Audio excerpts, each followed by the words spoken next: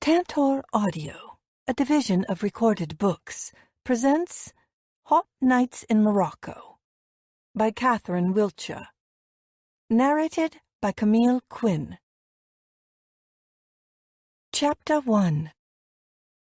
Hold it right there, Charlie. I need a moment to process this. Lucy exhales on a colorful verbal montage of her 3 favorite curse words. Okay.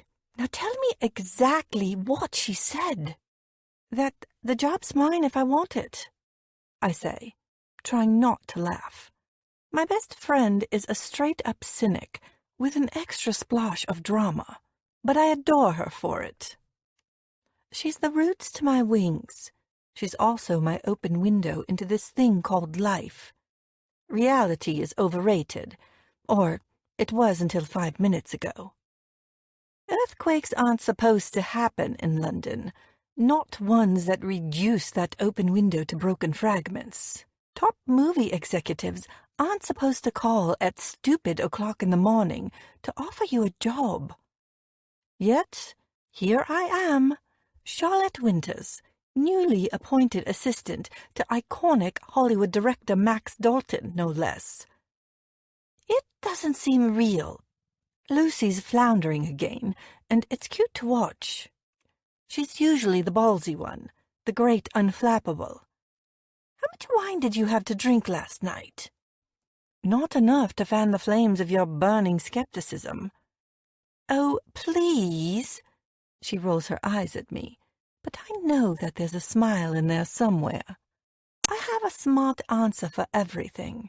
Even once-in-a-lifetime phone calls that have the potential to tilt my whole world on its axis. The quips drip from my tongue like mercury. For my mother and most of the universe, they're dull and deadly. All the quicksilver gets saved for the people I love. Lucy kicks off her quilt and swings her legs out of bed. She looks like a crumpled pixie with her flashing blue eyes and her short blonde hair all prickly with sleep. But it's Max Dalton, Charlie. Max freaking Dalton. Are you sure it wasn't a prank call? Are you hallucinating? She glances at the alarm clock on her nightstand. It's not even 5 a.m. yet. What did she sound like? Smart, intimidating. The kind of woman who fires minions for breakfast and negotiates billion-dollar deals during hot stone yoga classes. Lucy's eyebrows disappear. She has the same image in her head as I do. Smart suit with a subtle gray pinstripe, sky-high quartz, and a pair of black-rimmed Chanel glasses balancing on the bridge of her nose. How much are they paying you? Are you working for Max exclusively? When do you start? Her questions are coming at me like the rat-tat-tat of machine gun fire. Money's good. My flight leaves this afternoon. The movie starts shooting in 2 days. No slow and steady intros, then, she whistles. Where are they sending you? Morocco. How can one word sound so stupidly sexy and exotic? When I reach Casablanca, I'm connecting with a flight to a place called Erizo. It's a small village in the middle of the Sahara Desert. I can tell she's impressed. And they didn't seem remotely bothered that you're a movie Neanderthal.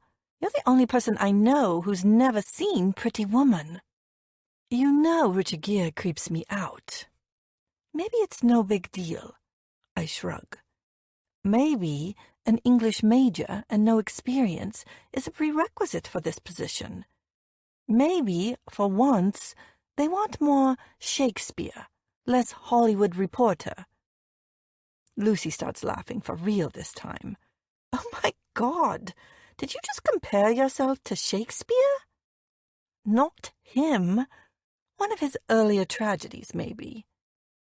The smile fades from her lips. She knows exactly what I'm referring to. Hey, don't kill my buzz, I scold her. I'm really excited about this. So I can see. She sighs. and I wait for those curses to start up again. Can I at least be concerned? Nope, I say, navigating my way through a minefield of discarded clothes and heels to reach her bedside. I'm 22, Lucy. I chuck my age at her like it's a live hand grenade. So far, I have nothing to show for it, except unhealthy fixations with parental avoidance and Kindle Unlimited. Stop worrying so much. I'm only his assistant.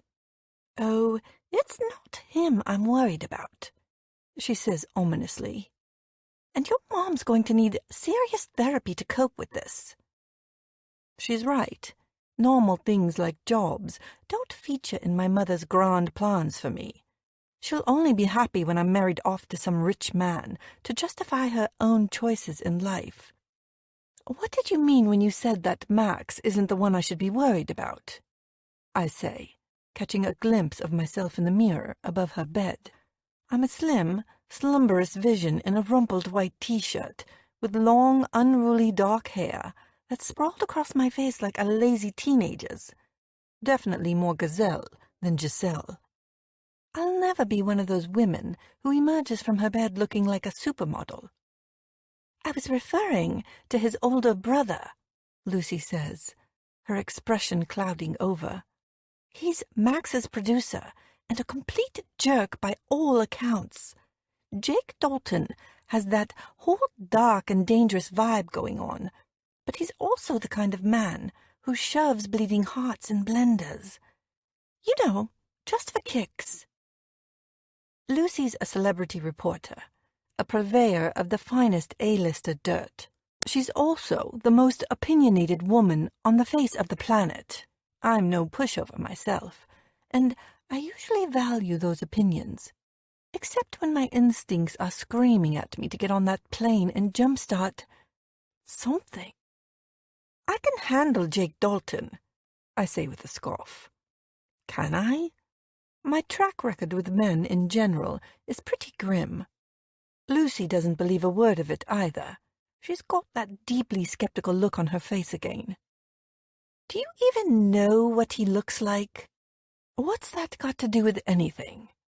I collapse onto the bed next to her and start plaiting the silver tassels on her quilt. Seriously? She picks up a magazine from the floor and hands it to me.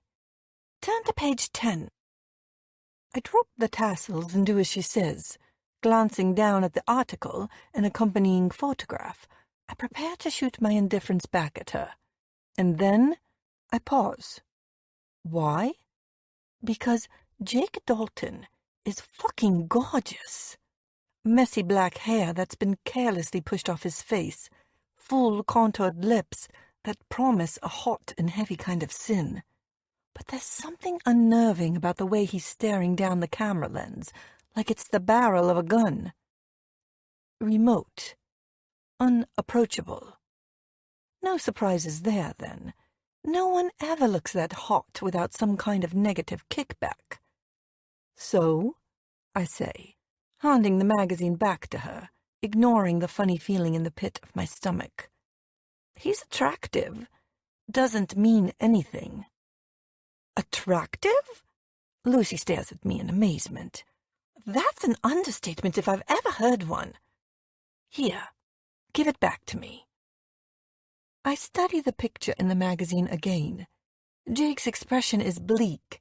His heavy brows are fused together in a frown, but his dark eyes are seriously seductive. Okay. So he's got my attention. What's his story, anyway? Are he and Max close? Or is it a Cain and Abel kind of deal? Close. Very close. They always make movies together, but their father just passed away, so Jake's chucking it all in after this movie shoot. To do what? Start a paper round? I say, smirking at my own wit. To take over their father's legacy as president of their Hollywood media empire, Global Studios. You know, the folks who just employed you. Ah. She shakes her head at me pityingly. Max is okay. But stay away from Jake, Charlie. He's bad news. Locate the life preservers, lower the boats. Every innocent 22-year-old for herself. Innocent? I'm outraged. He'll screw with your mind. These entitled alphas always do. He's rich, ruthless. She trails off and fixes me with troubled eyes. Do you really want to be around someone like that after everything that happened with your father? I'm working for Max, not Jake, I point out.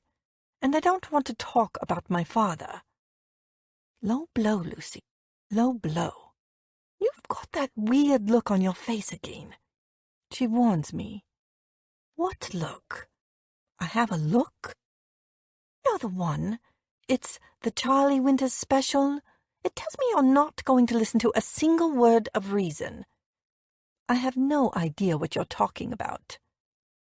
But she's not fooled. Not for a second. She knows I never shy away from a challenge. Not even when they're 6 foot something of gorgeous bastard Hollywood royalty. Chapter 2. Please don't. I'm begging you. The tears are streaming down my face again, but he doesn't listen. He never listens. He's picked up the gun from the table, and he's slowly passing it from one hand to the other, like some small part of him is still weighing up hope and reason against my bleak inevitability. But it's just an illusion. There's no logic left in him anymore. That died the minute he stole me away. Time for another game, Charlotte Bird, he says, grinning down at me. His expression makes a mockery of his endearment. His eyes are lifeless, his mouth a mournful line of dispassion. The coldness of the grey stone floor is bleaching into my bones.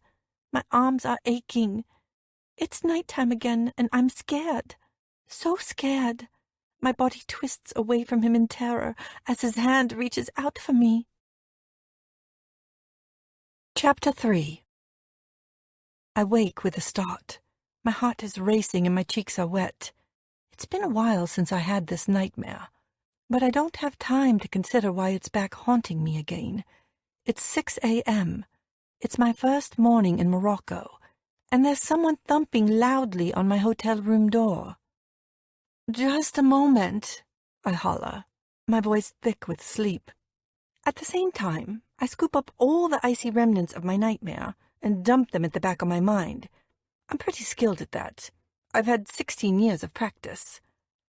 To the chorus of more knocking, I root through a suitcase that's more books than clothes and throw on a pair of khaki shorts and a white vest top. After scraping my hair into a loose ponytail and tucking the stray strands of my bangs behind my ears, I open the door and stand blinking in the bright sunlight. The next thing I know, a cute-looking blonde in denim cutoffs and a tight blue T-shirt is thrusting a wad of paper into my hands. Hi, you must be Charlie. I'm Rachel, Jake's assistant. She chirps, her megawatt smile pinning me to the doorframe like a hot white spotlight. I figured I'd swing by and say hello. Here's a copy of the latest script. Jake changed it again last night. Thanks, I stammer. That's too much information before my first espresso. She's not much older than me, and she seems nice enough. A little lightweight, maybe. A little too upbeat. Then again, I'm used to Lucy and her bulldozer personality. Rachel gives me a quick once-over, then frowns. Are you ready to go? Our car's waiting downstairs. It leaves for the studios at 7. She consults her watch with a brisk flick of her wrist, and something tells me her immaculate bob haircut isn't just a quirk of fate. It's 10:02 already. Sure, I say, feeling ambushed. Can I have a minute to brush my teeth? Rachel flicks her wrist at me again. Better make that 30 seconds. She trails off as her phone starts chiming. She reads the message, and her face drops before she's backing away from me at top speed. I'll, meet you downstairs, she calls out over her shoulder. When I join her in the back of our Jeep, she's pounding away on her iPad as if her life depends on it. Is everything okay? I venture cautiously, reaching around for my seatbelt. She shakes her head. Jake arrived this morning without telling anyone. Caught an early flight. Bam! Just like that. Not even his LA team knew. He's already at the studios. And already raising hell, if her expression is anything to go by. She's left the sentence hanging on purpose, and it's got me drawing some serious conclusions about Jake Dalton. She looks dead nervous. But about what? Jake? Being caught on the hop? She keeps gnawing at her bottom lip with small, very white teeth. Is he a relentless asshole all the time? Or are we blessed with brief periods of remission? I blurt out suddenly. Her head jerks up in shock. Excuse me? I heard the rumors. My off switch is malfunctioning again. I really don't think... Is it true he's alienated half of Hollywood with his behavior? Her mouth drops open. I'm not playing by the rules that a deferential new assistant should abide by. I don't know what you think you've heard, Charlie, but Jake's an amazing producer. If you say so. My verdict is still very much out, somewhere in amongst the golden sand dunes that are coating the horizon. Our driver hits the accelerator, and we rumble out of the hotel parking lot at a slow crawl. Rachel can't stop staring at me, and I know what's being concluded beneath that flawless makeup of hers. I'm just another outspoken film crew wannabe with an out-of-control set of bangs that dips indolently into her eyelashes. But it's all a front. I'm all about the contradictions. No one knows the real truth about me, not even Lucy, and she's the closest thing I have to family. Yeah, my real one was shattered a long time ago. Are you always this direct? Rachel splutters eventually. Get the words in first so that no one has a chance to wound me with theirs. Bad habit, I mumble, regretting my outburst. Day one, and I'm already topping her shit list. I see. I think she does as well. Something tells me that she's a lot more astute than her ditzy image implies. A smile starts playing at the corner of her lips, completely sincere, no catty connotations. All of a sudden, I don't want to be on her shit list anymore. I want to be her friend. Max will adore that about you, but I'd rein it in around Jake, she advises gently. He's not such a fan of other people's opinions. That's never going to happen, but I don't tell Rachel. 10 minutes later, we're being waved through a security station. Up ahead, the Moroccan film studio is laid out before us in a sprawling confusion of dusty brown buildings and warehouses. We park up next to one and exit the jeep, a pack of stray dogs surging forward from the shadows to greet us with energetic barks. In the distance, I can see the soaring peaks of the Atlas Mountains, conquering the landscape like an army of craggy-faced militia. I swipe my palm across my brow. It's still early, but already the desert heat is intense. We pick our way through our flea-bitten welcome committee and enter a large office block. There's a pervasive smell of rotten wood, and each desk is coated with a light sheen of dust. I count 5 in total as Rachel heads toward the window shutters. The swollen latch gives way to her frantic tugging, and the room is flooded with those rose-tinted hues of early morning. "Fancy a coffee?" she says, catching me yawning. My reply is lost to a loud crash as the protection office door is booted open. "Rachel!" bellows the newcomer, her black ponytail bouncing in agitation behind her skinny shoulders. "Jake is kicking off about the costumes again. He's demanding last-minute changes to everything, and we don't have the time. Somebody has to speak to him about it." "Well, he's never going to listen to me, is he?" says Rachel calmly, switching the kettle on. "Is you-know-who here yet? He's the only one who can calm Jake down when he's in this sort of mood." "I am, and not a fucking chance," drawls a voice as a delectable-looking man in his mid-20s strolls into the room. He's wearing navy combat shorts, black high-top chucks, and a pale blue-and-white striped Ralph Lauren shirt.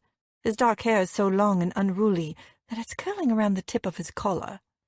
"Sorry, Rach, but I refuse to face the firing squad this early in the morning. Not voluntarily, anyway." "Who's that?" I hiss at her. Tall and lithe, with shoulders as broad as his smirk. He's so good-looking. He must be a movie star. Rachel shoots me an incredulous look and mouths his name at me. Oh, shit. That's Max Dalton? My new boss? But he looks so, young, I whisper. "You mean attractive?" she says, blushing slightly. Max grinds to a halt when he spots me lurking behind Rachel. "What have we here?" he says, eyeing me with interest. "I don't believe we've had the pleasure.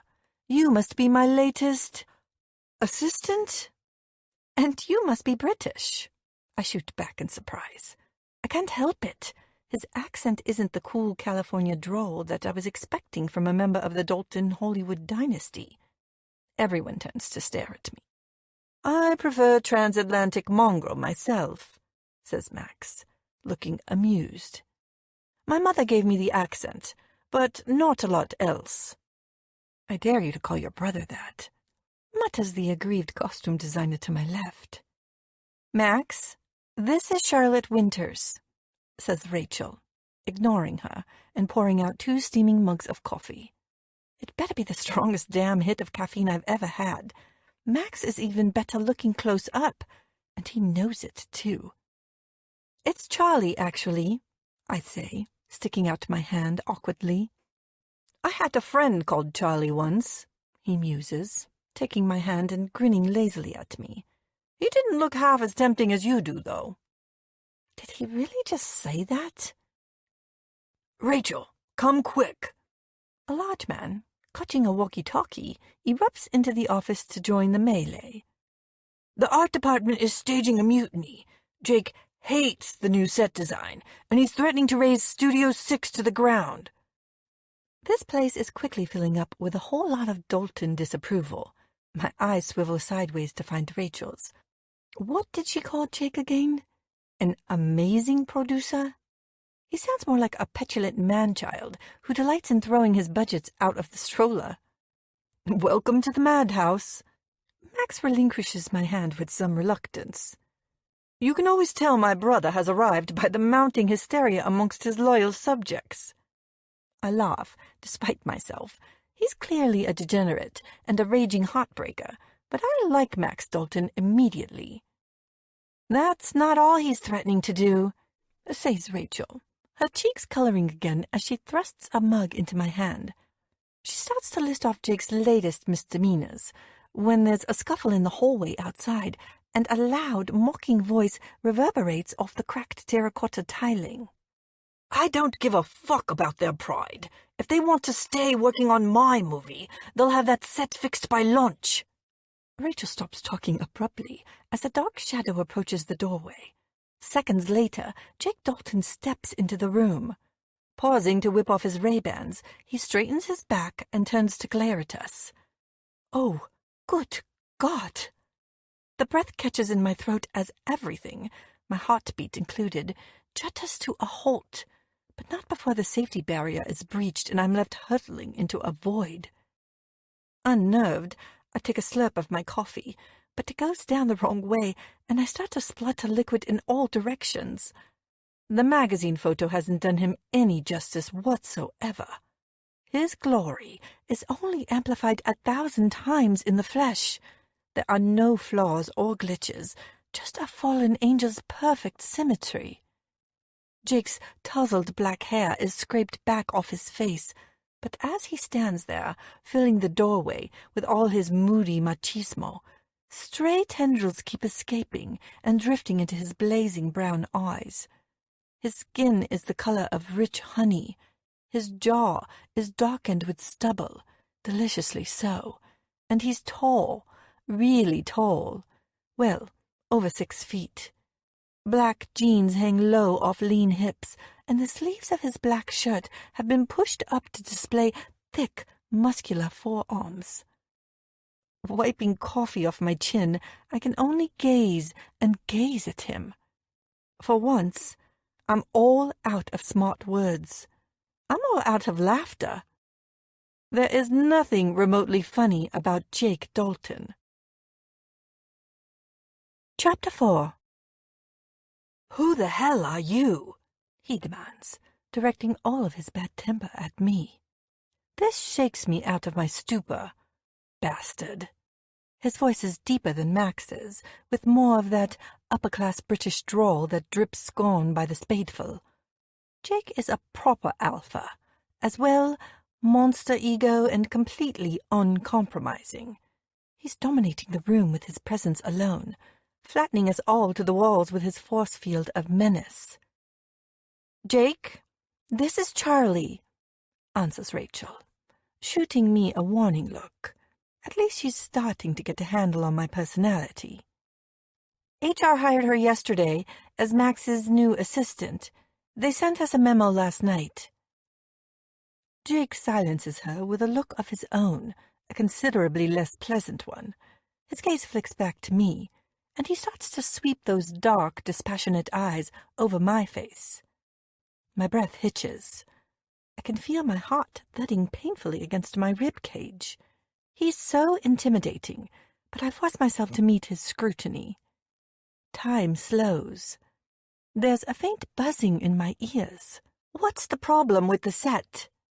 Max's voice seems to be coming from a million miles away. Jake ignores him.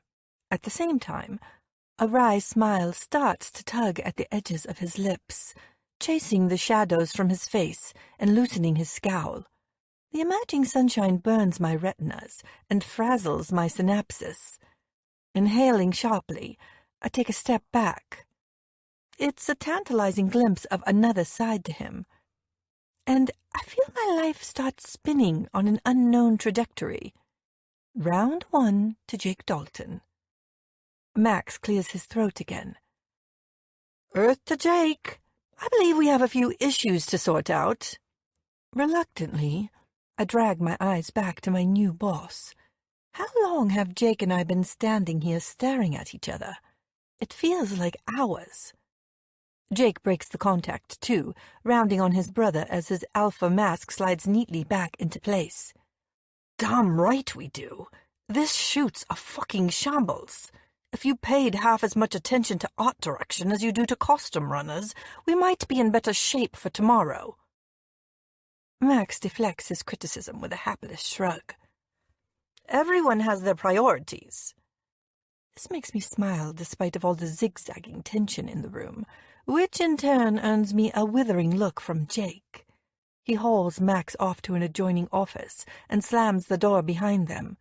I catch Rachel's eye, and a flash of camaraderie passes between us. "First impressions?" she whispers, though we both know it's a rout. Jake Dalton has just gone and confirmed all my preconceived notions about him. "Not a lot," I tell her, but my voice is strained. The pitch is too high. The truth is, I'm reeling. My experience with men is close to non-existent, but I'm pretty sure such a visceral reaction to one doesn't happen every day. How old is he anyway? Just turned 30. He hired out Chateau Marmont for the birthday bash. It was pretty wild. Everyone was there. Did you not see the pictures online? I don't really follow celebrity gossip, I say, as Jake's office door swings open again and Max is ejected. But I have a feeling that's about to change. "Master Dalton will see you now," he calls out to me. "But I don't work for him. I work for you," I protest, frowning at him. "He wants to lay down a few ground rules, apparently." Max pauses by my desk, his hot gaze stripping me bare again. "Just remember, rules are meant to be broken, and preferably with me." I sidle my eyes away, thinking fast. I'm not ready to be left alone in a room with Jake Dalton, but I need to level this playing field between us. I can't have him thinking I'm a star-struck pushover. "Okay, fine," I say, wondering how best to play this. Catch him off guard? Unnerve him as much as he's unnerving me? I'm still reflecting on the merits of this plan as I barge into his office without knocking and grind to a halt in the doorway. And naturally, he had to have amazing taste as well.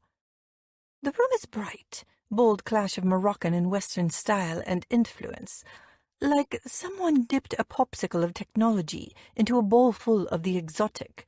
It's twice the size of the production office, with red and gold Berber rugs, smouldering Baroque furniture, and high-tech flat screens all over the place. My gaze jerks upward. The walls are different. They're more honest somehow, more revealing of the man behind the frame and the money. They're covered in set design plans with peeling corners, location photographs with neon pink post-it arrows, and a montage of stock pencil drawings with more detail than any comic. For some reason, I can't stop staring at them. They're surprisingly elegant, too, like something you'd find hanging in a London art gallery instead of on a studio wall in North Africa. They're storyboards, snaps a voice to my left, and my whole body radiates in his direction, a sunflower seeking warmth, but there's none to be found. Jake is sitting behind a vast mahogany desk, as dark and menacing as his mood. He's watching me carefully. His face is impassive, but he's drumming the fingers of one hand lightly against the woodwork. They're intended to provide inspiration for our camera shots, if you're interested in that sort of thing, of course. He sounds bored, inconvenienced. It gets my back up straight away. Are they working? Clearly not after this morning's performance. Like hell they are. He takes the provocation like he welcomes it, like it's some kind of release for him. They're giving me about as much creative vision as my art department's sets. He rises from his desk and moves to stand in front of me. My nerve starts to waver. His close proximity is playing havoc with my senses. I can't believe he's affecting me so much. Hell, even his aftershave is divine. Cedarwood and citrus. It's so dominant, so safe. I don't apologize to anyone, Miss Winters, he announces, folding his arms in front of him and settling on the edge of his desk. Though I fear I may have offended you when we were first introduced. If you found me indescribably rude, it's only because you're on the receiving end of a very difficult week. He's glaring at me now, as if it's somehow my fault. Will you be saying the same to your costume designer and art department? I ask, tilting my chin in his direction. From what I hear, you've been indescribably rude to them as well. A flash of disbelief crosses his face. Are you always this rude? No. I guess I'm being led by example, I counter swiftly. His dark eyes are glinting dangerously at me now. His intensity is stifling. His office may be huge, but the walls are closing in on me already.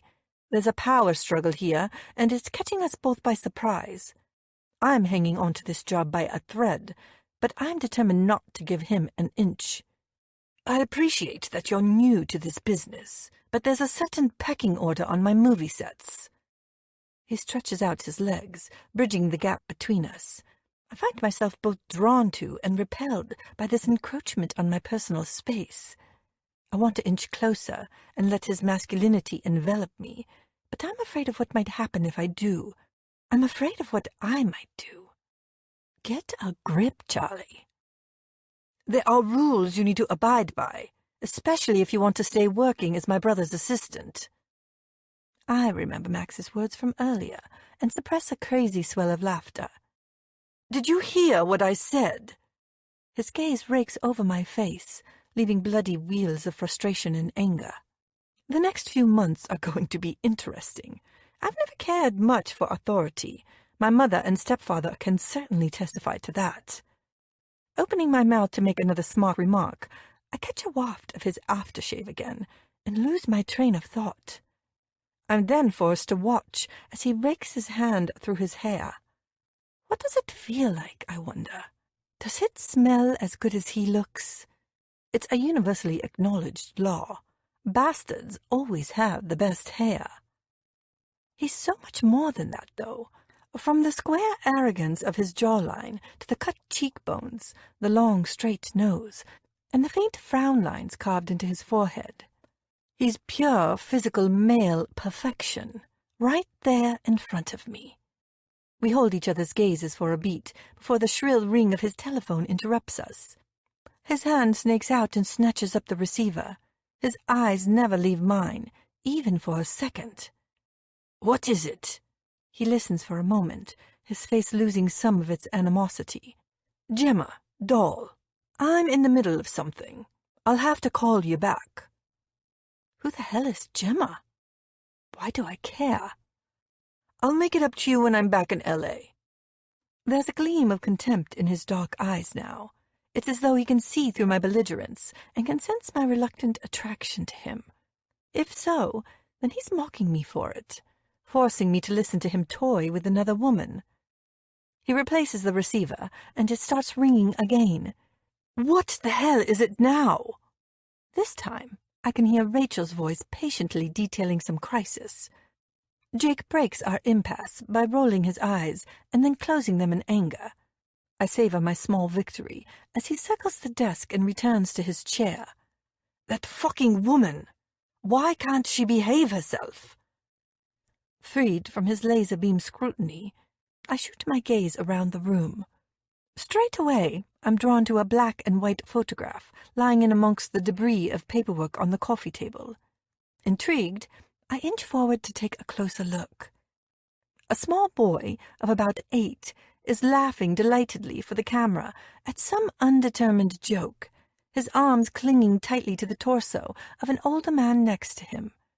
There's no mistaking the boy's intense brown eyes, nor the pair's likeness and features, and the love shining forth from the photograph is irrepressible. It makes me ache for a time I don't remember. Did I ever feel that way about my father? I stop the train of thought before it takes me to dark places I buried long ago. Taking a step back, I catch Jake staring at me again. His eyes swivel from me to the photograph, and his face turns to stone. Shit! I hope he's not mistaking my expression for pity. "Are you for real?" he says into the phone. "Listen, you're a smart girl. I'm sure you can handle it. Oh, for God's sake! Fine! Tell her I'm on my way."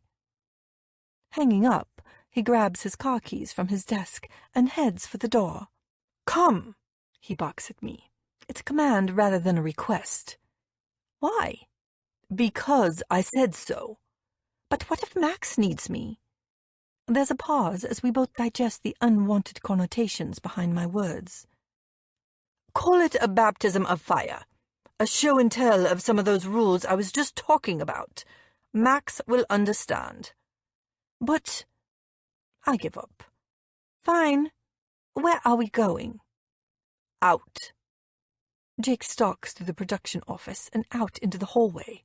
Rachel shoots me a puzzled look as I jog after him with a shrug.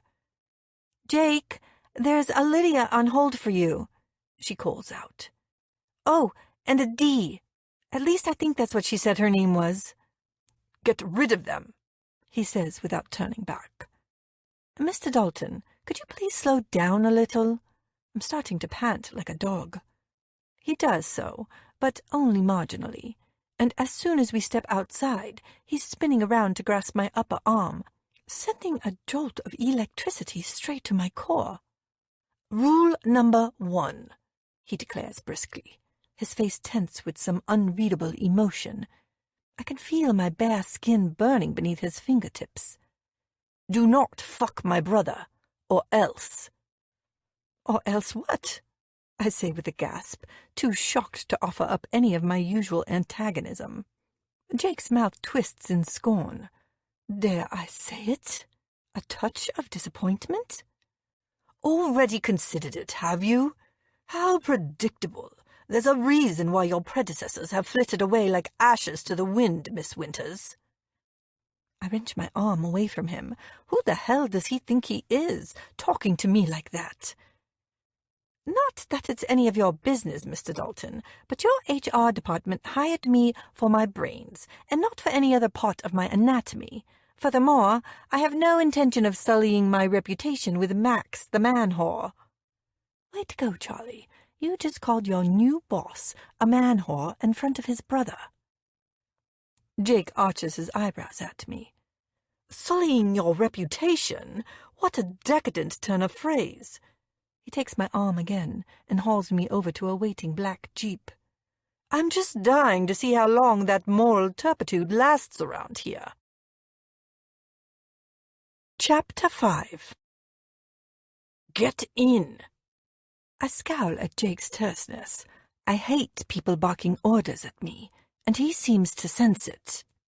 He drops my arm and opens the passenger door with an exaggerated flourish. Would you like to take a seat, Miss Winters? I slide in obediently, and he slams the door behind me so hard it makes the whole jeep rattle. 2 large men have emerged from the studios and are striding toward a second vehicle parked nearby. I turn to watch as they open their doors and shift sideways into their seats. The sunlight catches the exposed metal of the firearms in their holsters, and my heart clenches in fear.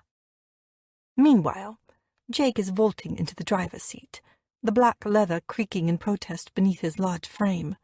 He's barely 3 feet away from me, and all I can smell is his bloody aftershave again.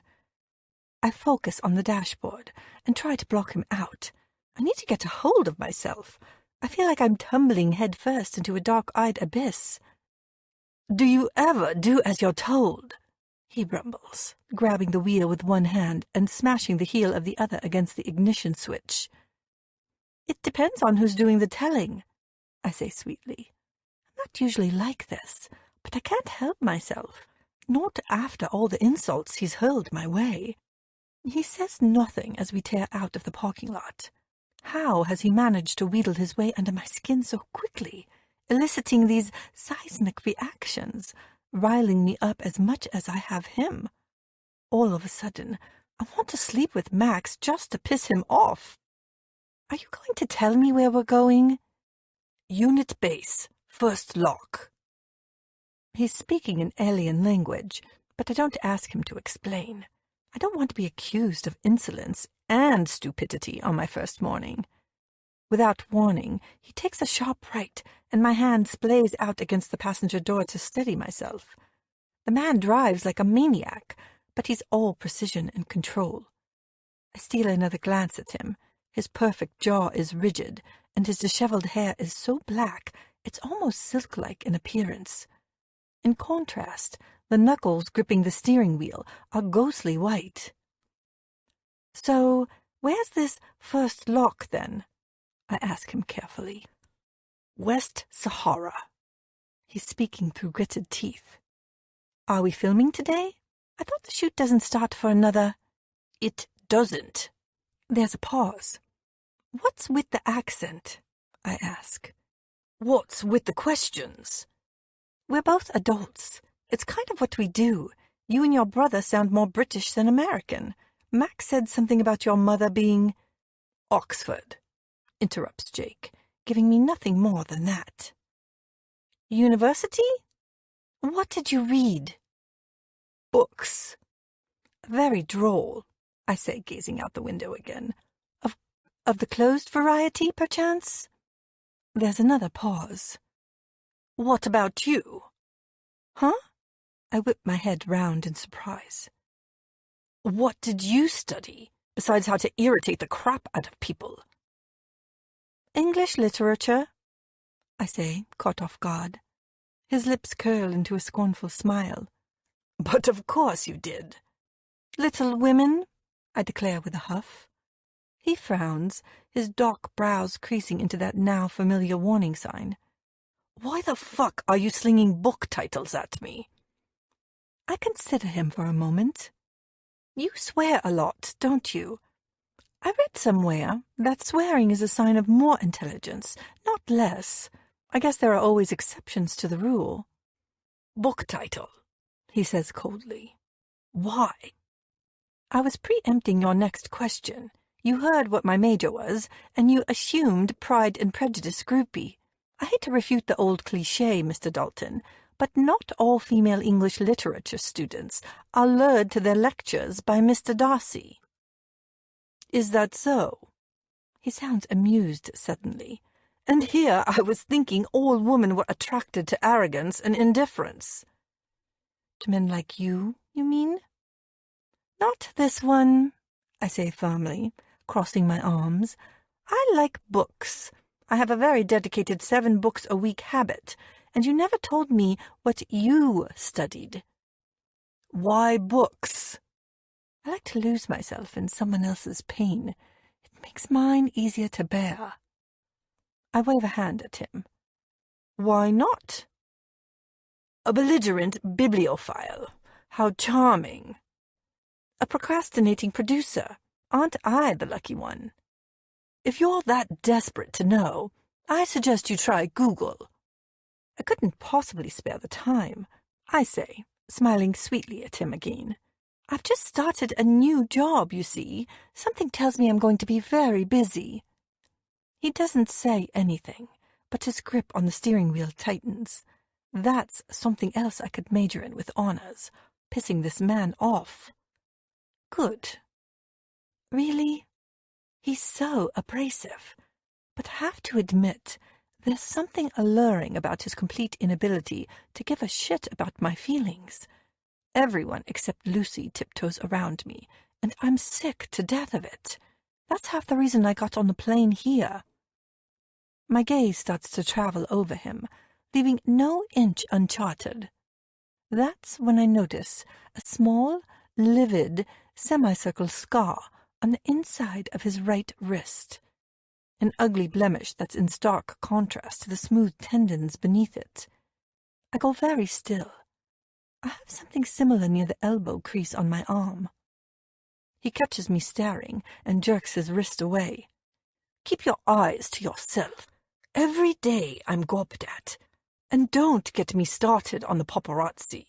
I don't expect the same behavior from people on my movie's payroll. Sorry, I mutter, embarrassed to have been caught scrutinizing something so private. Even so, it's a fragile connection to him that I wasn't expecting. A brief insight into a past as troubled as mine. Can you at least tell me why you're so uptight? We're zipping past smatterings of rust-colored palm trees and broken-down shacks on the outskirts of Ariso now. You think I'm uptight? I risk another glance at him. The corners of his mouth are lifting. Holy cow, this man is mercurial. He shifts emotional gears faster than a Ferrari. A little, I say, shrugging nonchalantly. At least I hope it looks nonchalant. My hammering heart says otherwise. Are you mocking me, Winters? I wouldn't dare, Mr. Dalton. I say, doing just that. I'm feeling bolder. His change in mood has shifted something between us. The crap I have to deal with today, he murmurs, shaking his head. HR sends us you, and now my lead actress is trying to sabotage my entire shoot. She is? He's glowering at the road again. His frown lines have intensified into deep trenches of premonition. Outside, the scenery has transformed into more of those drifting golden dunes, stretching far into the distance. Inside, I can't stop fidgeting. The Jeep's air conditioning is blasting out cold air, but I'm feeling prickly and uncomfortable. It's the closeness of Jake Dalton. He's enough to set anyone on edge. Do you find me intimidating? He asks suddenly, as if reading my mind. No, I lie. Where did that come from? Let's reverse the question, shall we? To my surprise, he starts laughing, genuinely laughing at this. Like the mere possibility of it couldn't be further from the truth. But, god damn, that rich, deep, heavenly sound, that full mouth.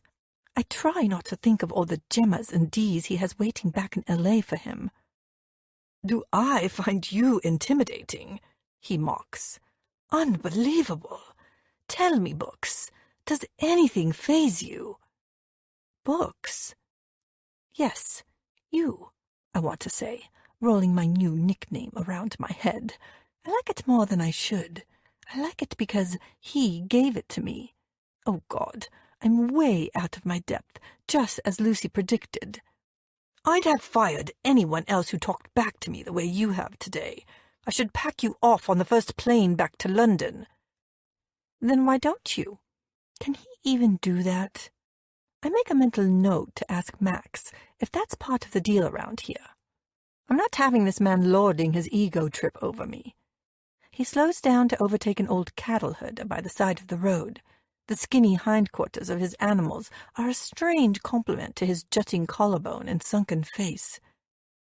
Truth is, I might enjoy the novelty. He gazes out at the hungry animals. At least you're not scared of me. Yet. So, not for my outstanding work ethic, then. I'm hoping that's a given. I'll be firing the head of my HR department otherwise. Would you miss me? The words are out of my mouth before I can stop myself. Like hell he will. He's only known me for 5 minutes, and we've been sparring for most of it. Don't, he warns suddenly. Don't what? You know what. I feign ignorance to salvage what's left of my dignity. I made pretty good grades at school, Mr. Dalton, but I'm not a mind reader. Christ, the mouth on you. Did any of those qualifications include a module on respect and deference to employers? I'm guessing not. And call me Jake. I thought you said I had to show you deference. Shut up, books. I need to think. About what? But I never gave my answer. The air has shifted between us again. It has changed shape like a burning pyre caught up in the late evening breeze, and now it's crackling with something thick and indefinable. We turn off the main road onto a sandy track. Peering through the windscreen, I can make out the fuzzy outline of a white Winnebago encampment on the horizon, the image distorted and unworldly, courtesy of the fierce desert heat. Unit base, I presume? I say, hazarding at a guess. His clues are scant at best. Is it always this hot? I can feel the moisture trickling between my shoulder blades. It's the desert. Get used to it. He's barely sweating in his designer black shirt and jeans. He's too damn cool for that. He screeches to a halt beside a catering van and is out of the Jeep before I've unclipped my seatbelt. I clamber out through the open door after him. The place is bedlam, white noise drenched in chaos. There are grey camera trucks, humming generators, and billowing canvas tents everywhere. It's like a circus where all the animals have been replaced by swarms of overheated humanoid ants, all yelling out instructions to one another. I catch up with Jake on the steps of the largest Winnebago. He can really shift it when he wants to. He barely glances at me. It's as if I don't exist anymore. He doesn't even hold the door open for me when he barges inside. I manage to catch it with my fingertips, just as it's closing on the parting image of his perfectly taut ass. Some gentleman you are, I mutter, wrenching it open again, and then pausing in the doorway to let my eyes adjust to the lack of light. I'm hit by a tsunami of fragrance, and my nose wrinkles in distaste. Chanel No. 5. I'd know it anywhere. My mother drenches herself in this stuff. The atmosphere inside the trailer is already heavy and claustrophobic. I don't need any more reminders of her. I won't do it, Jake. Not this time. My head snaps up in surprise. Jake and some gorgeous, half-naked supermodel of a woman are angrily squaring up to one another at the other end of the trailer. Light and dark. Her long ash-blonde hair is as fair as his is black. They haven't noticed me yet, but I can't stop staring at them. They're like a movie scene all of their own. They're so beautiful together, so cool and composed, despite their scorching tempers. In comparison, I'm a hot, sweaty mess. I can feel the beads of sweat dripping between my shoulder blades again as they continue to hurl words in each other's flawless faces.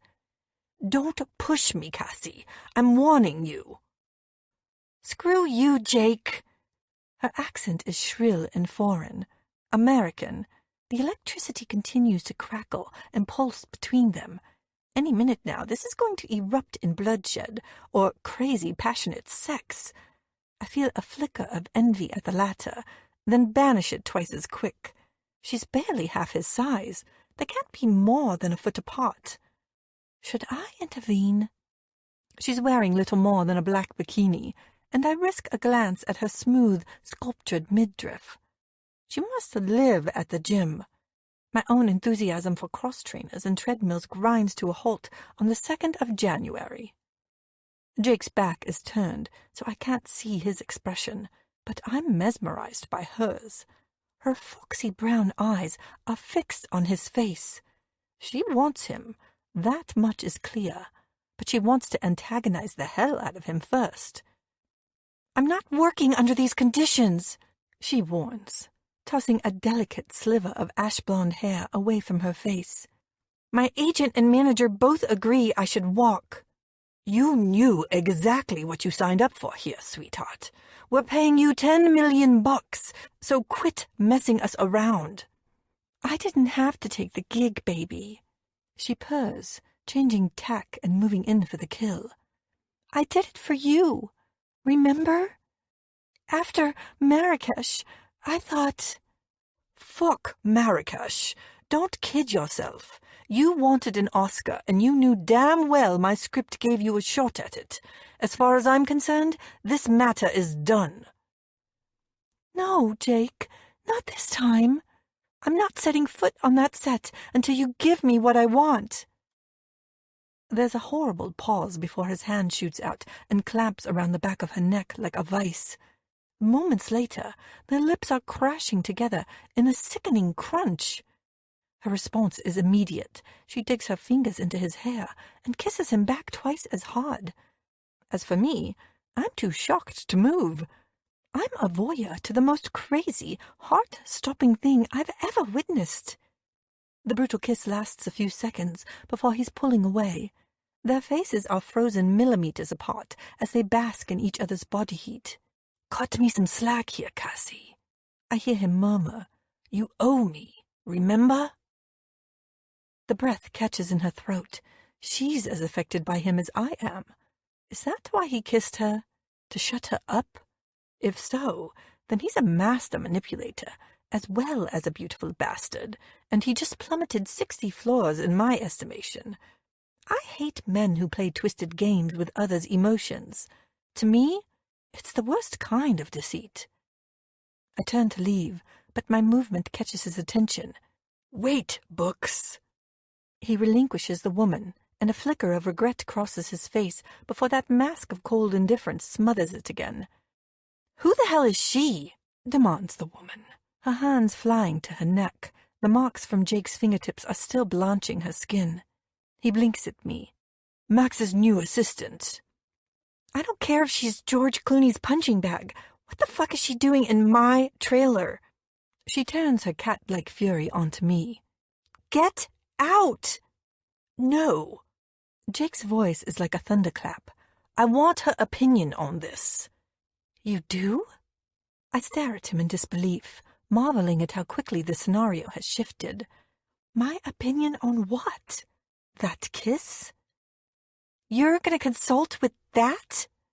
The woman, Cassie, sounds stunned, but Jake ignores her. His eyes are glinting at me with an unforeseen challenge. They're all I can see. It's like he's hypnotizing me. He takes a step in my direction, and I automatically take a step back. He clocks this and frowns. "I have a question for you." I lick my lips. "Okay." "As an unbiased observer, do you think this trailer is comfortable enough?" I blink. Is he serious? Excess is all around me, stifling me. It's so in my face that it's practically wearing me, from the softest, creamiest shag pile to the Italian leather couches and the 50-inch flat screen. Comfortable enough for whom? I mutter. A Disney princess? Or the Queen of Sheba? Jake's lips twist with the faintest trace of a smile. Exactly, he says, turning back to the other woman who is looking like she wants to rip me apart with her French manicure. Cassie, there is simply no question of us shipping in another trailer for you. This one is perfectly adequate. I expect to see you on set first thing tomorrow morning. On schedule. He brushes past me and exits the Winnebago, leaving me quailing in the face of Cassie's rage. I'll just... My words tail off as I spin around to follow him out. Yeah, you do that, she says, her upper lip curling in distaste. And don't let the door hit your ass on the way out. I whip around super quick to deliver a choice riposte. That's when Jake reappears, grabs my arm, and holds me out of the trailer behind him. He stops once we're outside, whirling me around to face him. I'm still on the top stair, him on the bottom, but our eye line is on par. His beauty this close-up is mesmeric. His eyes are so dark they're almost the same color as his hair. The shadow of stubble ornamenting his jawline is a field of the sweetest razor wire, and I can feel his hot breath on my skin. Rule number 2, he rumbles, still holding on to my arm. Don't take anything personally, especially not from the likes of her. Shouldn't that be always turn a blind eye when the producer decides to get a little too personal with his actors? I hiss, yanking my arm free. He cocks his head to one side and smirks. Oh dear, have I offended your delicate sensibilities? My jaw drops. I don't need to explain myself to anyone, Books, he says, his gaze dropping to my open mouth for a split second. Least of all to my brother's assistant. So it's okay for you to go around forcing yourself on women, is it? I challenge, recovering quickly. I know that's not the truth. Cassie was desperate for that kiss, but the intensity of the situation has left me reeling. At least it wipes the smirk off his face. You really don't know the first thing about me, do you? He sounds exasperated now and very, very angry. In some small way, I find that refreshing. In others, it's a pain in the ass. Cassie and I are lovers, or rather, ex-lovers, no matter how much she protests to the contrary. What transpired in there is nothing that hasn't happened in a large number of hotel suites from London to L.A. My face bursts into flames. Of course they were lovers. Their body language was unmistakable. I'm so glad we cleared that up, he mocks, savoring my discomfort. Funny sort of exes, I huff back, refusing to concede. On the odd occasion, I'm still happy to blur the lines. It's just unfortunate that you had to witness it. My crew don't tend to enter Cassie's Winnebago without my expressed consent to do so. Won't be making that mistake again. Who is she, anyway? Jake's smirk widens. I suggest you add it to your Google list. I can smell his natural scent underneath his aftershave now, and it's triggering a beat between my thighs and short-circuiting my defenses. I silently thank my lucky stars and every constellation that it's Max I'm here to assist and not him. The less time I spend in Jake's company, the better. Chapter 6. This scene is completely unacceptable. I refuse to film such shit. I cringe as Jake chucks his script across the long glass meeting table, causing spare pencils to shoot off in all directions. Rachel, get me a number right away, he says coldly. I want rewrites scheduled as a matter of urgency. On it, she says, ducking out of the room to grab the scriptwriter's details. This meeting has been dragging on for hours. The sky outside is a mellow splash of red and gold, and it's long past cocktail hour. But there's clearly no deterring Jake. The shoot starts tomorrow, and he's assembled his key crew for one final production run-through. But he seems intent on finding fault with everything. Either he's the worst kind of perfectionist, or this man has serious issues. When Rachel returns, he snatches the piece of paper from her outstretched fingers and disappears next door. The rest of us swap glances in relief. Everyone except Max. He's far too busy flirting with the makeup designer to notice. Not just me, then. I glance at Rachel as she slides back into her seat. I'm pretty sure she has a crush on him. She keeps blushing every time he speaks to her. I've decided that Max is the sort of man you hate to love. He's like an impressionist painting with hidden brushstrokes. The closer you get, the more light and intricacy is revealed. He's not just a chronic womanizer with a serious allergy to monogamy. He's also wickedly funny, and so laid back he's practically horizontal. He goes out of his way to make me laugh, whereas I'm walking a tightrope of emotions whenever his brother is near. Only 6 hours have passed since he crash-landed into my life, but it feels like an eternity. Jake reappears in a worse mood than before. He stands at the head of the table, scowling at his brother. I stifle another yawn and catch him scowling at me, too. "Charlie, what are your suggestions for reputable crowdcasting companies in Morocco?"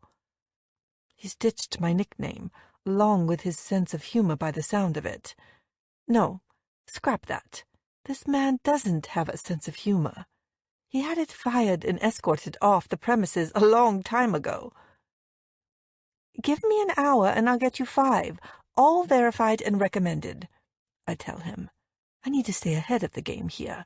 I can't show him any weakness. 3 minutes later, he's firing another question my way. "Do you have any issues with the scheduling for the Bedouin battle scene, Charlie?" I try not to snort into my coffee. I haven't a clue what he's going on about, and he knows it too. I glance at Max, who breaks off his flirting to give me a sliver of a grin. Thanks a bunch, boss. I guess I'm on my own. "More contingency might be advisable," I say loudly. "How many camels are we proposing to use?" Jake frowns. "I hardly see how that's relevant."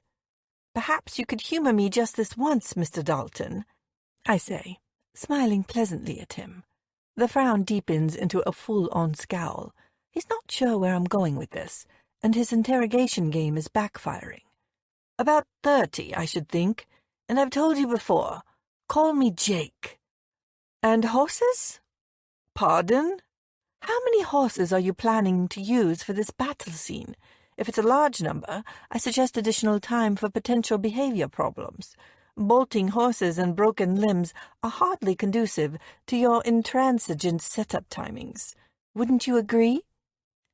He knows I'm mocking him with big words again. I can see it in his face. Meanwhile, the rest of the room is watching, enrapt, as our private power struggle spills out into public view. "Are you some sort of authority on animals now?" he says, his deceptively light drawl promising a jellyfish sting of retribution later.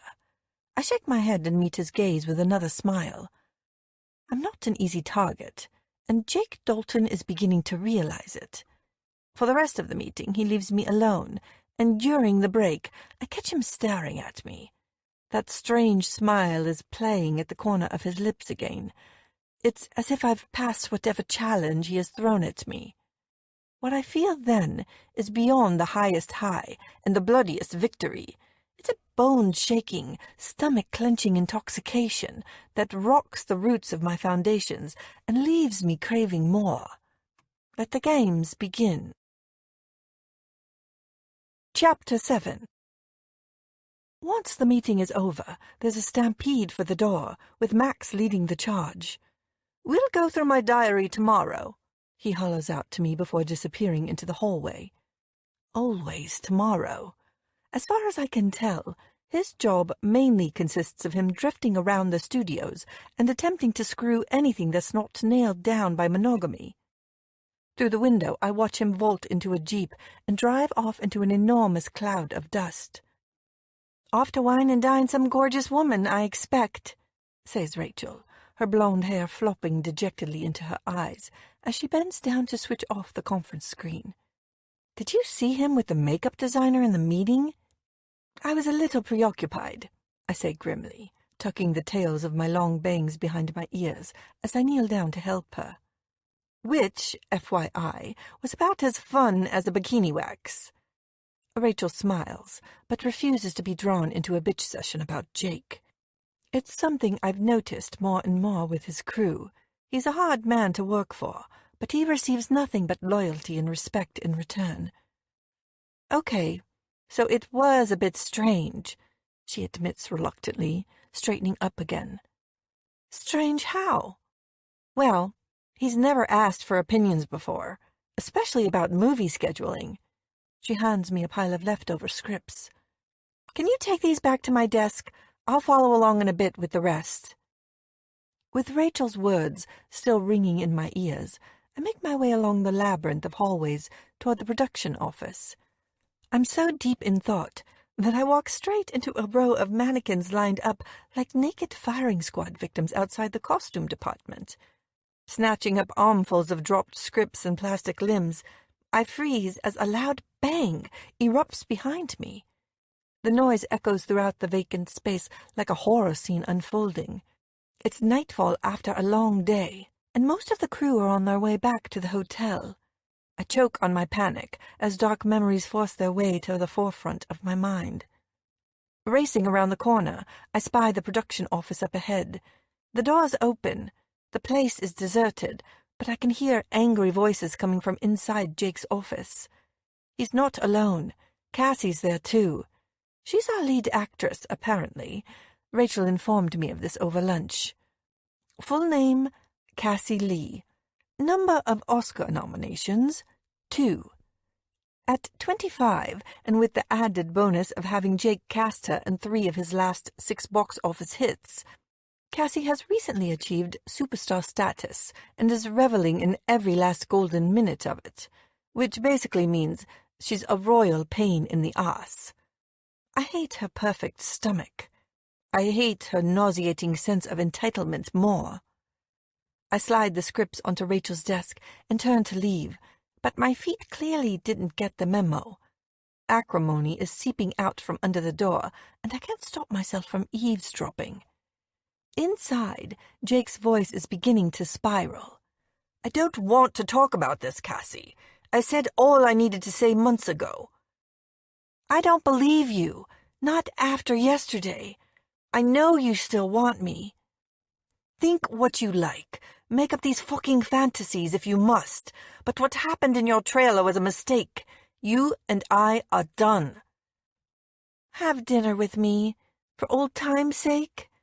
She's begging him, trying to penetrate that chilly exterior. Good luck with that. You don't get it, do you? Your contract doesn't include fucking me anymore. Then maybe I should quit. There's a crash, followed by the sound of breaking glass, and an object is hurled at the wall. You wouldn't dare. You wanted in on this movie, sweetheart. Your agent was on my back 24/7 for months. Don't make me regret hiring you. There's a pause, and then the sound of hysterical weeping. You can't keep breaking people's hearts like this, Jake. There's gonna be repercussions. Oh, I doubt that very much. He sounds bored. I almost feel sorry for her. Almost. It doesn't have to be like this. Let me love you again. You're shouldering too much responsibility. Walt Wilson is happy to keep on running global, so you can stay producing movies. Brad's really stepping up. Christ, you have some nerve mentioning his name in front of me. Brad's history, and you know it. I don't give a shit. What's done is done. Screw you, Jake, and screw your stupid movie. There's a clatter as another object smashes to the ground, and then the sound of high heels heading in my direction. Crap. As quick as I can, I turn to the photocopier behind me, yanking out the paper tray as Jake's door flies open. I can feel Cassie's foxy brown eyes on me, scorching holes in the back of my white vest top. Taking a deep breath, I turn to face her, fixing a smile on my face as I do. Oh, it's you. She sniffs at me like I'm gum on the red sole of her black Louboutins. Tell me, honey, where do you buy such awful clothes? The same place you buy your hair extensions, I say mildly. That shut her up, and I watch in glee as she flounces out of the office, catching her heel in a crack in the tiles. I may not be as beautiful, but I have at least 2 brain cells, which easily makes me twice as smart. The skin on my face starts prickling. I glance over to find Jake watching me. He's leaning against the doorway to his office, his face expressionless, hands in pockets. A statue more beautiful than David, with a complexity to rival the thinker. Our gazes hold. Straight away that sizzling intensity is back. There's a muscle working in his cheek, as if some monumental battle is taking place inside him. He takes a step toward me, then stops. What the hell are you doing here, Books? My nickname has returned, but his voice is low and hostile, like I'm trespassing on his territory. I'm overstepping some invisible line by being here alone with him. Max left his filming schedule behind, I say, snatching one up from my desk and holding it aloft like it's conclusive evidence in a murder trial. He wants to go through it once more before shooting tomorrow. Are you sure about that? Jake doesn't believe a word of it. Max couldn't give a damn about the schedule. He dances to his own fucking tune. Family trait, is it? What did you overhear? Nothing, I swear. I take a step back, but the weight of the lie unbalances me. My foot twists and I crash sideways into the desk, smashing my left hip against the paper tray and sending Rachel's scripts flying. The noise in the silent room is deafening. Oh, for fuck's sake! Jake strides up to me and holds me to my feet by my arm. His grip is firm and I'm assaulted by his delicious scent again. We stand like statues, breathing each other in. Machismo. The word swirls around my head like a silver-grey mist. The scope, the bluntness, the power. He makes every man I've ever stood next to pale into insignificance. He still hasn't let go of my arm. I daren't look at him, so I stare at his chest instead, fighting an overwhelming urge to rest my forehead against it. You shouldn't be here, Books. A strong finger curls under my chin and tips my head back to meet his gaze. His eyes are firing cold, dark bullets into mine. Story of my life, I mutter. Somehow, I know that if I glance downward, I'll see the outline of his erection pushing against the fabric of his jeans, the same way my nipples are pushing against the thin cotton of my top. Oh my God, oh my God, oh my God. He inclines his head, and for one breathtaking moment, I swear he's going to kiss me. And then he's jerking his hand away like my skin is contaminated, as though I'm the Chernobyl of temptation. Taking a step back, he curses under his breath. Good night, Charlie Winters, he says firmly. And then he's walking away, leaving me empty and confused all over again. Chapter 8. Camera's rolling, shouts the camera operator as his clapper loader jumps out from behind him to snap his boards. Scene 13A, take 1, and action, yells Max. I'm sitting inside a canvas camera monitor tent 5 days later, with my new boss poised next to me in his monogrammed black canvas director's chair. In between takes, he'll spring forth like a restless tiger and prowl about the set, giving tips and last-minute motivationals to his actors. Jake disappeared hours ago to take some long-distance phone call, and I'm enjoying a break from his endless sniping to watch the organized chaos here instead. He's flat out refusing to discuss what happened in his office the other night, but his mood has taken a colossal nosedive ever since. And cut! Straight away, the set is invaded by a horde of slender, pink-faced makeup ladies. Let's go again, people, shouts Max a minute later. He's very much authoritarian today, a total contrast to that first day. It suits him, and I contemplate his reasons for becoming a director in the first place. It must be the only time he can snatch a bit of control back from his brother. His first assistant director is requesting final checks. I watch as the standby art directors make their last-minute tweaks, and the costume and makeup teams apply their final expert touches. Stray lashes are lightly brushed away, hanging threads snipped, and a little more green foundation applied to tone down flushed, sunburned cheeks. It's fascinating to watch the interplay between the different departments. It's like an intricate ballet where everyone knows their part to perfection. Satisfied, Max saunters back into the tent and collapses into his director's chair. "Nice tits," he murmurs as he passes. "You really are a misogynist pig, Max," I say, quirking my eyebrows at him. "Sounds like an 80s pop group. When are you going to have a drink with me?" "I don't date my boss. Haven't you got some Victoria's Secret model on speed dial to take care of that?" "They're not a patch on you, Winters." This is a pattern that's emerged between us over the last few days. Max will flirt outrageously with me, but only on the proviso that I knock him back with increasingly clever remarks.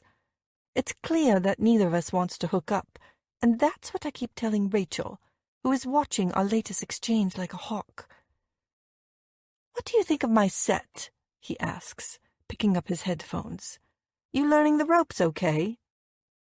"No regrets so far. I can't believe I'm getting paid for this." "Not much, if my brother's got anything to do with it." As if on cue, Jake stalks into the tent, looking like a desert rock god, in black jeans, a tight white t-shirt, and his signature pair of classic Ray-Bans, embracing those devastating cheekbones. I'm quickly learning that perfection is a surprisingly ugly word. It encompasses all manner of assholes. He whips off his sunglasses and glares at Max. "Stop fingering your assistant and get a move on. I'm not paying crew overtime this early into a shoot." Max starts laughing, good-natured as always. "Your woeful understanding of foreplay never fails to amuse me, Jake. Are your lovers perpetually disappointed? Would you like me to demonstrate? I'm sure Charlie would oblige." "Oh, I'm sure she would," he says, shooting me a hard look. "Anyway, she's my assistant. I can do whatever the heck I like with her. We're two consenting adults, aren't we?" Grinning at me, Max turns back to his monitor as Jake yanks me sideways and out of the tent. "If you can't behave yourself on set, you can fuck off back to the studios." "We were only talking. What would you like me to do? Tape my mouth shut?" We simmer at each other for a moment before he turns on his heels, dragging me after him.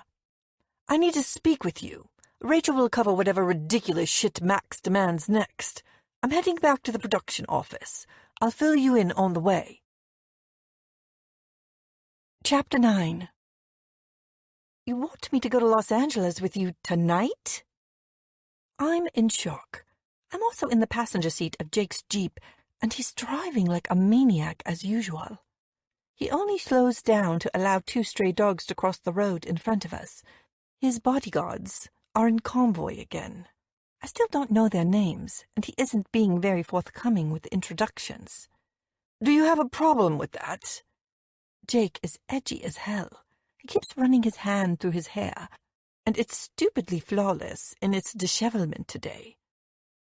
"But Rachel's your assistant, not me."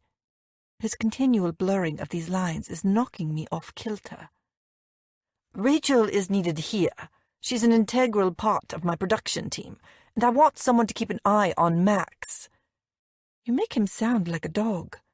"If the shoe fits." "What do you need me to do for you in L.A. anyway?" "Carry out your job description. What's the issue? It's not like I'm whisking you away on a romantic city break. This is business for the movie. My business." My face flushes. "I'm just surprised, that's all." "Surprised that I need an assistant with me when I travel? What a radical idea." Now he's just being a dick. I don't think much of these job-sharing opportunities, I grumble. Don't you have a team in LA to handle all this stuff? Max has already signed it off. Are you going to sort out the ticket or not? Jake roots around in the dash pocket before chucking something shiny, black, and exclusive-looking into my lap. Here's my card. I need 2 first-class tickets booked immediately. Next flight out. What? No private jet? I mock. It's been grounded for maintenance. It's quicker this way. He has his own jet. Of course he does. I take his card and slot it into the front cover of my notebook. Fine, I'll do it. Now, will you please stop biting my head off? But Jake doesn't seem to hear. His mind is already hovering somewhere above the Atlantic. I have a sneaking suspicion that, for once, his black mood isn't anything to do with me. Is everything okay? I ask, frowning at him. He doesn't look like his normal, icy cool self. Up close, his T-shirt is uncharacteristically crumpled. Beneath his Ray-Bans, his eyes are squinting from lack of sleep. It's fine. I'm fine, he mutters, sounding anything but. I need to be back in LA as soon as possible. This is important, Books. I'm not sure I like that nickname anymore. He's making my most favorite thing in the world sound like an insult. We screech to a halt outside the studios. After yanking on the handbrake, he chucks the car keys to me and exits the vehicle, like he can't get away from me fast enough. Sighing, I pick up my cell phone to call the airline and promptly get put on hold. I'm still waiting 10 minutes later when Rachel's Jeep pulls up behind us. She disappears inside, only to reappear moments later with a wide-eyed aura of shock and awe. What is going on with Jake? She asks, peering in through the open window. He's sending me back to set to, take care of Max? Something's wrong. He's in his office right now yelling his head off at his lawyers. I blow out a breath. He needs to fly back to LA. He's insisting I go with him. Will he try to kiss me again? Is this some elaborate orchestration of seduction on his part? Hell, no. I came here to find some direction in my life, not to let some Hollywood playboy spin me off course. Rachel looks even more stunned. But that doesn't make any sense. Maybe he's planning to open the door mid-flight and lose me somewhere over the Canary Islands.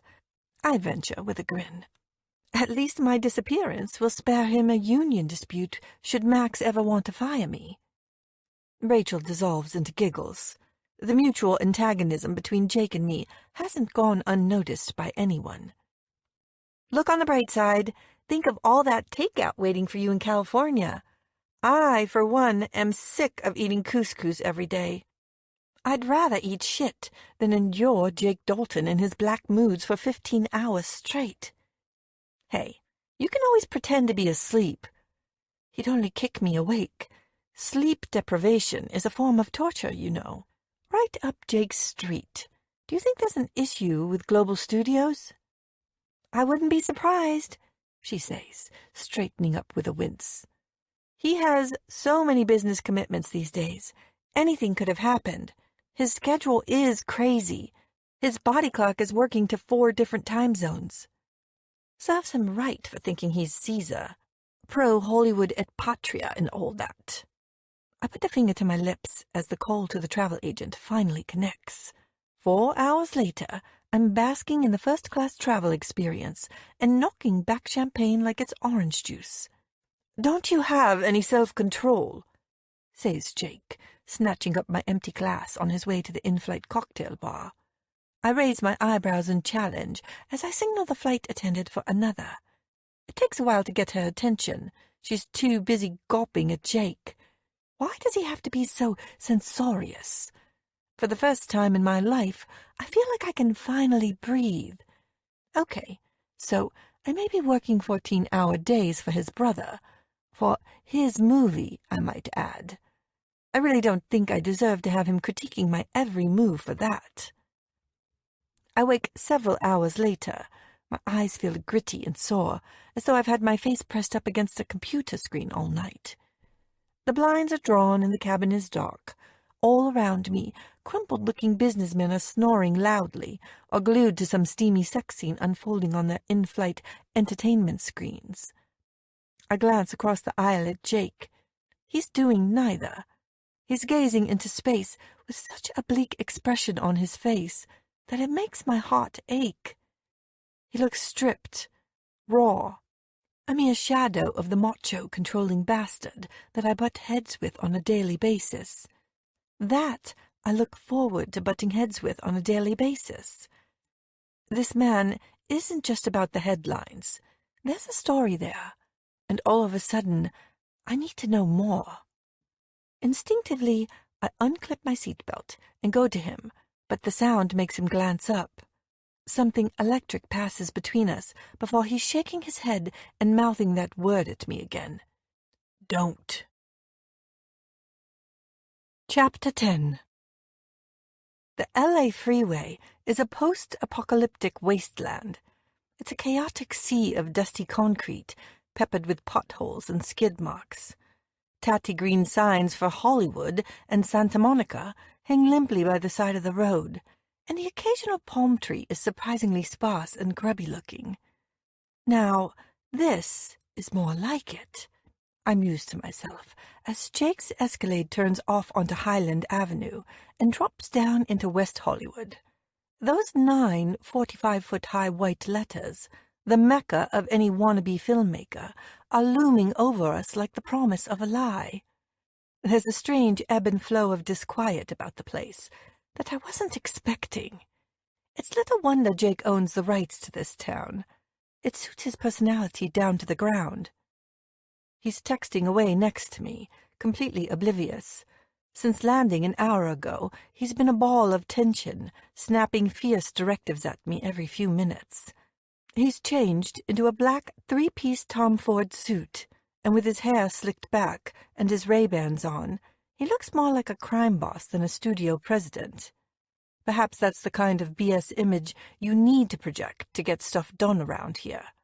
"Enjoying the view?" he murmurs, barely lifting his eyes from his cell phone. It takes me a second to realize that he's referring to the scenery outside. "It's okay," I say, swallowing quickly. I've always wanted to visit LA. "How ironic. I've spent my whole life trying to escape it, especially the goddamn traffic," he adds with a snarl. Our car grinds to a halt outside the Hollywood Bowl, and just like that, there are lanes and lanes of tightly packed, steaming hot vehicles stretching out as far as the eye can see. This is the first personal insight he's ever given me. Jake's thoughts are as neatly packed away as his Louis Vuitton luggage. The man has no emotional outlet, apart from yelling at people, mostly me. Then I remember the expression on his face last night, and for once, I keep my mouth shut. "Phone the studio," he orders, checking his Patek Philippe watch again. "We're running a half an hour late." He won't divulge what this mysterious meeting is all about, but I make the call regardless. We're heading north and following signs for global studios. The foliage bordering the sidewalks is more lush suddenly, as if a team of standby art directors has gone around injecting green dye into everything.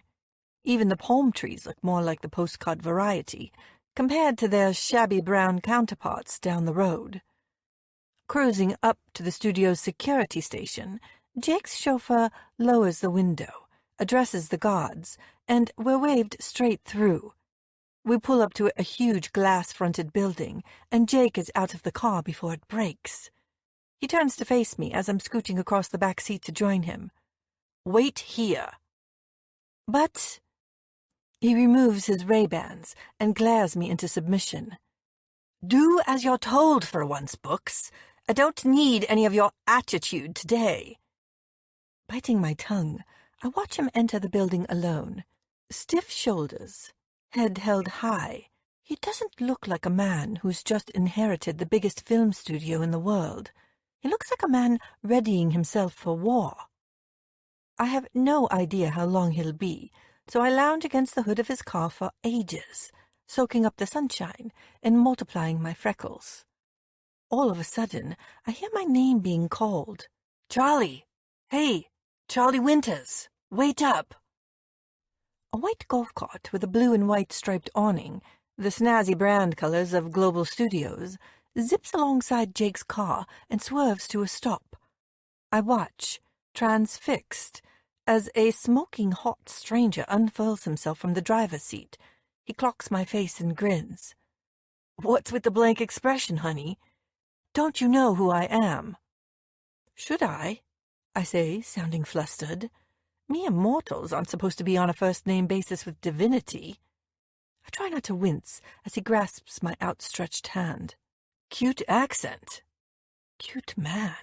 I can feel myself melting, and it has nothing to do with the heat. He's the same age as I am, but in a whole different stratosphere for everything else. His tan is faultless. His long, blonde surfer boy hair has just the right amount of careless tousle peeking out from underneath his red baseball cap, and his black wraparound shades hug his cheekbones to perfection. "I'm Brad Wilson. My father's Walt Wilson, the VP here at Global." "Ah." I frown as a memory starts jostling for position somewhere in my brain. "It's good to meet you, Mr. Wilson." Could this be the man that Cassie and Jake were shouting about in his office that day? My mind drifts as I try to recall what was said, and then I'm back, basking in the glow of his attention and wondering how he knows my name. "I saw you arrive with Jake. I know most of the crew, so I figured you must be Max's new assistant," says Brad, reading my mind. "The sexier the better, right? Can't fault his taste." Somehow, this doesn't sound creepy coming from him. I smile at him shyly. Me? Shy? It's a shining testament to this man's charisma. Actually, it was his HR team that hired me. "Then I'll applaud them instead. Is Jake already in the meeting with my father?" "Your father?" "Oh, I assume so. He doesn't divulge such details to me." "Same old Jake." I detect a note of coolness in Brad's voice. "Do you know what the meeting's about?" "Global this, global that." Brad waves his hand airily in the direction of the studios. "It'll probably drag on for hours. Hey, do you feel like having a tour of the place while you wait?" "When the alternative is a deep, meaningful convo with Mr. Talkative?" I joke, nodding at Jake's driver, who is hunched over his cell phone in the front seat. "I'd love one. Are you sure it's not too much trouble?" Brad's grin widens to embrace my enthusiasm. "For you, honey, no such thing." It's a tight squeeze in the golf cart. Brad's legs are so long they look like a grasshopper squished in behind the wheel. Our elbows keep banging against each other.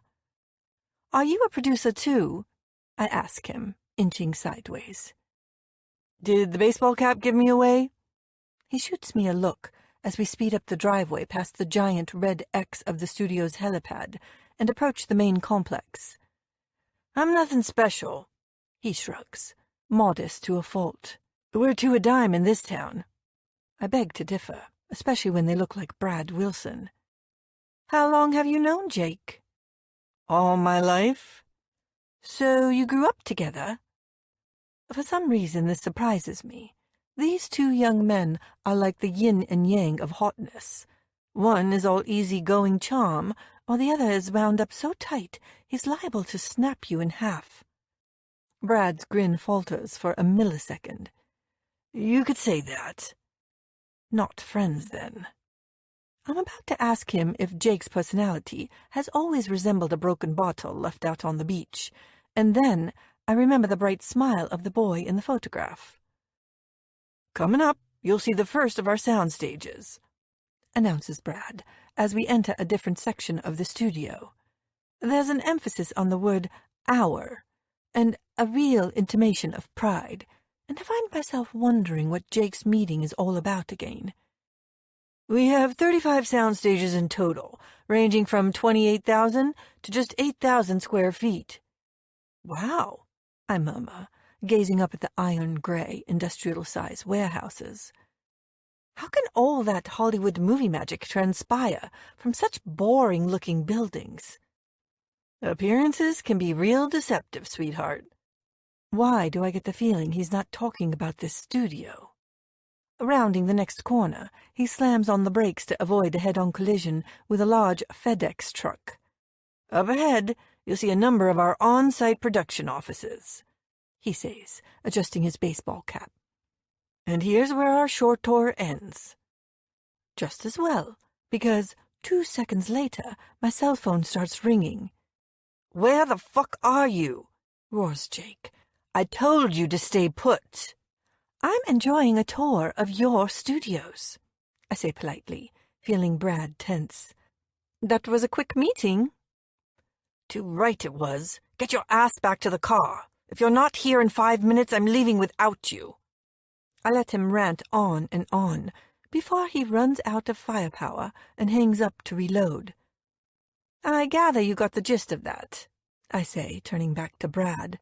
He grimaces in sympathy, pulls us into a sharp U-turn, and puts his foot to the floor. Does Jake always speak to you that way? Only when he's having a bad day, which tends to be every day. You don't need to take his shit. You should come work with me instead. He says it casually enough, but it's like a bomb just slipped into the conversation. I smile at him and say nothing. I'm not sure what the relationship is between these two men, but I have a feeling that would really piss Jake off. Besides, I'm not prepared to leave Max and Rachel in the lurch, no matter how dazzling Brad's Hollywood smile is. We're nearly at the Escalade. There's a familiar tall shadow leaning against the passenger door. He's yelling into his cell phone, but we're too far away to make out anything other than curse words. He's lost his jacket. His sleeves have been rolled up, displaying inches of that hard, muscled golden skin. His agitation is shimmering off his body like waves of heat, and he's running his hand through his hair again. It's a warning sign. Verbal missiles incoming. We pull up alongside him. When he sees Brad, his face loses all emotion. The next thing I know, he's hanging up his call and tugging me out of my seat by my wrist. What the hell are you doing? I shriek, as I lose my footing and tumble into a solid, muscular wall of disapproval. Get in the car, Books. Take your goddamn hands off her, yells Brad, jumping out of the buggy, my night in $500 retro sneakers. My head ping-pongs between them as I search for clues as to why everything just went all Wild West on me. I meant what I said, Charlie, Brad says, addressing me but never taking his eyes off Jake for a second. I'll email you my cell number. Don't bother, snaps Jake. This isn't your decision to make, Dalton. The fuck it isn't. She's my brother's assistant, not yours. Never yours. Back off before my fist makes a meal of your jaw. Promised violence hangs over us like a studded veil. When the hell did I become the object of a pissing contest between these two godlike men? Giving Jake a wide berth, Brad leans over to press his lips briefly against my temple. Don't get too close, he murmurs, loudly enough so only I can hear. Jake's too cold, too consumed by the past. You seem like a real nice girl, so trust me on this one. He releases me and turns on his heel, stalking off without saying another word to Jake. Chapter 11. I told you to wait in the car. I'm British. We don't see sunshine very often. We need to soak up all the vitamin D we can get. That's what supplements are for.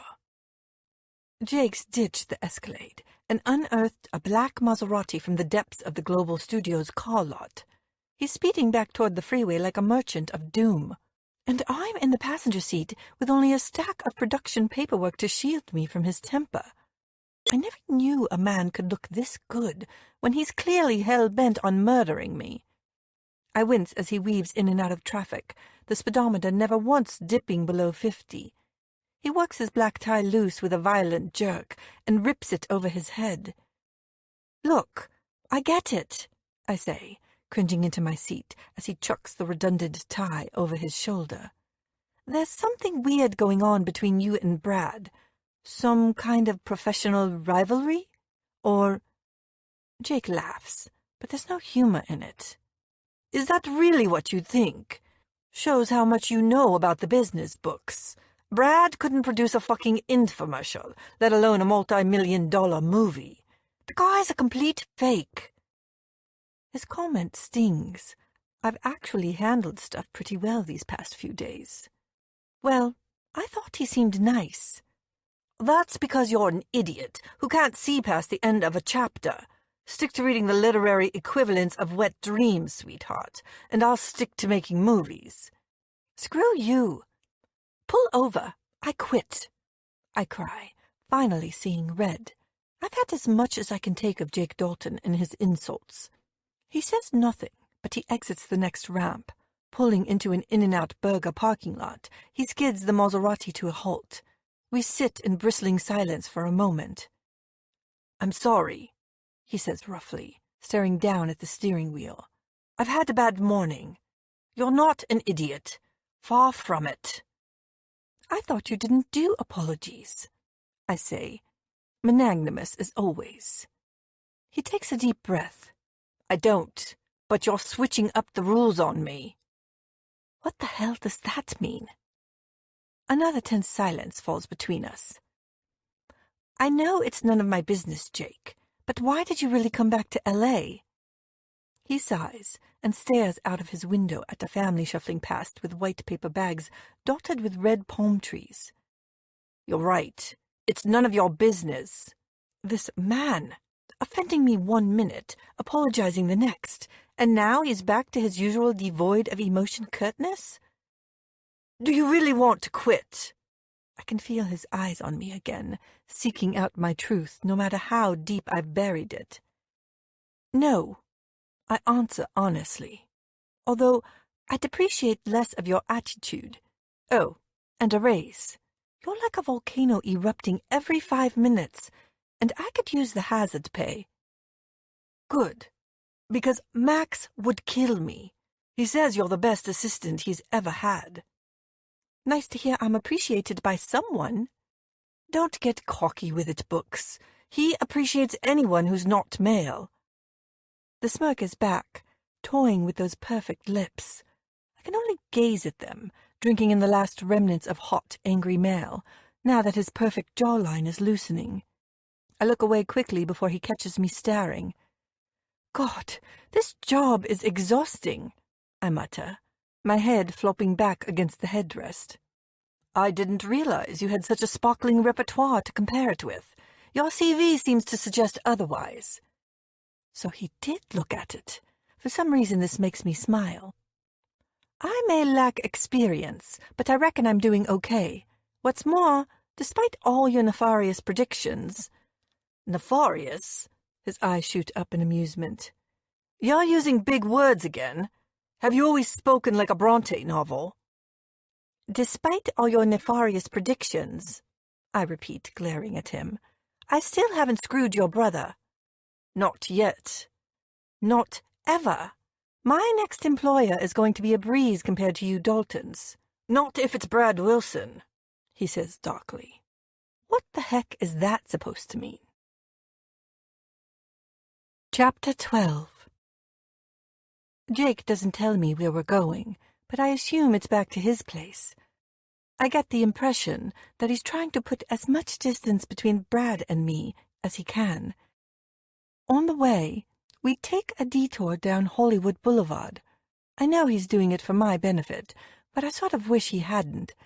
What greets me is a cliché of heat, sweat, and fading neon, with crowds of wide-eyed tourists in chinos and dead-eyed street performers in their faded Batman costumes, all spilling over the brim of the extra-wide sidewalks. Even famous buildings like the Dolby Theatre have a disappointing dullness about them. "The stars shine brighter after twilight," murmurs Jake, catching sight of my face. "How profound," I say lightly. And so do producers' egos, by all accounts. I wasn't talking about me. Shit.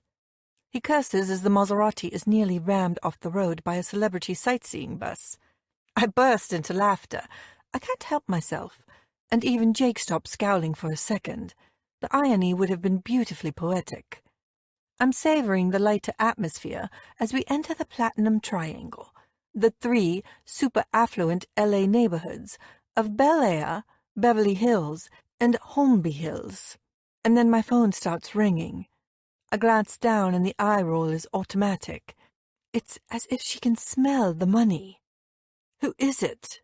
demands Jake. "Not who you think." I can tell he's still edgy about Brad. "It's much worse." "Oh, I doubt that," he says dryly. "Hi, Mom," I answer, shooting him a look. "Darling."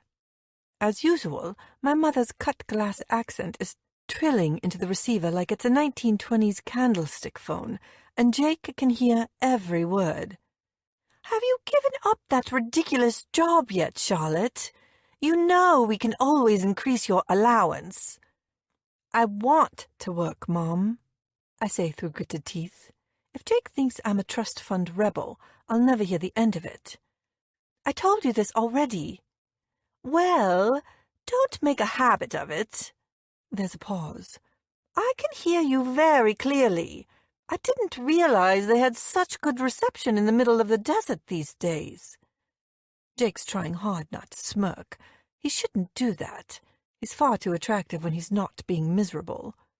"Funny you should mention that, Mom. I'm actually in Los Angeles." My mother lets out a blood-curdling scream.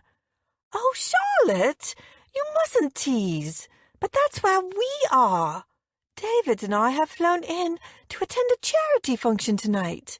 It's for disadvantaged kiddies affected by gun crime, or something horribly macabre like that. I'm sure David can arrange an invite for you." I go very still. Surely, even she must have clocked the irony of inviting me to such an event. But no, apparently not. She's brushed over it, just as she's brushed over every other unpleasant detail of my childhood. "Well," she prompts briskly, "shall I tell David to get his checkbook out or not?" "Not." I'd scream the word if I thought it would make a difference, but I know how this goes. She's going to wear me down with her sugar-coated petulance until I accept my stepfather's money. I know it's only her guilt talking, guilt that she wasn't around when I needed her the most.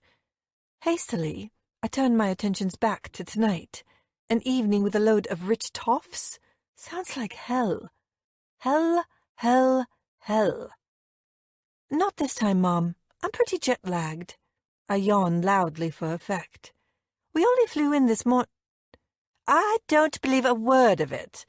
My mother's used to me fobbing her off, but she's not taking no for an answer this time. "I'll send a courier over with something suitable to wear. David took me to Rodeo, and I picked up a few gowns that need taking in. They'd be perfect for you."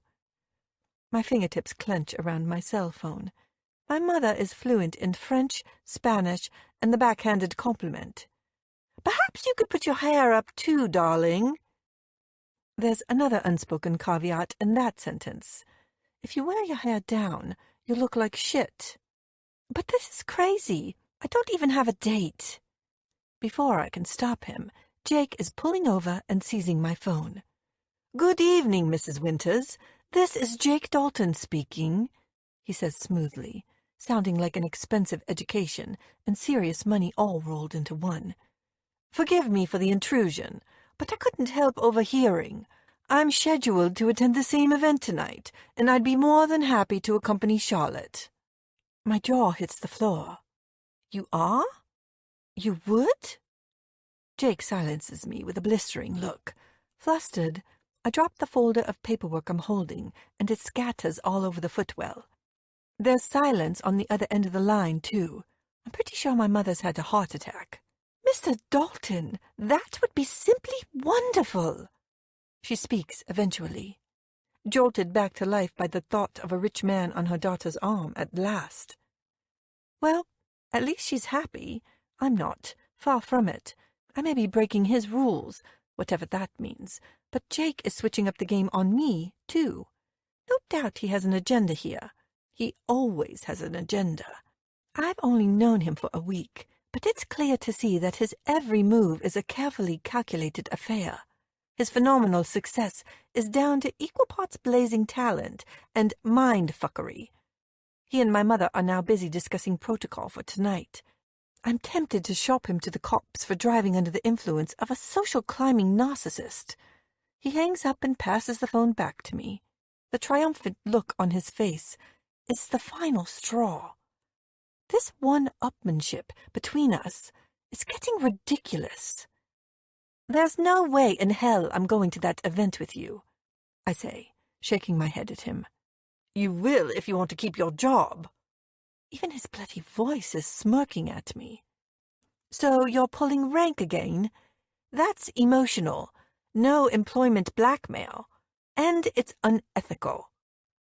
Don't take that tone with me, Books. I'm still your boss's boss, remember? Which means nothing, by the way. I already checked. Max told me you can't fire me, so don't even go there. I tail off and switch tack. Why are you doing this? He jets out a breath. It's a favor. Be grateful. They're rare as fuck. Never in a million years. Thanks to him, I have to spend an entire evening with my mother at an event that will trigger memories I've spent a lifetime trying to forget. I don't want to be your pity date, Jake. His jaw tenses. You're not a pity date, or any sort of date, for that matter. Text your mother my address so she knows where to courier the dresses. Please don't do this. I don't know what I'm pleading for here. A reprieve from this event or a reprieve from his company. It's for a good cause. He reaches out to turn the radio up and drown out any more of my protestations. Am I the good cause? Or are you referring to the kids? I say, determined to have the last word. I'm not listening any more, Books. We're starting to slow next to an exclusive row of homes. I can see their slanting roofs rising up like gilded citadels above 10-foot security fences and jagged green topiary.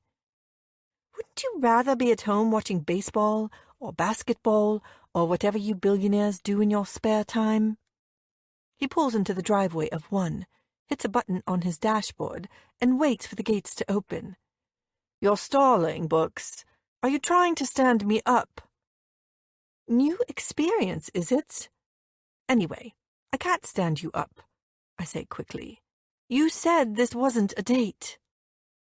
The foliage parts, and we pull up to a gorgeous Tudor-style mansion with lots of aromatic honeysuckle clouding the front porch. I wouldn't expect anything else from him. Jake spits good taste while others, like me, are left to swallow our mediocrity. Behind us, the security gates close like steel-tipped trapdoors. Argue as much as you want. Call me every name under the sun if you must. But we're going to this event together, and that's final. I watch him slide off his seatbelt and exit the car as gracefully as a matador, though his words are spliced with steel. And another thing, I don't watch television, said the media mogul to the soapaholic. I mutter as he slams the door on me. Reluctantly, I follow him inside. His mansion is spectacular, of course, but I don't tell him that. His ego is far too big already. It's all cool creams, dark grays, and angled furniture. Achingly modern, eminently masculine. Stepping through the front doors, I'm confronted with a curved white marble staircase leading up to the next floor. Take one of the bedrooms on the left, he calls out after me, as I shoot up the stairs 2 at a time, anxious to put some distance between us. There's a hallway of doors waiting for me at the top. Pushing open the nearest, I slip inside. The room is light and spacious, with a huge floor-to-ceiling window separating me from a dusky neon-lit metropolis. I flop down onto the bed and close my eyes. Everything out here seems so hyper and intense compared with the stark simplicity of the desert. The view is making my brain ache. Jake is making my brain ache. My mother has 3 dresses and a trunkload of accessories couriered over to his mansion shortly after we arrive. Wiltcher buys a lot of couture, and it takes me ages to unpack everything. I lay each item out in turn on the navy comforter. Okay, so my mother has many faults, but her taste in designer cocktail dresses isn't one of them. There's a shimmering silver Chanel, a slinky red Calvin Klein, and a classic Versace LBD. The clock is ticking. I don't have long to choose. We're scheduled to leave in 40 minutes. All too quickly, I hear Jake shouting up to me from downstairs. "How long does it take to change a pair of Chucks, Books? Get a move on. It's time to go." No Chucks tonight, and it's a decision I'm mourning already. Hurricane Dalton is much easier to withstand when my feet are firmly flat on the ground. Instead, I glance in the mirror as I slip into a pair of 4-inch Jimmy Choos. In the end, I choose the Chanel. I've not had much time to work on a tan in Morocco, but my naked back looks okay from this angle. The dress is seductive enough to flatter my slim figure, with a slit up one side and a slight flaring at the waist.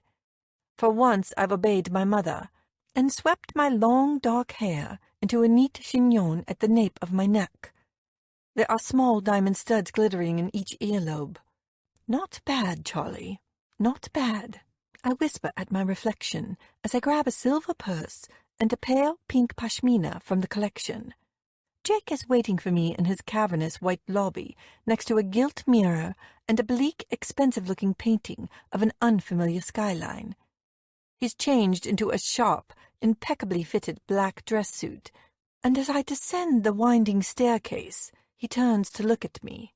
Clutching the banister for support, I gaze back at him steadily, even though my heart is pounding, as I take in the strength of his jawline and those heavy dark eyes. His expression is unreadable. There's a muscle working hard in his left cheek as I walk over to him, my heels sparking off his monochrome tiles.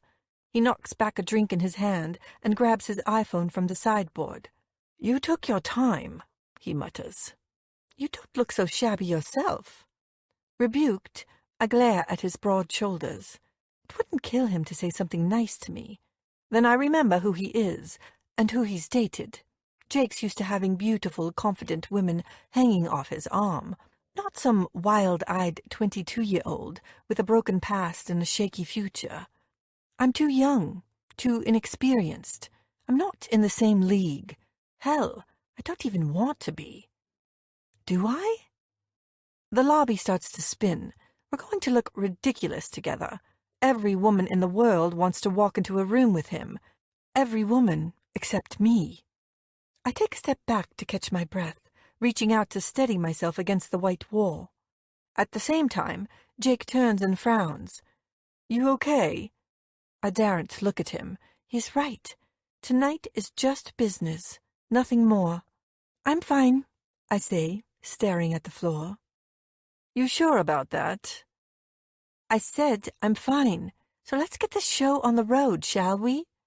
But he doesn't move. I can feel his gaze raking over my face, seeking out my truth again. "You're still fighting me on this. Why?" "Why not?" "Because I'm scared? Because you make me scared?" For the first time in my life, I'm tempted to share my dirty secrets, the reasons for my insecurity, and the reasons why I buck against his authority so much. Something in those eyes is making me want to strip away years of bullshit. But the truth is poison. It belongs far, far away from us. Us? Striding past him, I step out onto the porch and wrap the pink pashmina around my bare shoulders, flouting the balmy LA evening, just as I flout his demands at every opportunity. "Well," he says, arriving at my side, "are you going to enlighten me, or are we playing 20 questions again?" "Oppression," I grumble. "Oppression?" One eyebrow quirks in amusement. "I see. reading Margaret Atwood at the moment, are we? I hate that he knows his literature. He must have read English at university, too. Words used to be my safe space, and now he's laying siege to them, as he is everything else. The Count of Monte Cristo, actually, I say tersely, because you've taken my thoughts hostage, and I still don't know why. You may have won this particular battle, Mr. Dalton, but no one says I have to be happy about it. His gaze skims across my face again before he inclines his head toward the waiting car. We don't fight battles, Charlie. We brawl, at best. I struggle to catch his parting words as he spins away from me. It's never warfare until we've shown our true colors. Chapter 13. It says here that each ticket for tonight is worth $10,000. Is that a literal amount or Monopoly money? Jake's right. LA traffic sucks. The car grinds to a halt for the third time today, as I'm Googling a profile of the charity event to distract me from my nerves. Jake shrugs like it's no big deal, as if he owns this town and was born clutching an Oscar. Which is probably true. If I confirm the former, I'll only be accused of male tyranny again. By using your wealth to intimidate me. Are we back to Mr. Darcy so soon? What else does it say? He sounds like he couldn't care less, though. He keeps messaging someone on his iPhone. He's barely said 2 words to me the whole journey. That Jake Dalton is a fully paid-up member of the super-rich club for shrugging off a $10K price tag, like it's a crumpled 20. He lifts his head with a scowl. Our eyes lock together for a second longer than is comfortable. Okay, fine, I say, blinking first. That it's a loaded, pretentious affair held every year in one of the most exclusive hotels in Beverly Hills. Are you paraphrasing again? Perhaps, I grin. Am I wrong? To my surprise, he gives a bark of laughter. I'm mesmerized. That mouth. How many of these events do you attend? I ask, drinking in his profile. It's so like Max's, yet stronger somehow. Leaner and more rapacious. The sheer force of his masculinity is dominating the car again, and cedarwood and citrus are all I can smell. More than I'd like.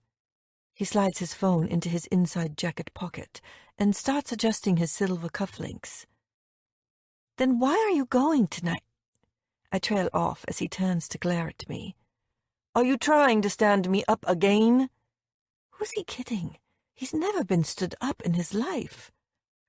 That's not what I meant. You look like you're on the way to a funeral. I never knew my company could be so affecting. His jaw tenses, and he glances out of the window. I prefer to keep a low profile. I have a tendency to lose my shit whenever paparazzi lenses start flashing at me. Shades of a goldfish bowl? I mock. If you don't like the limelight, I guess you shouldn't be so good at your job. Why are you a producer instead of an actor anyway? Jake frowns. Why the hell would I be an actor? Well, because you're so good look. I stop myself just in time, but Jake's already caught the gist. There's a glimmer in his dark eyes, and his smugness is palpable. You think I'm good-looking, Books? He inquires slyly, relishing my discomfort, confusing me all over again with his mixed signals. He's the one who's always warning me not to go there. Not that I would, if I had a single thread of sanity left.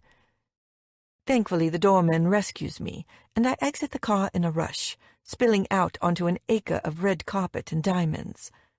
Many of LA's most desirable residents are in attendance tonight, and they're all clamoring to speak to Jake as soon as we step inside the venue. Jake, baby, how are you? Croons a tall, predatory blonde, whose gaze shifts to me momentarily. Julia, good to see you, he says, kissing her proffered cheek. This is Charlie, Max's assistant. She's helping me out while my own is indisposed. His lies are almost as smooth as he is. What fun, says the blonde with a titter. A staff outing for you, honey? Jake, you must meet my therapist, she adds, turning her back on me now that I'm of no further interest. She's such a fan of your movies. Rolling my eyes, I turn to leave, but there's a wall of gorgeous women blocking my exit. A dozen perfect, heart-shaped faces with supermodel figures to match.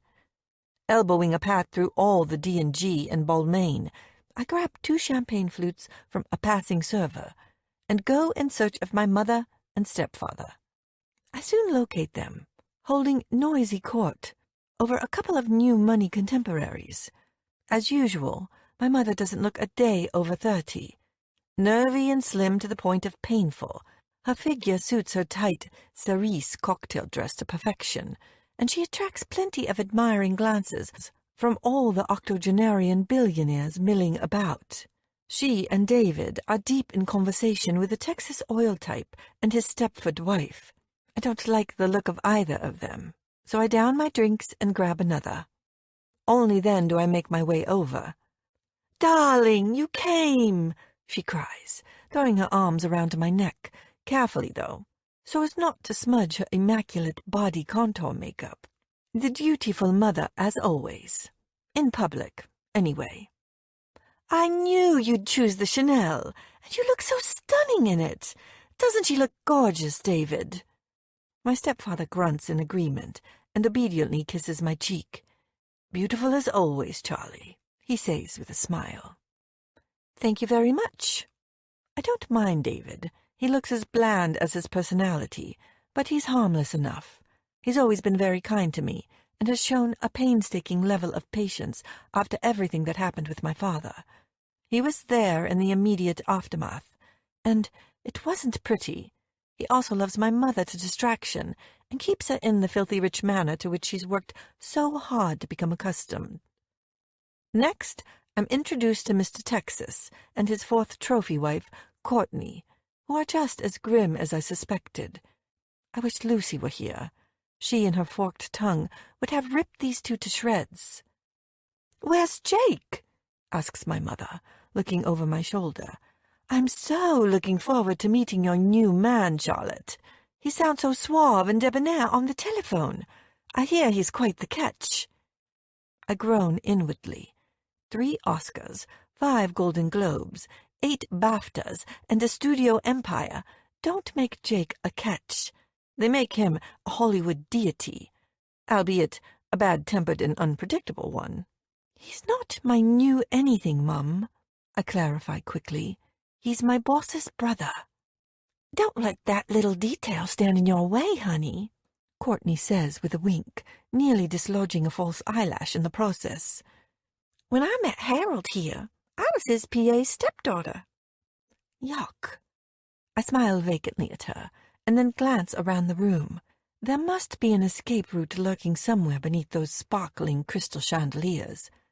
Then I spot Jake, sandwiched between 2 pop princesses, and not looking remotely sorry about it either. As I watch, one of them whispers something to him, and he throws his handsome head back and laughs. That's galling. He never laughs like that with me. We spend most of our time stuttering and false starting as we struggle along in this messed-up work relationship of ours. The second pop princess puts a manicured hand on his arm, and I make myself look away. I knew tonight would be a mistake. Why? Because Jake and I share about as much social standing as a lion and his prey do. I'm so far out of my comfort zone, it's unreal. I'm being forced to stand here and be polite to my mother, while he's happily getting felt up by a couple of Britney clones. "Mascara emergency," I yelp, cupping my left eye and backing away from the group of doom, speaking the only language my mother understands. Heading straight for the front lobby, I feel someone touch my hand. Spinning around, I find myself gazing up at a familiar face. "Twice in one day?" drawls Brad, smiling in appreciation. "I'm a lucky guy." The luck must be catching, because Brad's another man who looks divine in a dress suit. He's ditched the baseball cap tonight, and his long blonde hair is slicked back off his face. He looks older somehow, but his indigo eyes are still sparkling with mischief. "How did you know it was me?" I say, genuinely happy to see him. "Did my lack of silicone give me away?" Brad grins. "Welcome to Hollywood, baby." His words send a delicious shiver down my spine. There's no way he can be the Machiavellian monster that Jake makes him out to be. "Have you seen Lord Voldemort yet?" I ask, grabbing another passing flute and taking a sip. I believe he's on a mission to seduce the whole of the Billboard Top 10. Brad chuckles. "I'm still alive, aren't I?" "Did you know he'd be here?" "Sure. Jake's on the board. It would be pretty weird being a no-show at your own event." "He is?" I'm stunned. Why the hell didn't he tell me? "He likes to throw a couple of mil at charity once in a while. It makes him look less of an ass." "You two don't seem to like each other very much," I venture cautiously. "There's not a lot to like about Jake Dalton." My skin starts tingling again.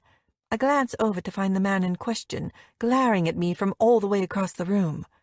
The next thing I know, he's taking my arm and ushering me away from Brad. "What the hell are you doing?" I exclaim, as I'm swept along by his white-hot rage. "Reprimanding my brother's assistant. Again." Jake's expression is like stone, pausing briefly to consult the seating plan and then to exchange passing pleasantries with Steven Spielberg. He strong-arms me over to our table and yanks out a chair. "Sit." I do as I'm told, but only because my legs are close to giving out. Jake's voice is deceptively calm, but I can tell that horrible temper of his is simmering just below the surface. He snaps open the front button of his jacket and glides into the seat next to me. "How many times do I have to say it? Stay away from Brad Wilson. Your contract is with Global. Therefore, you're a representative of me and my interests, of which he doesn't even warrant a fucking footnote." "This is bullshit," I say between clenched teeth. "You can't dictate the rules to me outside of business hours. You don't see me going around ordering you to stop filling up pop stars. Why? Because it's not appropriate." "Don't test me on this, Books. You won't like the consequences." The banquet hall is filling up all around us, and most of the chairs are occupied. I smile tightly at my mother as she and David take their places at the adjacent table. There's the most exquisite arrangement of white roses in front of me, but all I want to do is hurl it in Jake's face. No job in the world could pay me enough to put up with this. Screw it. I'll fly home and find another. He doesn't own me. No one does. I've done a pretty good job of taking care of myself since the age of 6. Rising to my feet, I snatch my hand away as he tries to grab it and stalk with purpose toward the exit. There are sounds of a polite scuffle behind me, and I know he's trying to follow. By some miracle, I make it all the way to the lobby unchallenged. I march straight up to the concierge desk and request a taxi. "Cancel that order," says Jake, arriving at my side and barely out of breath. One look at his expression as the concierge replacing the phone receiver and beating a hasty retreat. "You're not leaving. They've just started bringing out the amuse-bouche." He goes to take my arm again. "I'd prefer to see something else flying at your mouth," I mutter, yanking it out of reach. "Go back and cop another feel of the Brittany twins. They don't strike me as caviar kind of girls, though. Big highbrow for them. Not to worry. I saw a Pizza Hut on the way in." I'm never this bitchy, but this man is making me think and say things that are so far out in left field. They're in another country. "What are you talking about?" He drives his hands into the pockets of his dress pants so violently, I'm surprised he doesn't split the seams. "Fine. I'll take you home." "I'd rather leave with Mr. Texas." "Who?" "Your aspiration 30 years from now? 6 marriages down, and a bimbo named Courtney warming your bed." "You're fucking fantasist books," he says, shaking his head at me. "Never has a nickname been so appropriate." We stand there, glaring at each other in the hotel lobby. We're moving in ever-decreasing circles in opposite directions, and any minute now, we're going to collide in the worst possible way. Christ, ever since I met you, you've been a pain in my ass. His handsome face looks drawn and pale in the harsh light. I thought that's what you wanted. You said you hated people fawning all over you. Not to this extreme, I don't. Fine. I'll do us both a favor and go back to London. Shall I? But even as I say it, I know it's not what I want. Not really. Not deep down in my soul. In the last week, I've become as much a part of the movie industry as it's become a part of me. And Jake Dalton is the catalyst for all of it. Exhaling loudly, he takes a step back and shoves his hands in his pockets again. As for me, I'm losing momentum. Jet lag hasn't helped. I haven't slept properly in over 24 hours. Why do you have to be such a miserable megalomaniac? I ask him. Why do you feel the need to trample all over me? Charlie, he looks wary all of a sudden. Don't. There's that word again. Don't flirt with Max. Don't speak to Brad. You can't keep telling people what to do, Jake. You can't dictate my life to me. I can, and I make no apology for it. We're going back to my place to talk about this. He gives a curt nod to the hovering valet. Tell my driver to bring the car around. I'm not going back to yours, Jake. I'll find a hotel. Like hell you are. We're going back to my place, and that's final. The journey back to Bel Air is every shade of torture. My emotions keep switching between mutiny and panic. Jake is sitting as far away from me as possible and gazing out of the window. It feels like we're hovering on the edge of a giant precipice, a yawning black abyss of uncertainty. Once again, the air between us is charged with something thick and indefinable. We make it all the way home without uttering a single word to one another. Exiting the limo, I stand silently behind him as he taps keys to unlock the front door. Shoulders rigid, free hand clenched into a fist. I hear him curse softly before he stops and turns, and then, without warning, he's pulling me into his arms and burying his face into my neck. What the? Why the fuck can't you behave yourself? He growls, his hot breath rippling vibrations across my skin.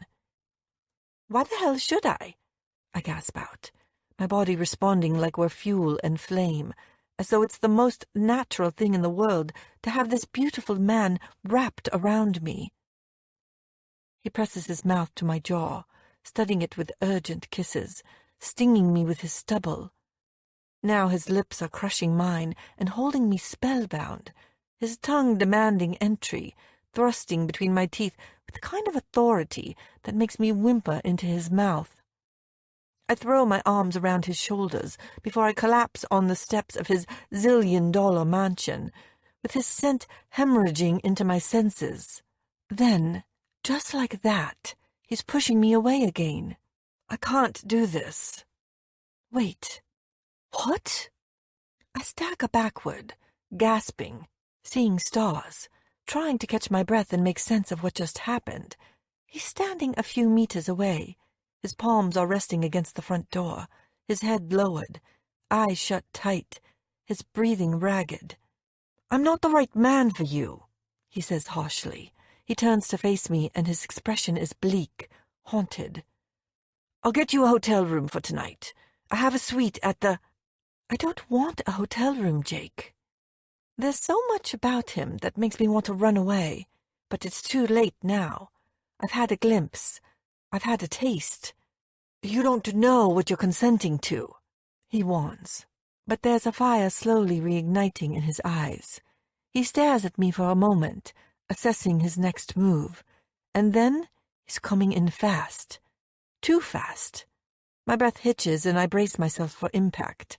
Cupping my face, he pulls me against the length of his body and we smash together like two comets colliding, his rock-hard erection grinding into the soft curve of my stomach. Our lips hover within touching distance before he loses control again and slams his mouth down onto mine. His kisses are deeper this time, his tongue darting expertly into my mouth, ruining me, devastating me. With one hand clutching the back of my head, he trails the other down my spine, my bare skin burning like red, hot cinders at his touch. "Put your arms around me," he orders, somehow wrenching the front door open and steering me backward into his mansion. "We're taking this inside." Oh, God, this is real. This is happening. He pins me against the nearest wall, his cock as unforgiving as the look in his eyes, talking to me constantly as his fingers trace the front of my dress. "The things I want to do to you tonight, Books. I'm going to corrupt those pretty pages of your imagination with my kind of filth." Any earlier conflict is forgotten. He's firmly in the moment now. "What's inside might shock even you," I murmur, as the lobby starts to spin above my head. He growls approvingly. "Then let's fuck the fiction out of both of us. One night only. I can't offer you more than that." "Fine by me." I'll agree to anything to keep his hands on my body. I kiss him again, as final confirmation, grabbing fistfuls of black, sweet-smelling hair. It feels like I imagined it would, like the softest of silks. He moans long and deep, and his hands start to explore, running his knuckles up the inside of my leg until he reaches the apex of my thighs. He skims his fingers across the fabric of my soaking panties, teasing and testing, taunting me with the heat of his touch, and then yanking them to one side. "You're so fucking wet for me," he states, palming my sex roughly. Panting, I grind my hips into his hand, my self-control in tatters. He had to be dirty as hell, as well? He releases me and takes a step back. "Turn." The delicate zipper on my dress disintegrates, and the material pools around my feet like a shimmering silver lake. I kick it away and spin back around. His eyes are blazing into mine as he drags his jacket from his shoulders. His bow tie falls to the floor, followed by his white dress shirt. I risk a glance downward, and my breath hitches. He's all carved, sun-kissed muscle, with just a smattering of dark hair covering his chest and lower torso. "I don't go easy on women," he says, bunching a fist around my hair and angling my face toward his. "Don't expect me to be gentle." "Good," I gasp out, feeling the pinch of his touch at my scalp.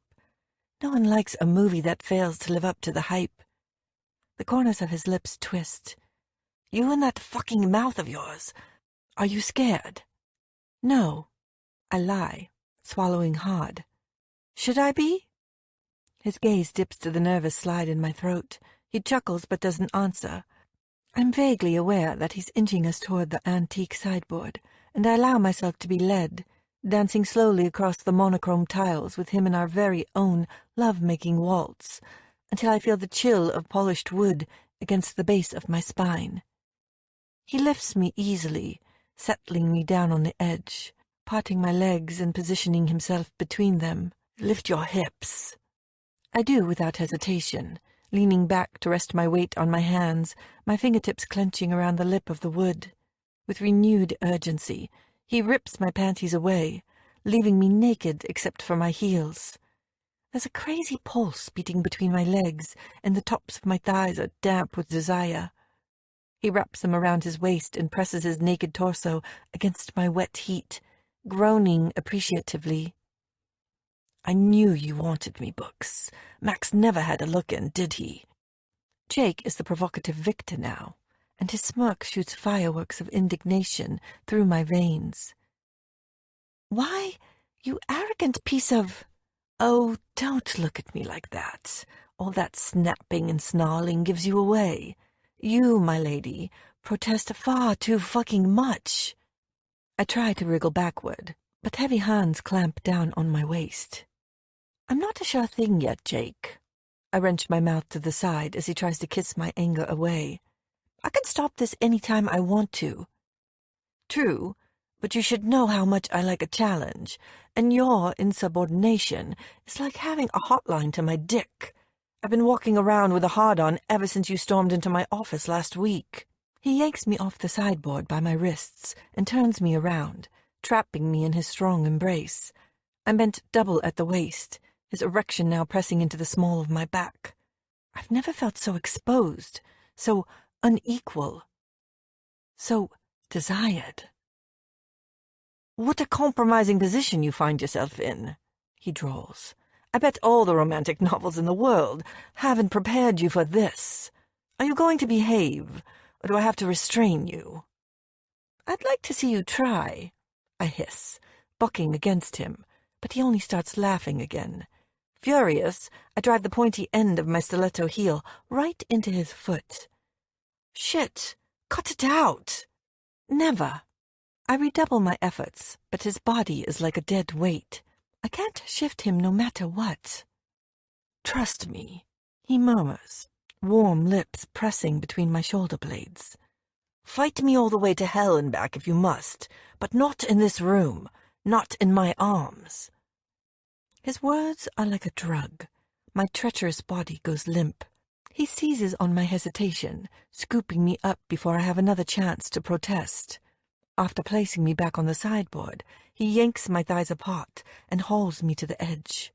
"Stop!" My thoughts turn to something faintly adult-like and responsible. "I don't have a—" "No need. I'm clean. I never fuck without one." "But you are now," I think hazily.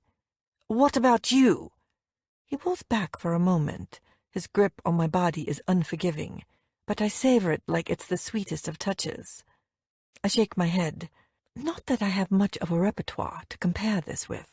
I hate to think how many women Jake's been with. His gaze flickers down to my lips, so swollen from his crushing kisses. "Birth control?" "Yes." "Then put your legs back around my waist." He shoots me that sexy curve of his lips, and I feel the smooth head of his cock slip between my folds. "Last chance," he croons, pausing to mock me with possibilities, as if I'm the tipping point of a roller coaster at the pinnacle of its climb. As if I was ever in control of this situation. His expression is primal, hammering through my final resistance, and it seals my lust for him. "Let me hear you say it," he demands, whetting my appetite with another delicious inch of his cock. "I won't start fucking you until you tell me how much you want this." "I want this," I scream, gripping his shoulders, my nails digging mini crescents into his skin. I'm a hot mess of contradiction. "I want you so much." Just as I thought. And with that, he slams all the way into me, giving me everything and more. I cry out in pain and surprise. God, he feels glorious, decadent, agony, like heaven and hell, and justice and sin. "Do you feel me, Books?" he hisses into my hair. "Do you feel how hard my dick is for you?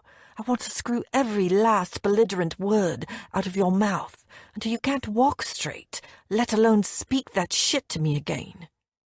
"Yes. Oh my God, yes."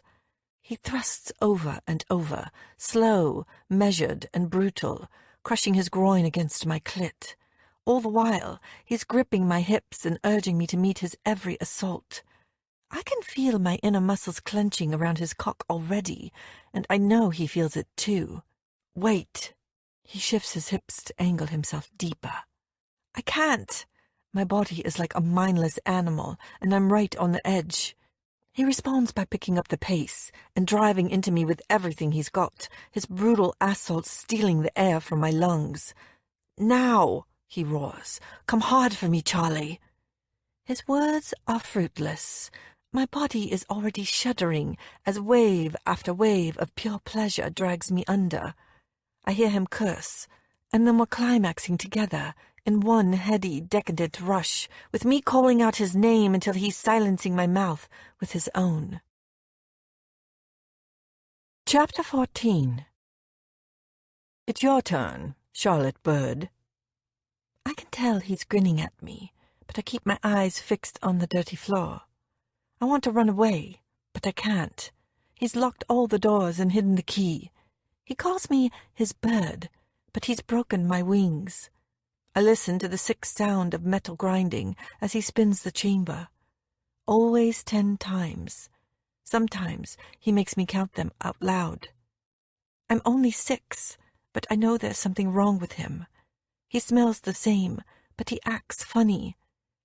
It's as if he doesn't see me, even when he's looking straight at my face. It's been 4 days. 4 days since he took me away from her. I haven't eaten.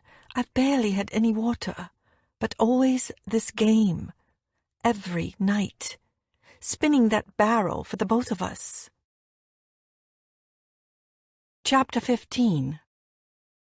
I wake with a cry, my eyes desperately searching to make sense of the darkness. Not another nightmare. Not now. Not when I'm lying naked in Jake's king-sized 4-poster bed. He's still asleep beside me, stretched out on his back, his lower torso cocooned in a crumpled white sheet, like the demigod that he is. The dawning light has softened his features, and the frown lines have all but disappeared. Artists make sculptures from visions such as this. Writers proclaim sonnets. Women like me are in serious danger of losing all sense and reason. If this is just a one-night thing like he said, I want to savor this image for as long as possible. One problem. My thoughts are all over the place. I've never given a man control over my body before, not after what happened to me as a child. In truth, I've never cared enough to be this intimate with anyone. And now, I feel stripped, exposed. He flayed me with his words, only to bleach my bones with the hottest, filthiest sex of my life. He stirs and rolls onto his side, reaching out for me with one arm. When he encounters an expanse of empty sheets, his eyelids flicker and then open. He clocks me on the far side of the bed, and his lips start to twitch. "Stop staring at me." The way his words rumble with sleep should be illegal. I know your manners are questionable, Books, but surely that one's elementary. Not this time, I'm afraid. Somehow, I force a smile. Looking at one's boss's boss is an occupational hazard, despite your stipulation to the contrary. Would you like me to apologize? The corners of his mouth start twitching again. Why bother? You're not sorry in the slightest. And are you answering in your capacity as my brother's assistant or as my lover? Are they mutually exclusive? I find myself holding my breath as I ask it. Jake doesn't answer. Instead, he reaches out and pulls me back into his arms, and my body acquiesces just like that. It's all too simple for him. Rule number 3, he mutters into my hair. Don't fuck your producer. Damn, I sigh, feeling him grow hard against my ass. Am I breaking all the rules again? You have from the beginning. I told you that already. Shimmying out of his embrace, I turn to face him, taking in his sleepy, sexy eyes and the black stubble shadowing his jaw. He looks majestic and unattainable, a true Hollywood prince. Are things going to get awkward now? I rest my head on my hand, ignoring the slight tremor in my voice. He smirks and mimics my stance. Not after that performance. Oh? I like this lighter side of Jake. It's making all the right body parts tingle. What happens if the next time we make love it's below par? Will Mac slip me a written warning during one of our daily debriefs? Mr. Dalton, this is a highly pressurized working environment. Jake raises an eyebrow at me. Next time. This is a one-night-only deal, Books. I thought I made that clear. But it's only 4 a.m., I say, glancing at the clock on his nightstand. Technically, it's not morning yet. So, technically, I can still fuck the shit out of you. He finishes, lunging for me and pulling me into his embrace. Before I can stop him, he's rolling me over, imprisoning me against the full length of his body, and enticing me into some lazy, protracted tongue sparring. "Look at me," he orders, breaking away. I open my eyes, and my heart jerks sharply. Jake Dalton, up close and personal, is fast becoming my favorite sight. Good. Now keep them open. Eyes on me. Always. He starts to trail kisses down my body, starting with the glide of my throat and then to my breasts, teasing each nipple between his teeth in a way that has my back arching as spikes of wildfire pierce my core. "Aphrodite," I hear him murmur, flicking his tongue expertly back and forth, as I continue to writhe helplessly beneath him. "You have the most beautiful body I've ever had the pleasure of debasing." I freeze. Empty bed talk. He doesn't mean it. He can't. Sensing the change in mood, he looks up with a quizzical expression on his face. "Oh, don't you dare," he snarls, trapping my chin with his thumb and forefinger and forcing me to look at him. "Never, ever compare yourself to them." To whom? His legion of ex-lovers? To Cassie? Before I can ask, he's climbing back up the bed and grinding his hips into mine. I follow his lead as a flood of desire smashes into me like a tidal wave. "That's better," he says, cradling my head between his hands, his elbows depressing the mattress either side of me. "You insult me by constantly questioning yourself. I'm here because I want to be. It's as simple as that. And when I give you a compliment, I mean it. They're almost as rare as my apologies." He shifts his weight so that he's lying on his side next to me, the palm of his hand lightly skating across my stomach, inching lower and lower. "I want all this fiery passion for myself, for the next 2 hours at least." I moan softly as his fingers reach their destination and slide inside me with ease. At the same time, his thumb starts toying with me, stroking my clit from side to side, and then in ever-demanding circles. I want to lose myself in here again. He scissors his fingers, and I respond with another moan, flexing my hips, craving more. My body can't get enough of his touch. He opens my mouth with his own to kiss me again, his tongue mimicking the action of his fingers. He takes his time, and soon my desire is a never-ending surge of ecstasy as we chase down my orgasm together. "Second time's a charm, Charlie," he murmurs. "I want you milking my fingers like you milked my dick, and then I'm going to fuck you so hard you won't be walking straight for a week." His words are too much. I wrench my mouth away, crying out his name as I spiral out of control. When I open my eyes again, he's gazing down at me with that oh-so-familiar smirk on his lips. My turn. Rearing up on elbows, he powers into me with one hard thrust. "Shit! On the contrary, this is pretty fucking perfect," he says, shifting his weight and demanding more of my body. "Take it," he adds huskily, tilting my pelvis to accommodate all of him. "I want you so full of me, your eyes are rolling back in their sockets." Holy shit! Without waiting for my reply, he starts to move. I match him thrust for thrust, lifting my hips in time and forcing him to keep up his vicious rhythm. "Oh God, Jake!" It's more of a plea than a scream, but the effect is just the same, and we come together in one intoxicating rush.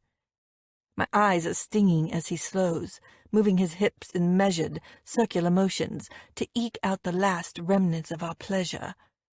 He's too good at this.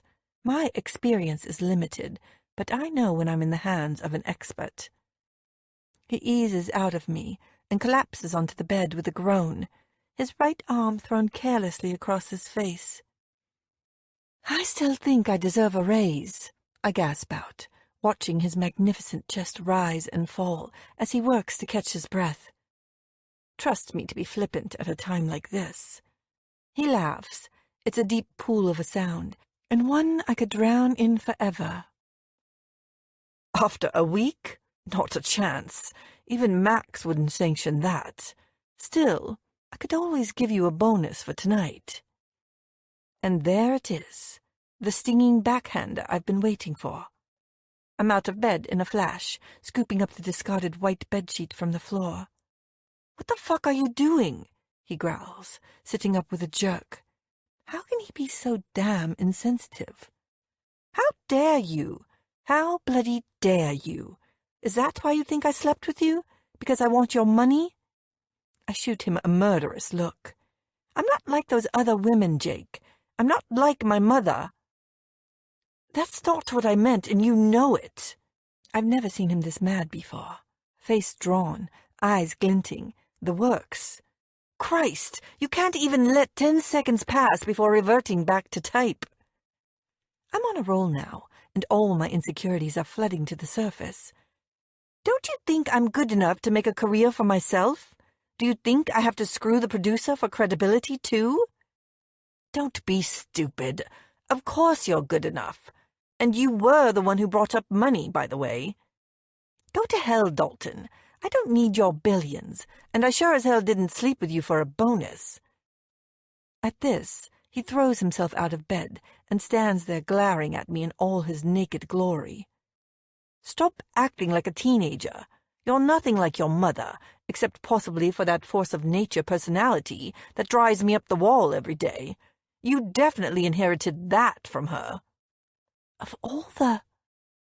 Any comparison to my mother is like an atomic bomb going off in my head. I grab the pillow from the floor and hurl it straight at his chest. He swerves easily, pissing me off even more.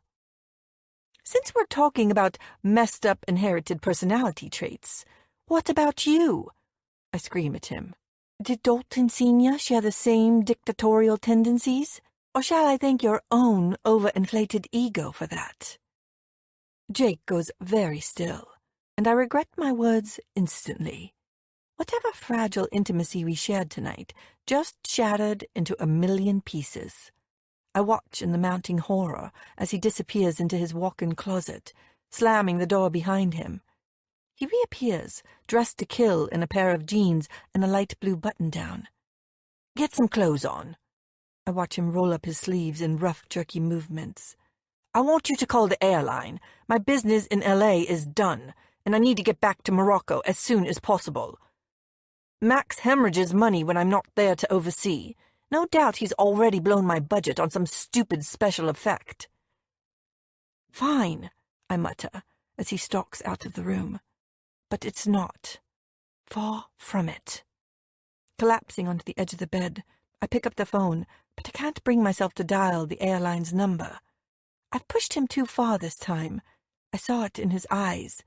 He can insult me and throw my mother in my face with impunity, but if I do the same to him, I get stonewalled. Staring blindly at the ceiling, I blink back hot, frustrated tears. The worst part is, he's right. The whole bonus thing was just a throwaway comment. It was meant to be funny. So why did I have to act so crazy and irrational over it? Because my brain malfunctioned and my mouth hit freefall. This evening, he came closer than anyone ever has to rattling the perimeter fence around my heart. So I did what any irrational person would do. I hit the floodlights and called security. Now, all I have left is regret, and a very awkward trip back to Morocco. Chapter 16. Jake's bad mood follows us all the way to LAX. It's radiating off him like thick black smoke and choking the light out of everything. He doesn't address a single word to me, other than to check if I've alerted the transport team in Morocco to our new arrival time. I'm just as angry at the way he's treating me, but he's far more skilled at prolonging a grudge than I am. This is quickly shaping up to be the worst kind of one-night stand, the sort of big mistake that has the propensity to bleed repercussions into the next morning, and the next, until it's made an indelible stain on the whole fabric of your life. I swore I wouldn't go there, I wouldn't light that match. And now look at me. I never let anyone in for a reason. I can't risk it. My heart shattered a long time ago, and it's nothing but cracks and fissures now. One more break is going to kill me. Max is going to know something's off as well. The last thing I want is for my big mistake to get back to him and jeopardize our working relationship. I want to scream and scream at Jake. He's the one who kissed me first. He's the one who started all this. I want to blame him entirely for this ghastly scenario, beautiful mercurial bastard that he is.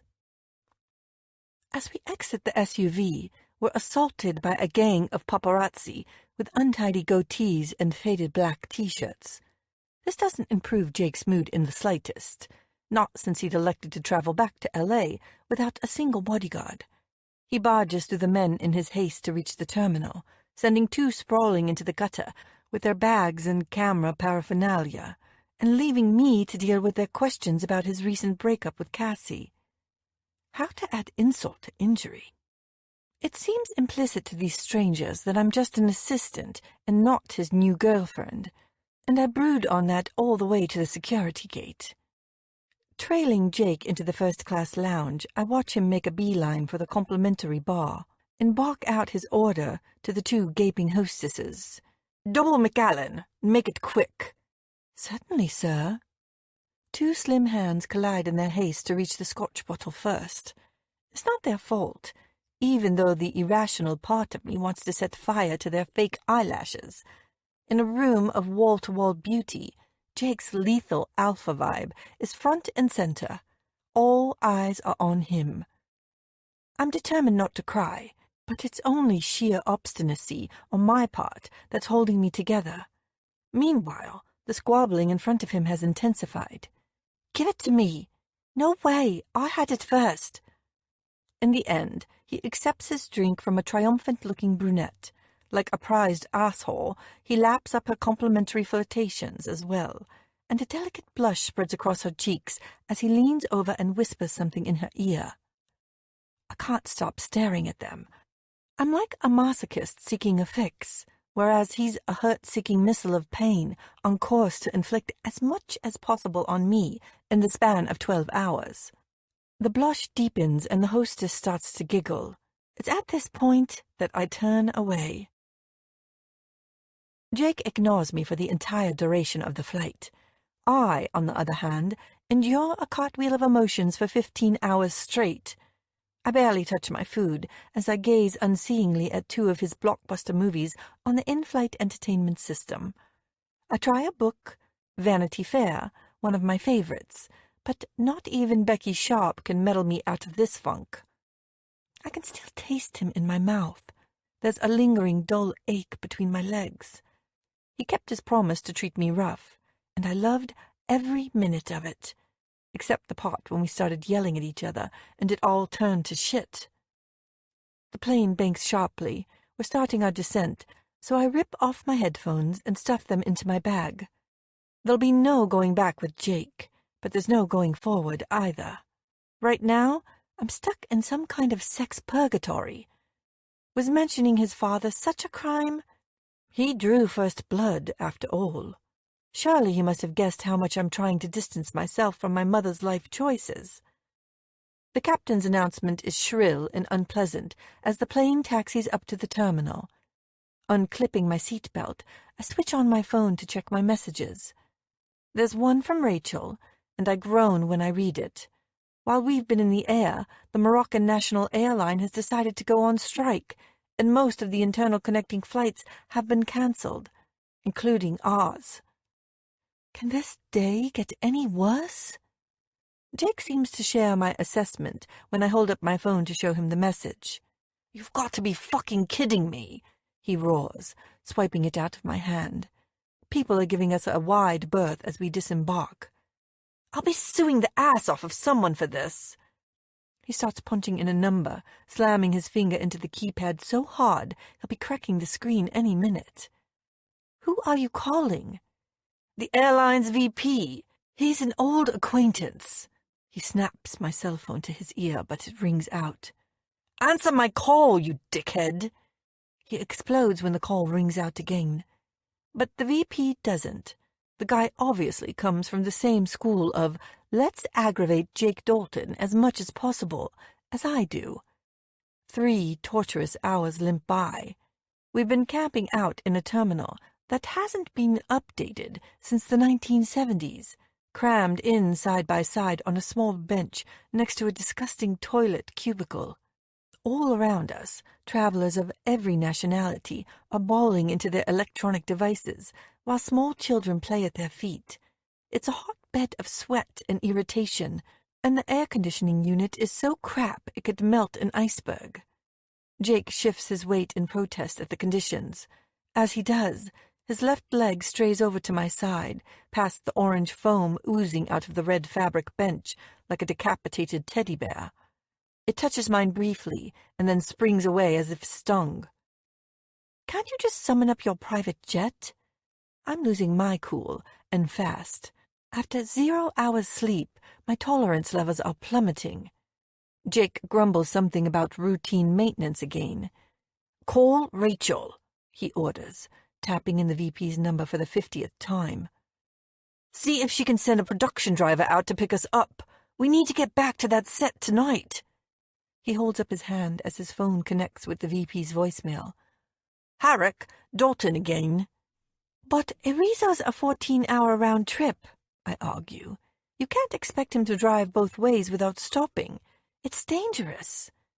Any better ideas then, Sunshine? I fight the urge to smack him one in his beautiful face. This isn't my fault, and spare me the fake endearments, Mr. Dalton. Only friends get that privilege. After last night, books appears to have been permanently shelved. Sure thing, sweetheart. You should have checked for flight issues before we left L.A. Rachel would have done so. That's if she ever stops mooning over my brother. You leave Rachel out of this. She's far more loyal to you than you deserve. That's because she's my assistant. I knew you were a mistake the minute I met you. You mean it was a mistake to screw me? I counter, bitterly. Keep your voice down. We're encountering interested glances from our fellow stranded passengers now. Why? Worried some passing paparazzo might shop you to the press? Famous producer caught slumming it. Shocker. I'm horrified to find tears in my eyes. He opens his mouth for a crushing reply when a young, dark-skinned man with chocolate-brown eyes taps him on the shoulder. Excuse me, sir. May we speak? His voice is low and hesitant, his accent rich and colorful. If you're selling getaway vehicles, I'll take 5, drawls Jake. The man looks blank for a moment. You need to get to Arizo, no? I have a taxi. It's a long journey through the mountains, but I would be happy to take you for a price. He sweeps his long robes to one side and crouches down in front of us to await our response. Done, says Jake, without consulting me. He grasps the young man's hand and reaches into his back pocket for his wallet. My village lies on the way. The man's smile is warm and genuine. Join me and my family for dinner. I insist. Jake hesitates, and I know what he's thinking. Kidnap, rape, extortion. Take your pick. He's the richest man in Hollywood. Of course, your beautiful wife is invited too, the man says, his smile widening at me. We're both so shocked by his assumption that even Jake can't muster a comeback. At least it clears one thing up. This guy hasn't a clue who Jake is. We're not... I mean, we're... I stammer. She works for my brother, says Jake crushingly. We're colleagues, nothing more. No need to spell it out, Jake. I'm getting the message loud and clear. The young man looks embarrassed, shifting his weight from one brown sandal foot to another. I apologize. I assumed from the way you were talking with one other... Unfortunately, this woman hasn't yet grasped the concept of a hierarchical working relationship, says Jake, not looking in my direction. Thanks for the offer. We appreciate the invitation, and thank your family in advance for their hospitality. This is good news. The young man's face lights up again as he rises to his feet. My name is Hassan. I am pleased to make your acquaintance. Jake Dalton, says Jake, shaking his hand again. And she's Charlotte. She? Charlie, I correct him coolly. Please, says Hassan, picking up my suitcase. My car is this way. Now it's my turn to hesitate. Why do I feel like this voyage into the unknown isn't the only one I'm trapped on right now? Chapter 17. It's late afternoon by the time we exit the airport, and the sky is a splash of amber and rose. It's a vista of fine color compared with the dusty brown parking lot in front of us, but the heat still hits me like a furnace. Hassan's taxi is a crumpled Mercedes that's welded together with dents and paint chips, but it's such a relief to leave the terminal that I covet it like it's Jake's Maserati. After climbing into the back, I pick my way across the road maps that are strewn across both footwells. Hassan leans over me with an apologetic smile and stuffs them into the seat pockets. Otherwise, the car is spotless, though the smells are crisp and pungent. There's a beaded pine air freshener dangling from the rearview mirror, and a spicy incense stick burning on the dashboard. All in all, there's an epic power struggle for odor ascendancy going on in here. Jake chooses to sit up front in the passenger seat. No surprises there. Next to him, Hassan is fiddling with the radio, skimming through stations and excitable Arabic chatter until he finally settles on one that he likes. It's playing the most bewildering, melancholic music I've ever heard, and I sit back to listen as we pull out of the parking lot. The heavy beats and jagged melodies are having a soporific effect on me. I can feel my eyelids drooping already. Today we travel to the high Atlas Mountains, I hear Hassan tell Jake. We should reach my village by nightfall. What time will we get to Ariso? By first light. Tell me, my friend, what business brings you to my country? The business of liars, deceivers, and make-believers, Jake says, gazing out of the window. I never heard him talk about the movie industry like that, and I make a mental note to ask him about it. You know, when we're actually speaking again, which might be in a couple 100 years, if today is anything to go by. The next thing I know, he's looming over me, smothering me with cedarwood and citrus and shaking my arm, hard. Charlie, wake up! Surely 100 years can't have passed by already. I shift in my seat and open my eyes. Are we there? Not yet. Get out of the car. You need to see this. He takes my hand and guides me out of the vehicle. I'm half asleep, but still hyperconscious of his touch. What is it? I mumble, disarmed by his golden warmth that's seeping into my skin. Quit talking and look. Reluctantly, I follow his outstretched arm. We've gained altitude since we left Casablanca, and the sunburned highway has undergone a stunning transformation. The scenery before us is a vivid patchwork of greens, rugged and lush, with small grey villages carved into the hillsides all around. Arica, explains Hassan, walking over to us. It's lovely, no? You are lucky to have this view. In a few minutes, this will all be darkness. There's a strange swell of emotion rising up inside me. I never dreamed anywhere could be this beautiful. It's like I'm standing on the edge of paradise. Once in a lifetime, Jake murmurs. Is he as moved by this as I am? For some reason, this surprises me. How long was I out? Couple of hours. Reality reasserts itself, and he drops my hand like a stone. I try not to take it personally. Thanks for letting me sleep. It's been a long day. I wait for the inevitable snarky follow-up, but it doesn't come. His dry, mocking undertone has disappeared as well. What time is it? Does it matter? He turns to look at me, a slight frown on his face. There are faint shadows under his eyes, and his stubble is at least 2 days old, but the sight of him is just as magnificent as the backdrop. We stand together in silence, watching the horizon nibble away at the setting sun, until the fierce orange glow is no stronger than a 20-watt light bulb. He's right. Time has a magical pass here. Hours would drift at their own immitigable pace, regardless of deadlines and budgets.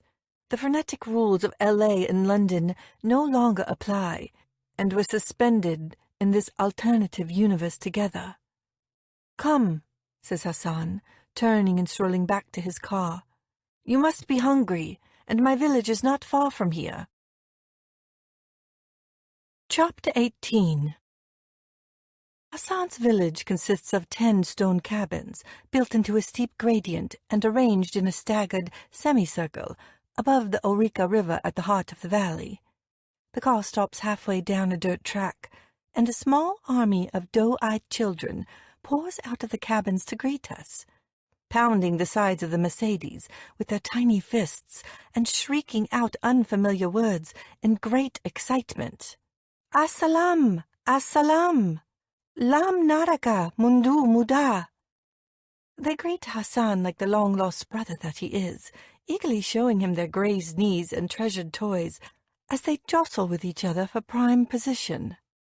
I watch Jake closely as we exit the car, knowing his distaste for in-your-face displays of devotion. This is a man who would rather swim with piranha than pose for the paparazzi. To my amazement, he receives the children with the same enthusiasm as Hassan, kneeling down to accept their curiosity, and then tickling and chasing them until they're screaming with laughter. For the first time, I catch a glimpse of the boy in the photograph, and I feel the ground shifting beneath my feet. "Come, come!" they cry at me too. A girl of no more than 5 or 6 years old takes my hand and pulls me toward the first stone cabin, while the remaining children fight with one another to clasp their arms around Jake. We're greeted on the steps by Hassan's parents, older siblings, and elderly relatives, and they welcome us into their small home with warmth and encouragement. "Please sit," they urge in broken English, guiding us toward a number of faded, patterned cushions set around a low wooden table in the center of the room. Jake shoots me a look as we take up our places opposite one another, but I can't read the subtext. I wish I could slice through the tough exterior and catch a glimpse of those true colors he spoke of yesterday. 2 plates of steaming couscous and some sort of soft-cooked orange vegetable are placed in front of us, and I smile gratefully at the server, a girl of about 16, who smiles back at me shyly. There's a constant hum of excited chatter in the room, and much jostling for position as Hassan and his relatives take their places as well. I'm awkward at first. My fork feels too heavy in my hand. My bangs keep falling into my eyes, and I'm in no hurry to push them away. I feel like I'm intruding on someone else's life, but my hosts are trying so hard to put us at ease. Smiles are currency. Laughter is an open doorway. In this small home, these qualities and the sense of family are all embracing. Their love for one another is so clear and unapologetic that I can't help feeling included in their affections. I take a mouthful of couscous and start to choke as grief smothers me like a dirty rag. I've never had a family with love like theirs. Mine was stolen away long before I had a chance to cherish it, and in that moment I feel such hatred toward my father that my food turns to sawdust in my mouth. All the while, I can sense Jake watching me, stripping me bare with his gaze. "What's wrong?" "Nothing," I say quickly, turning away. I spend the rest of the meal pushing the food around my plate and chewing each mouthful 100 times, smiling often, concealing my pain, putting on a show, as usual. Not Jake. I've never seen him so relaxed. There are no deadlines to hit, no mysterious studio meetings to fret over, or paparazzi lurking underneath the windows to take an intrusive shot. Sitting between Hassan and his mother, he's communicating with her through Hassan's translation, telling her all about the film shoot and America. "She is wondering when your business will be finished," I hear Hassan ask him. 6 weeks, all being well." 6 weeks? Is that all? For some reason, this depresses me. There's a pause as Hassan translates this back to his mother. She's a striking woman, with immaculate dark robes and an azure blue headscarf. I catch her glancing at me often. And then back to America until the next movie? No, I'll be returning for good after this. I'm flying back to take over my father's company. A dark emotion flits across Jake's face. It's the same one I saw in Cassie's trailer after he saw me standing there, a reluctant witness to him at his most manipulative. Regret. Do you have to? My voice rings out loud and clear across the dinner table. He puts down his fork and gazes at me steadily. Global was my father's whole world, Charlie. I guess I'm not ready to let go of him yet. It's such a personal declaration, and so unlike Jake. I have to turn away again, so he can't register my shock. Out of the corner of my eye, I see Hassan's mother whisper something to her eldest daughter, Malak. What's your mother saying? I ask her. I've already sussed out that Malak speaks a little English. She says you are beautiful, says Malak, as she fingers the ends of my hair in wonder. Your skin is so white, so fine. How you say, like china? Porcelain, I correct her with an embarrassed smile. She also say you have sad eyes. I agree. We have a saying in my village.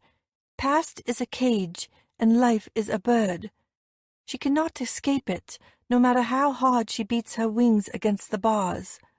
Only when she accepts the cage will she truly be free. Jake pauses his conversation with Hassan to listen. Your mother is kind, but mistaken, I lie quickly. There's nothing in my past except books and boredom. Hassan's mother whispers something else to Malak, who blushes scarlet. She asks why you are not married yet. Now it's my turn to blush. I read somewhere that the right man is the one who seizes the moment, murmurs Jake, filling the aching silence for me. There's a pause to let his words breathe before I'm flicking my gaze up to meet his. I guess I'm still waiting to be someone's moment, then, I say quietly. Chapter 19. Later that evening, Jake and I find ourselves alone together outside. There are a myriad of stars above our heads. Heaven and earth have collided in one big universe of flickering lights. I wish I could say it was romantic, but there's far too much unresolved tension simmering between us. Whatever small truce we forged over dinner has long since melted into the darkness. Hassan has tuned into a radio station playing Western pop music on his car stereo, and the children are dancing like fireflies in the glare of the headlamps. The cicadas are chirping noisily in unison, but the silence between me and Jake is deafening. We're standing on the outskirts of the hamlet. I can't see the edge of the mountainside, and it's making me nervous. The way Jake feels about me, I'm sure he tried to push me off of it if he could. I can feel his eyes punching my skin from the shadows. Why did you lie to Hassan's mother? He growls suddenly, taking a step in my direction. I watch the dark fall away from his face like a veil. So you're talking to me now, are you? I say, bitter in my defiance. Are you denying it? You bet I am. And now you're lying to me. Jake thrusts his hands into the front pockets of his jeans. God, he looks so tall and perfect, just standing there sexing up the place, while calling me out on my bullshit. Gritting my teeth, I turn back to the yawning blackness as a wild thought flits through my head. If I jumped, would he save me? Look at me, Books. Don't call me that, I say crossly. It was cute before, but a lot has changed since then. I'll call you whatever the hell I like, and it wasn't a request. He takes my arm and spins me around to face him. His expression is fierce and penetrating, but his eyes are sparking with something else entirely. Lost? Regret? Pity? Oh, hell no. That's one emotion I'm not prepared to have chucked in my direction by anyone, especially not from him. "What happened between us this morning?" he demands. "Do you really need me to go into specifics?" "I meant afterward." He drops my arm and returns his hands to his pockets. "Christ, you don't make this easy, do you?" "Neither do you, Jake. Neither do you." I take a step away to open up a little distance between us. It's a compromise of sorts. Half of my heart is pleading with me to tumble into his arms again. The other half is boarding that plane back to London already. "This was meant to be a one-time thing. I don't do this." He gestures between us, scowling in distaste. "We're like a fucking car crash unfolding, and I can't have distractions in my life right now." "This wasn't exactly what I planned either, Jake. I came here to get my life on track. The wheels are spinning for me, too, you know." "I thought you only took the job to irritate your mother." His lips start to twitch. "That, too," I huff. "And you're a brave man bringing her up again after what happened last night." "You don't work like other women. Someone typed up your instruction manual in Chinese. I wish I could see inside that irritating as fuck mind of yours." "No, you don't," I say quickly. "Come here," he says, beckoning me over to him. "Why?" His eyes are smoldering at me again, and my heart rate just got the memo. "Because it's time for show and tell." He herds me behind the nearest stone cabin and out of sight of the children. "Jake, I really don't—" Before I can finish, he's pulling me into his arms and smashing our mouths together, kissing me hungrily and nicking my lower lip with his teeth.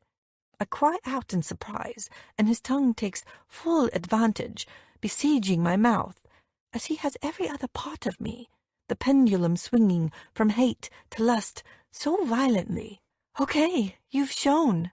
Now tell," I say with a gasp when we finally break for air.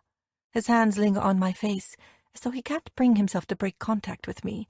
My lips are burning like kerosene.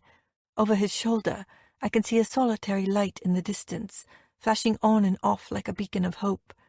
Is that for us, I wonder? Do car crashes get happy endings? "I blurred the lines for you," he says huskily. "I couldn't help myself. Christ, you have this spark inside that makes me want to screw you into next week." "I thought you hated me," I whisper. He shakes his head. "Not hate. Definitely not hate. Although my life would be a hell of a lot easier if I did." He pulls me back to him again, and I'm a willing hostage. There's a strength in Jake that broken souls like mine will always be drawn to. "I'd fuck you right now if I could." He starts to tease hot, urgent kisses along my forehead. "Would you like that, Books? For me to push you up against this wall, strip you down, and take you hard? Out here in the middle of North Africa, with no one but the stars to hear you scream?" I choke on my answer, desire pooling between my legs as his knuckles skim the small dimple below my mouth. "So, we're a two-night thing now, are we?" I somehow manage. He frowns before answering. "I've been a shit to you. I'm sorry." Is that another apology? His fingertips stray to my forehead before moving downward to trace the hollow arc of my cheekbone. "So it would seem."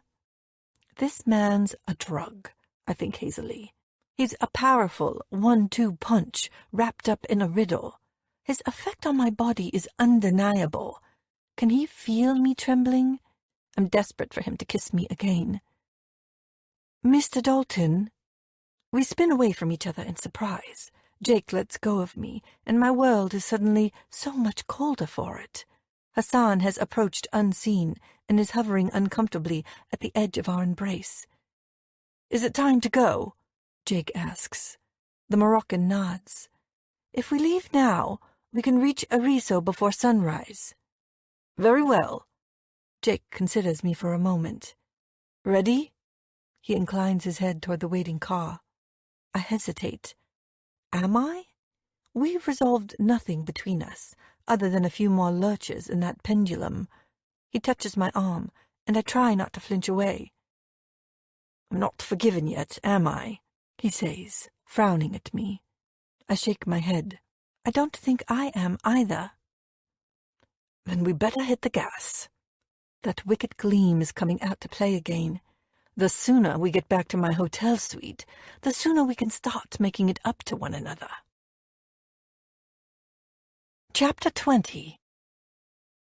It's 3 a.m., and I'm wide awake. Not by choice, I might add. I woke up screaming about my father again, and now I can't get back to sleep. Kicking off the white bedsheet, I flip my pillow over in a fit of irritation. The humidity in the room is dense and overpowering. My face is prickly with sweat, and the air conditioning unit above the bathroom door is threatening to pack up any minute. There's a telltale drip, drip, ping, as the condensation leaks out of a crack in the gray plastic cover and torpedoes the terracotta tiles below. Tick, tock, ping. The droplets are getting bigger. Symphony à la insomniac. A car rumbles past outside, and I watch strips of headlight slither across the ceiling like angular orange snakes. This night is dragging on and on like some endless marathon.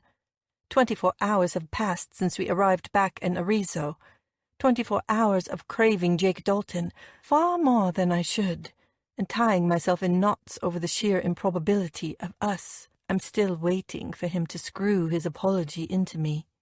There was some major PR catastrophe waiting for him on set, and as such, I've barely seen him, let alone touched him. If anything, it's made me want him even more. And boy, do I want him tonight. The relentless heat and the thought of his smoking hot body lying naked in the presidential suite just one floor above is doing crazy things to my lust levels. And his arms is the only place I want to be, the only place where my past can't reach me. By some telepathic witchcraft, my cell phone on the nightstand starts chiming. "Jake, is it just classic literature you read, or have you a voracious appetite for everything?" Me. Define everything. "Jake, I don't need to define anything with you. You're one of the only women I know who doesn't have to look up big words like voracious." Me. Maybe you should concentrate on IQ size rather than bra size in the future. Jake. Maybe I should. What are you reading right now? Me. Porn. Jake. You can't read porn. I hear it's more a visual thing. Me. Maybe Global should consider expanding into the adult entertainment business. Jake. Maybe you should stop talking about sex unless you want me banging down your door. Me. Is this heading toward a 3-night thing now? If so, I might have to check my diary. Jake. Fuck your diary. What are you wearing? Me. Nothing. Jake. On my way. Me. Wait. Jake. Too late. Your megalomaniac boss's boss needs some urgent assistance. Holy shit. I sit up and hit the lights. Our sexting has just triggered a blast of warmth to my core. Another text pings into my inbox. Jake. Be ready. I'm in no mood for foreplay. His last words are like a trigger to a smoking gun. I'm already out of bed and brushing my teeth when I hear a knock at the door. The handle turns, and Jake barges into my room, wearing designer black jeans and a black shirt, and looking menacing as hell. Liar, he says, glaring at my cream silk negligee. Take it off. I pause, halfway between the bathroom and the sex machine in front of me. He's asking me to relinquish control again. Yesterday it seemed easy, but I've swung back around into self-preservation mode since then. Please, he adds, sensing my reluctance. Please? My eyebrows shoot up in surprise.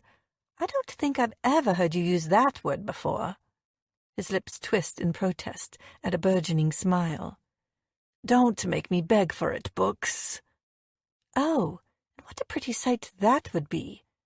I reach for the hem of my negligee, but I can't get my arms free, and then the spaghetti straps get stuck under my ears. Some stripper I'd make. Here, allow me. A moment later, it's being whipped over my head, and his dark gaze is devouring my naked body. That's better, he says, tossing it away. Desire has thickened his voice to that low drawl, the one that turns my resolve to mush. There may be hope for you yet. Without warning, he powers into me, taking my face between his hands and locking our mouths together with a groan. My lips part intuitively, and his tongue delves deep into my mouth, with all of that persuasive skill I love. We tumble backward onto my bed, bound together. You really do need assistance, I say, gasping as a warm palm moves up and over my stomach, seeking out my breasts. I part my legs, and he slides between them. You bet I do, Books. He growls into my ear, and I get the feeling it's reciprocated. Suddenly, his hands are everywhere. There's a hunger to his touch, and I respond to it like I'm starving, too. A crazy beat, a relentless insistence, is hammering between my legs, and I grind my clit into his erection over and over to find some relief. Fuck, woman. I have the press ringing my phone off the hook. My movie's 2 mil in the red, and all I can think of is being inside you. He rears up, dragging me with him, and wrenches his black t-shirt over his head. You are very bad for business, young lady. He pushes me down again and imprisons my hands above my head. We're both grinding frantically against each other. I'm going to climb inside your fucking soul tonight, he says, his voice as rough as hell. I hope your pussy's ready for this. I can't answer him. I've temporarily lost the power of speech. Right now, all his pent-up frustration about to shoot, and whatever the hell is going on with Global Studios, is being firmly directed at me. His hand slides downward. 2 fingers push inside me. So wet. Were you dreaming about me?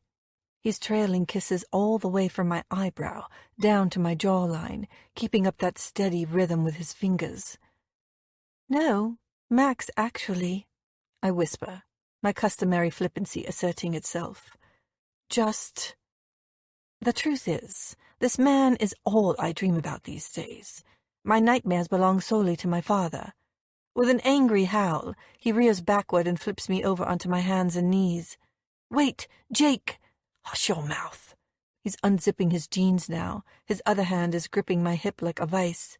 I'm going to enjoy punishing you for that. My stomach lurches. Jake, no! I buck against him with all my strength, and he lets go straight away. What the fuck? Rolling sideways, I clamber into bed in a flurry of white sheets and hug my knees to my chest, with my back turned away from him. Silence fills the room, a void that is rich in confusion. What's going on, Charlie? I don't answer. He yanks the sheet away and lies down next to me. He's still shirtless, his bare skin searing into mine. The top button of his jeans is pressing into the small of my back. Talk to me, Books. It's nothing, I mutter into the pillow. Don't make a big deal out of it. I pushed you too far. I'm not some naive little virgin. I whip back around, bristling with indignation. Don't go thinking you found a chink in my armor, Jake Dalton. Then quit shutting me out. It's starting to piss me off. His eyes flicker over my face, seeking out my truth again. My ever-changing moods are putting him on edge. Join the club. I'm not one-dimensional, not like the women he's used to having in his bed. Oh no, I'm way more interesting than that. I watch his gaze dip to my naked breasts. I know he's still hard for me. I can feel his erection pushing against my thigh. Should I go? He inclines his head toward the door. There's a pause. I'd rather you made good on your message. Would you now? That gleam reemerges like a ray of light. You don't get to boss me around, Books. That's my job. Yes or no? I prop myself up on my elbow. It's a simple enough question." He curses and sprawls out on his back, his large frame taking up most of the mattress. "How many times, Charlie? You plus me doesn't equal simple. You're some dark-haired, blue-eyed enigma that my HR department has sent to totally fuck me up." "You talk too much." Leaning over, I press my lips to his jawbone, breathing in his vitality and relishing the contrast between soft skin and coarse stubble. His mouth curves beneath my lips, and just like that, I'm being pinned to the bed by his body. But there's temperance to his touch now. He's holding himself back. "Don't," I whisper. I want him to lose his cool. I want my body to push him over the edge as his does mine. Just leave out the threats about punishment, okay? He nods, and I watch his expression heating up all over again. He lets go of me and rocks back on his heels. "Turn over." I scramble to do as he says, knees and palms to the mattress, ass bared to him, inhibitions left on the floor by my negligee. I hear the sound of his zipper once more as he releases himself from his jeans. A delicious shiver hits my spine, and I brace myself for what's coming. "Is this what you want?" he says harshly, positioning the head of his cock at my entrance. "Yes. I need to feel him inside me. I need to have that release." Instead of complying, he leans over me, bringing his face level with mine, a dark-eyed devil so gleeful in his triumph. "Looks like I brought you to your knees first, Charlie," he whispers. A split second later, he's driving all the way into me. Shit! There's a delicious bite to my core. Still, I need to feel more of him, so I drop my hips and he slides in even deeper. "Fuck, you're perfect," he says with a groan. "Exactly how I remembered." He starts to thrust and I'm jolted forward, over and over. At the same time, his fingers move between my legs to massage my clit, and shocks of electricity follow. My palms slide across the sheet as my orgasm comes out of nowhere, ripping through my body like a destructive twister, making me scream out from the sheer relief of it. A few moments later, I can feel him coming just as violently. Afterward, he folds his body over mine, resting the warmth of his forehead against the nape of my neck. Our labored breathing slows in unison. He's still hard inside me, completing me. I never want to let him go. "You made me lose control." His mild reproach laces the skin between my shoulder blades. He pulls out, and I flop down on my front, exhausted. He follows me down and tucks his right leg over mine. "I wish we were back in Ulrika. Nothing seemed to touch us there." He's alluding to something, I can tell, but I'm too shattered to figure it out. "Me too," I sigh, drifting in and out of consciousness. I've never told anyone my reasons for taking on Global before. My eyes spring open at this. "Not even Cassie?" There's a beat. Why the hell would I tell her anything? Green claws start slashing at my insides as he sits up and hunts around for his t-shirt. Pillow talk was never Cassie's strong point. She was sex, nothing more. Like all the others. Like me. "Did you promise her 3 movie contracts for the privilege?" I say dryly. Why am I acting like such a bitch again? My business and my movies are not dictated to me by who's between my sheets. He rises from the bed as if to prove the point, and refastens his jeans with a savage jerk of his belt. "Anyway, let's talk about you for a change. How many lovers have you had? And book boyfriends don't count." "Why? Are you jealous?" "Damn right I'm jealous," he snarls. "I don't like it. It's not an emotion I'm familiar with." "Two," I whisper, shocked by his admission. His expression changes. "Two?" I turn my head away, embarrassed. I'm practically a virgin in his eyes. "I need to brush my teeth," I tell him, vaulting out of bed. "But you just brushed them." He tries and fails to grab my arm again as I shoot past. "I can still taste the mint." "I don't care. I'm brushing them again." I slam the bathroom door and stand there scowling at the white porcelain sink. damn that man. He's too good at eliciting secrets from me, while all I get in return is the fine art of deflection. Chapter 21. Jake's long gone when I wake the next day. We made love twice more during the night, but no further words were spoken, cross or otherwise. He took me hard and dirty, his unspoken anger spilling out of his body and into mine, but it silenced my thoughts for a while. I can still smell the faintest trace of his aftershave on the pillow, and I have to fight the urge not to bury my face in it. With a groan, I drag my wristwatch up to my eyes. It's 6:30. I need to get my ass in gear. Any minute now, Rachel is going to be banging down my door like an unofficial alarm clock. Swinging my legs out of bed, I head into the bathroom and catch sight of my reflection in the mirror above the sink. Messy bangs tumbling into eyes. Check. Half blissful, half scared-as-hell expression on face.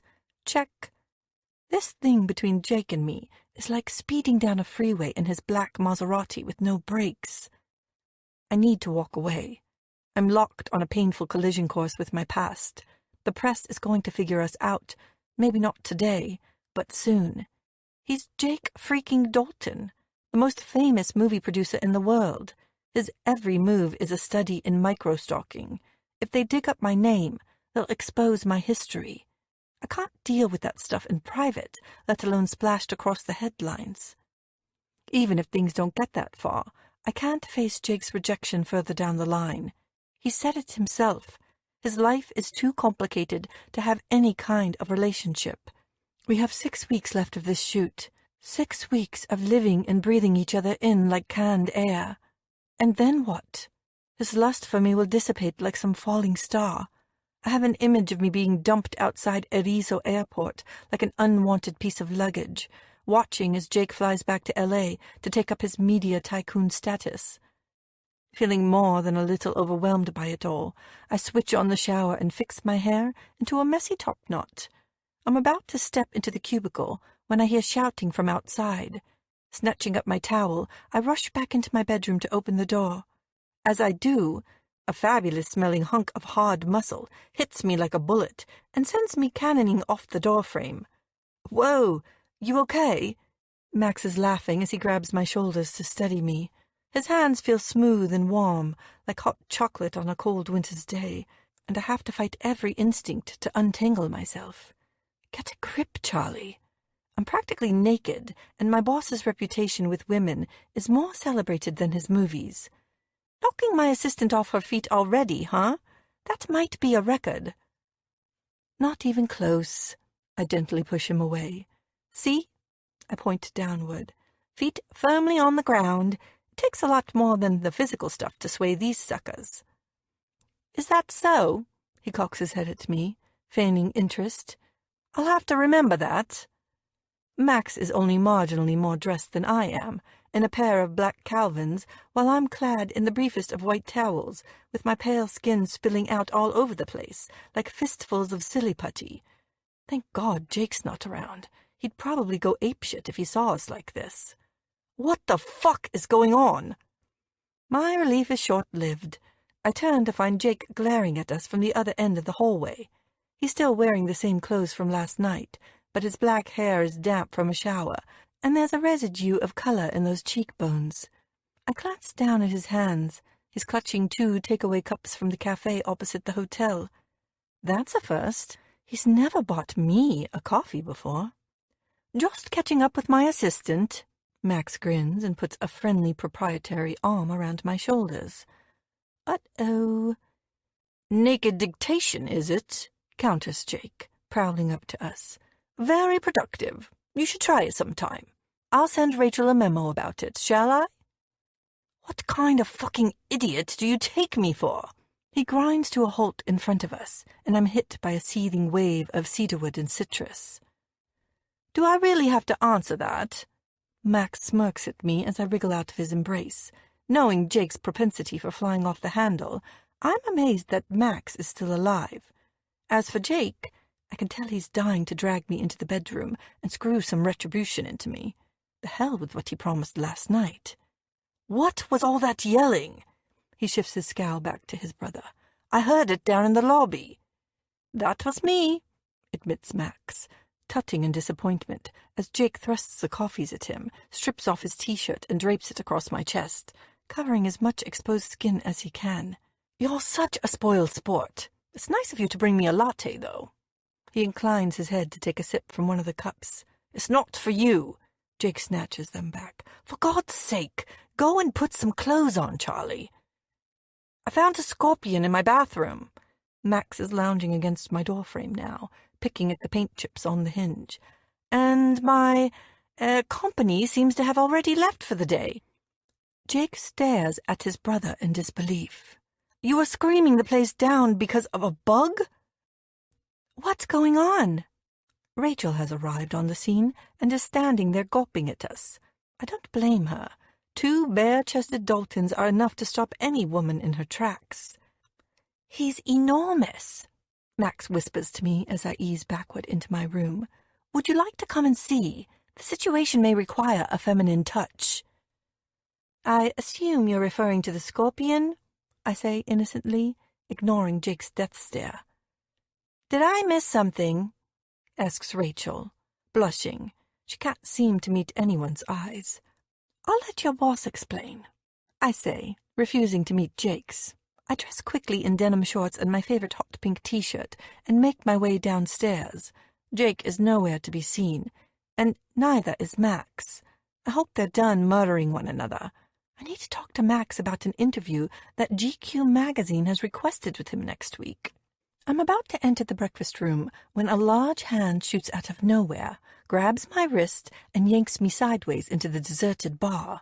Before I can scream, my assailant clamps a warm hand over my mouth and kicks the door shut behind us.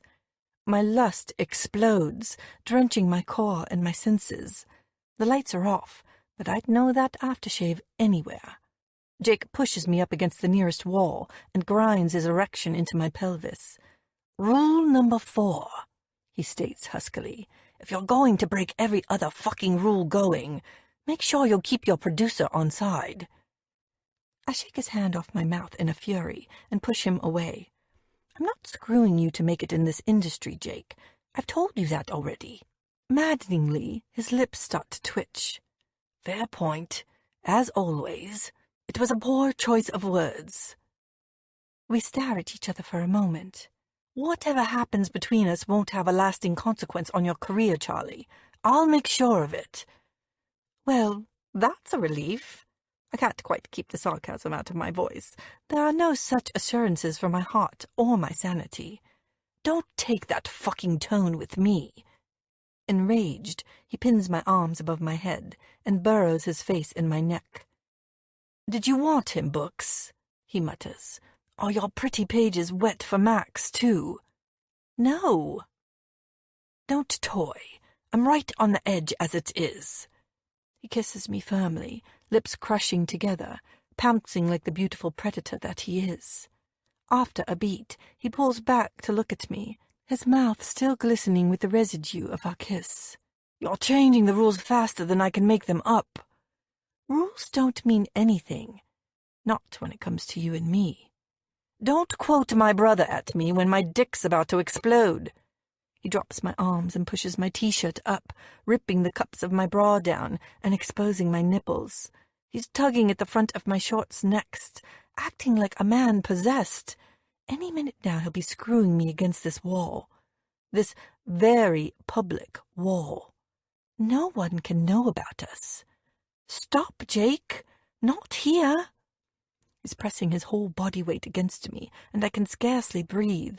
Even so, his wild assault falters. You're right. He reels away from me with a curse and smashes his palms against the wall. The moment was too intense. It's taken an emotional toll on both of us. I'm still seeing stars as I rearrange my bra and pull my t-shirt back down. Once I'm done, he hooks his fingers into the belt loops of my shorts and jerks me back to him. I go willingly. I have no resistance. His eyes are black pools, and the outline of his erection is still straining against the inside of his jeans. Our bodies collide in another glorious mess of frustration. Do you have any idea what you've unleashed in me? He says angrily, accusingly, burning me up with the look in his eyes. I shake my head. He's so close I can see flecks of molten gold in his irises. Is our particular prose not literal enough for you? Here, let me clarify. He leans in even closer, like he's about to impart the dirtiest, filthiest secret of all. Right now, you have a man with a raging hard-on harboring very wicked intentions toward you. My stomach starts churning, and not in a good way. It's right there on my lips, my getaway plan, my exit strategy, the self-preservation button that I'm used to deploying with no regrets. But that was before I had a man as sexy as Jake Dalton staring at me like I'm a living, breathing orgasm. Exactly how wicked are we talking here? I query, licking my lips and making my decision, then and there. Jake smirks. Meet me upstairs in 5, and I'll show you. Chapter 22.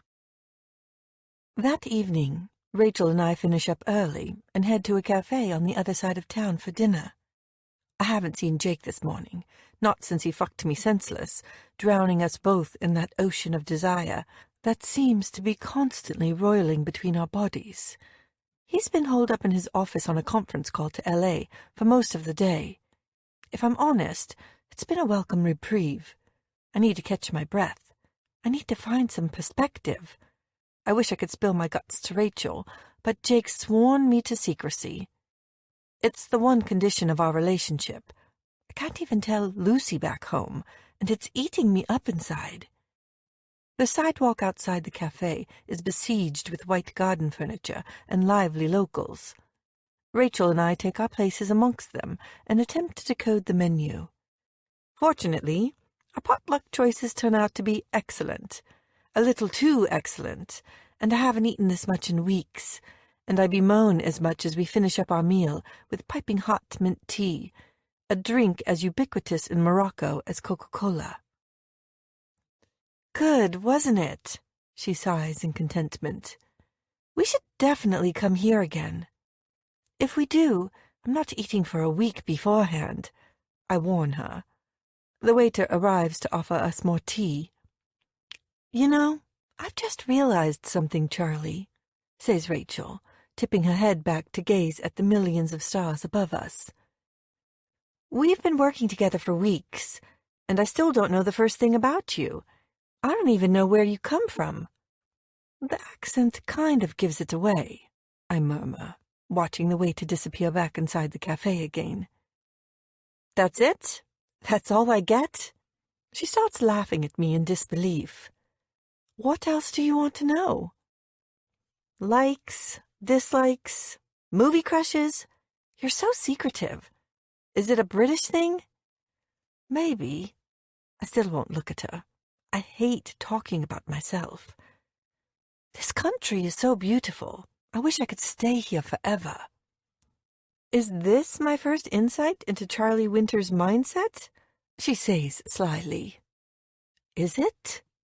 Do I really love this place, or is it the 1,000-mile distance from all the bad memories that makes it so special? I can't deny it.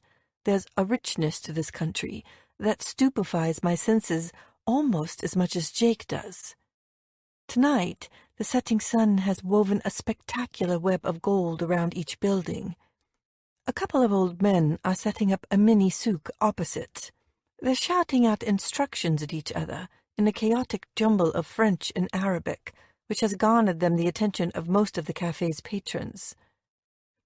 Morocco's okay, I suppose. Rachel follows my gaze and frowns. I still miss my pizza on speed dial, though. Sadist. I grin and clutch my stomach. I must have put on at least a stone in the last hour. How did you find out about this cafe anyway? Max brought me here. I rock forward in surprise. Oh? Ages ago, on another shoot, she says airily, answering my unspoken question. I had no idea that you and he had... We haven't. She tucks a strand of blonde hair behind her ear. It's a self-conscious gesture. I fell for the wrong brother, really. She reaches out to take a cautious sip of her tea and winces at the heat. Max is far too unattainable for the likes of me. Seriously? I stop twirling my silver teaspoon around my fingers like a marching band's baton. In my opinion, Max is the opposite. He's far too attainable. It would be the holding on to him afterward that would cause the real heartache. Not that Jake would ever be interested, I hear her say. He's my boss, and anyway, he's far too hooked on Cassie, but you probably guessed that already. I stop twirling immediately. I drop the teaspoon and hide my shaking hands under the table. But I thought they ended months ago. This time, perhaps. It's been hot and cold for years. As if on cue, my cell phone beeps. Jake. Time to put all your 50 Shades fantasies into practice. Not when the revelations about you are coming thick and fast. Who is that? Asks Rachel. My mother. I lie. My phone beeps again, and she raises her eyebrows at me. I shrug. What can I say? She's persistent. I turn my phone face down on the table. Rachel nods in sympathy. Kinda like mine, then. Do you think there's some secret prenatal training school we don't know about? Maybe it's a 2-for-1 deal. You get knocked up and learn how to be super oppressive all at the same time. If so, then my mom graduated with honors. Are you sure about Jake? I'm displaying a persistence of my own now. He and Cassie seem so incompatible. Is there a pattern emerging here? Wow, you really don't follow celebrity gossip, do you? There's no judgment in Rachel's eyes, just a mild interest in how someone's got so far in life without binging on Hollywood exclusives. Jake and Cassie are fuck-buddy boomerangs. They can't leave each other alone for longer than a few weeks. They mess around in between, but it's all meaningless. She's mistaking my stunned silence for rabid curiosity. Why do you think he okayed her for this movie? They could have easily spent the last month on separate continents. My phone beeps once more, making us both jump. Is that your mother again? I'll call her back later. She studies me for a moment. Are you feeling okay? You look kinda green. Bad indigestion. Another lie. How long have they, been carrying on like this? 3 years. They have quite the backlist. I wouldn't be surprised if he's with her right now. Oh, shit. Rachel takes another sip of her tea. I know this celeb stuff is all new to you, Charlie, but you must have felt the chemistry between them. Cassie's a pain in the butt, but she's skinny and beautiful, and as for Jake, well, Jake's Jake, I guess.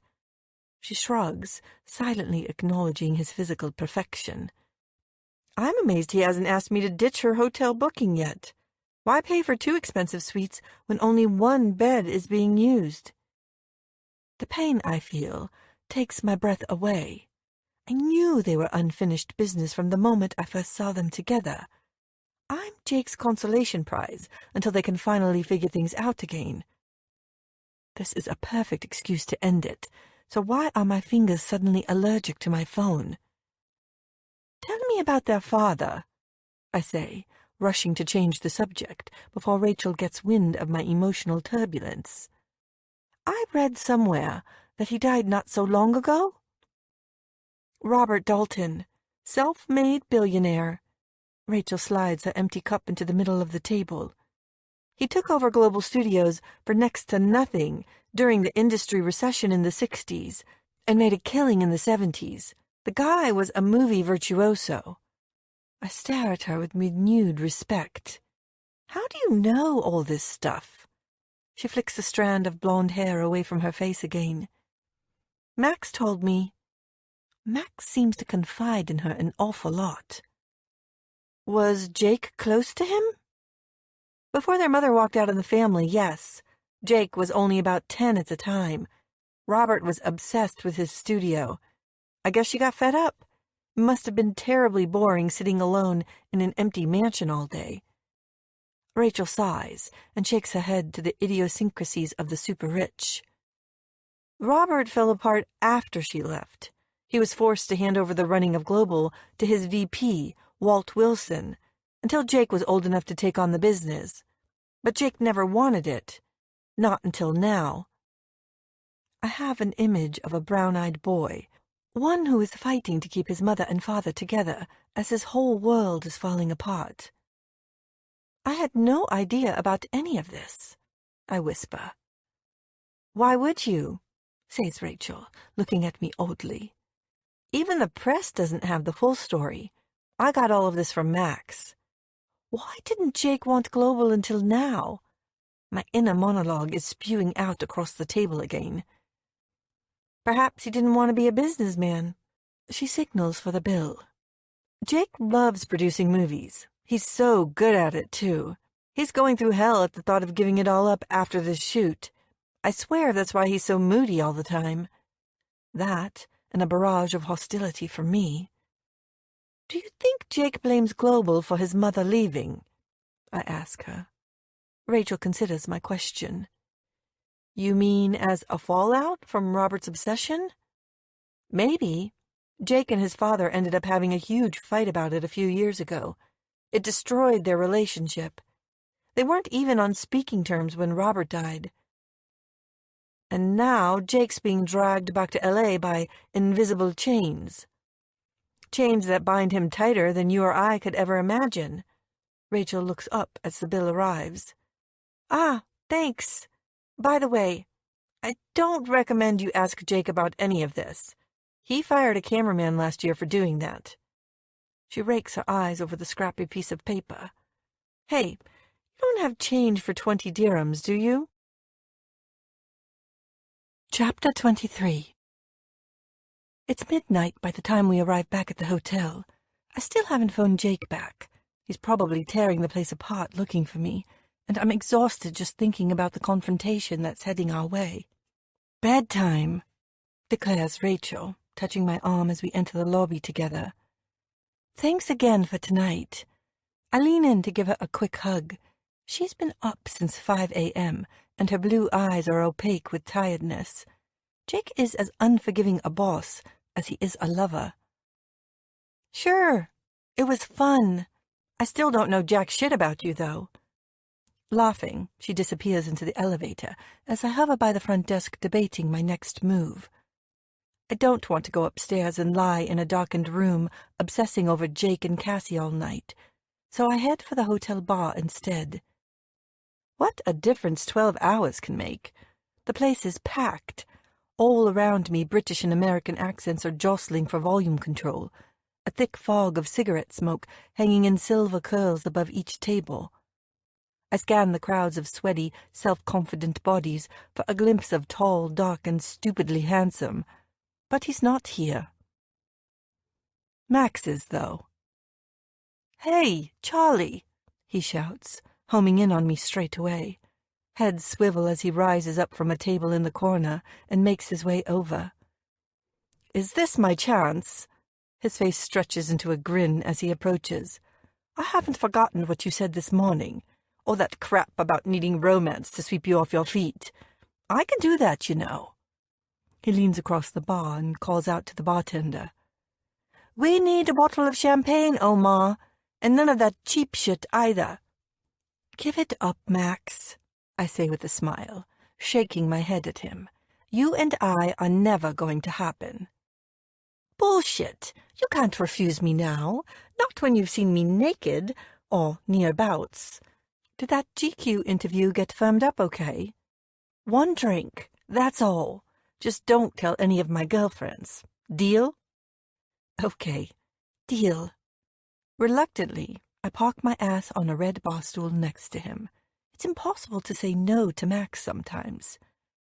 And yes, to the GQ interview. They're flying out next Tuesday. What's my silence worth, by the way? A bottle of Bollinger. I thought you said one drink only. One very long drink." His brown eyes are sparkling with triumph as he leans over to chat at the barman again. I study his profile as he does. With all those laughter lines, he looks like a younger, lascivious version of his brother. There's no darkness and intensity about Max, just sin and mischief and the promise of a good time. For a fleeting moment, I wonder what happened to make Jake so different. Was it his mother leaving, his father's breakdown, or something else entirely? "You're not a bit like your brother," I blurt out, accepting a champagne flute. "Personality-wise, I mean." "Thank God for that. I like to smile and have fun once in a while. Besides, I'm not into monogamous screwing. He's a strictly one-in, one-out kind of guy. Variety is the spice of my life." "Do you like Cassie?" I ask idly, hating myself for it. "What made you think I was referring to her?" He chuckles when he sees my reaction. "Relax, Charlie. You look like you're about to faint. Mind you, I tend to have that effect on women." I'm not listening anymore. My heart just denoted in my chest. If he's guessed, then who else has too? "I don't know what you think you know, Max." "So you're not sleeping with my brother?" I stare at him open-mouthed, winded by his bluntness. "It's not a crime," he says, gently chucking my chin. "And no, I don't think any less of you. I'm just pissed he got you first. I've been trying for weeks to get you into bed." My mouth snaps back together. I watch in a daze as he raises his glass to his lips. "How did you find out? Did he tell you?" Max starts choking on his drink. "Not exactly," he says, wiping his face with the back of his hand. "I can't get a Christmas list out of Jake, let alone the names of the women he's screwing. I mean, woman." He corrects hastily, seeing my expression. "You had it right the first time," I say, staring down at my flute. "Rachel seems to think that he and Cassie are back together." "I'd be surprised. She crossed a line with him, and Jake's not one for forgiveness." "Like the line I'm crossing?" I return my untouched flute to the counter.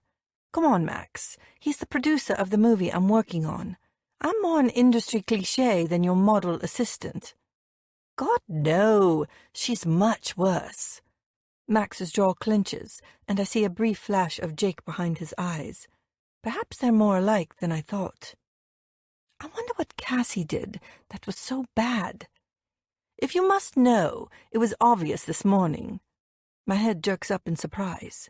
"You and Jake," says Max patiently. "You asked how I found out. I've never seen him that possessive over a woman before. Or maybe I did once, a long time ago." "What was her name?" I ask quietly. "Is this an attempt at self-sabotage? It didn't end well, if that's what you're worried about." Something over my shoulder catches his eye. "Aw, shit. If you'll excuse me, honey, our script supervisor would like to give me another bollocking for screwing up her continuity today." He kisses me lightly on the cheek. "Thank you for finally accepting my offer of a drink.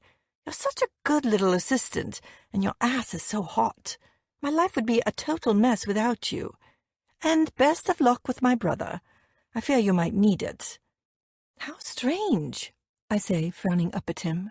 "I met someone in L.A. who said something similar to me." "Oh? Who was that?" "Brad Wilson." Max grimaces. "Yes, well, he would. Don't take much notice of him, Angel. Brad and Jake have a very long, dark, and twisted history. Here, have the rest on me." He hands me the Bollinger and kisses me goodnight all over again. I'm stalling for time, so I finish off the entire bottle before heading upstairs. It's not the smartest thing to do, but I'm the queen of avoidance tonight. Despite Max's reassurances, Jake still lied to me about the extent of his and Cassie's relationship.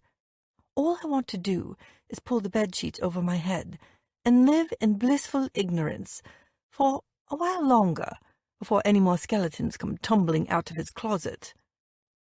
Picking my way across the hotel courtyard, I crack a smile at the porter, who is busy scooping up dead bugs and leaves from the swimming pool. He returns it with a brief wave and bids me good night.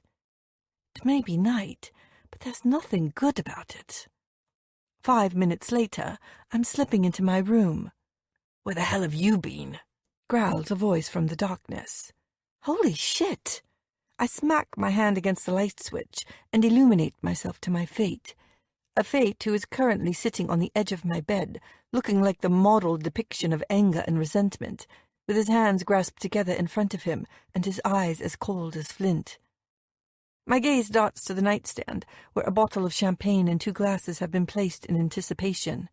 Judging from the rivulets of condensation leaking down the sides, Jake's been waiting a long time. He's been thumbing through my treasured copy of Great Expectations as well. That's not good. He doesn't need any pointers on how to hold a grudge. "I've asked you where you've been," he says, tossing the book to one side. There's a subtle warning in this act of carelessness. My heart is about to receive the same treatment. "Having a drink with your brother," I say defiantly, shutting the door behind me. I hate him when he's like this. He's so damn intimidating. "Had a taste for him, have you? One Dalton isn't enough anymore?"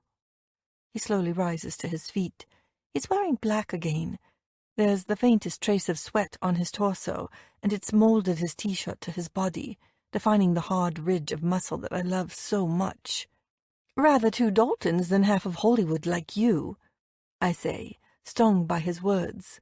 "Why do you always assume the worst about me?" "Because we don't know how to act any differently. The sex may be earth-shattering, but there's a fundamental flaw in our extended one-night stand. Neither of us brings any real trust to the table. I don't expect the woman I'm fucking to bend over for my brother as well," he says roughly. "You should know by now that I don't like to—" "Share? Yes, I heard you the first, second, and numerous other times. Shame, really," I say, walking over to the closet and kicking off my chucks. "I was looking forward to a Dalton threesome. You know, a chance to get some real experience under my belt." Boom. The look of rage that crosses his face is terrifying. "Don't push me, Books. I'm warning you." "You're such a hypocrite, Jake," I say, losing my temper. "There's no way I'm going to act like a nun while you go around screwing your lead actress and every Lydia or Gemma who calls you up on an hourly basis." I don't care what Max said. My self-doubt can't ignore the blitz of beautiful women that keep banging down his door every day. End it. The words are right there on the tip of my tongue again. "I'm not going to dignify that." "Then get out. I can't be bothered to decipher your bullshit answers anymore." We glare at one another, both emanating righteous indignation. "This is one of the fucking reasons I don't do relationships," he says, storming for the door. "I should have just fucked you out of my system in L.A. as I'd planned." He had a plan? I forget what insult I was lining up to use next. He brushes past me, and I catch a trace of his aftershave. I fight back the tears as it conjures up images of my safe place, of us lying naked in bed together, with his strong arms wrapped tightly around me. I inhale sharply, drinking him all in, and when the door finally slams shut behind him, I sink to my knees in despair. This is for the best, I tell myself. So why does it feel so wrong? Chapter 24. The next day, I don't leave the production office, and Jake refuses to leave the set. I know it's because we're avoiding one another. "Cassie's refusing to wear any of her costumes," whispers Rachel, chucking a biscuit at my head to try to rouse me out of my black mood. "Jake's been in her trailer for the last 3 hours trying to talk her round. We're never going to finish on time." I know she's only trying to cheer me up, but Rachel's words plunge me into an even deeper despair. Jake is making me question myself over and over. One minute he's practically screwing me against the wall of the hotel bar. The next, he's calling me a lapse in judgment and refusing to speak to me. We're done. Finito.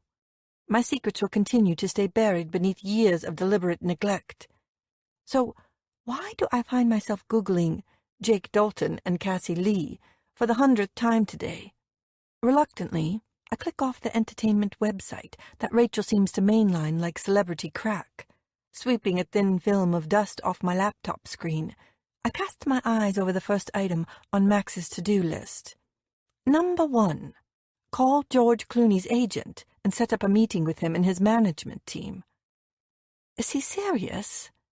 There's no way I can track down anyone out here, not when all I have is a dodgy phone line, poor cell reception, and an internet connection as capricious as the man currently responsible for my state of mind. Damn that family.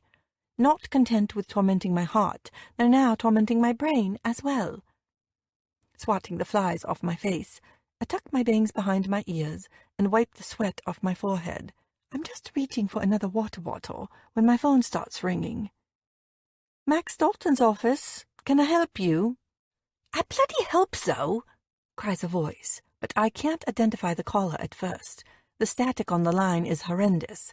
It sounds like a swarm of hornets are on the rampage in there. Can you hear me, babe? The voice perks up through the buzzing again, and my heart leaps. I'd recognize those shrill, raspy tones anywhere. Lucy! In that moment, I love my best friend more than life itself. Somehow, she always knows when to call. My misery transcends entire continents for her. You're in big shit, lady. You haven't called me in ages. What's happening out there? Have you gone and fallen for some spicy Bedouin chief?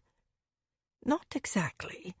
Hearing her voice again, so familiar and oh so pragmatic, makes me realize how much I've missed her. I need her no-nonsense approach to emotional stuff right now. Oh, fuck. I was only joking. Who's the lucky man? Lucy, how did you... Your silence gave you away. What? The 2-second one? Look, I really can't talk about this right now. Why? Is he there? Who is it? Shit, I bet it's Max Dalton. He's such a slut. No. This is painful.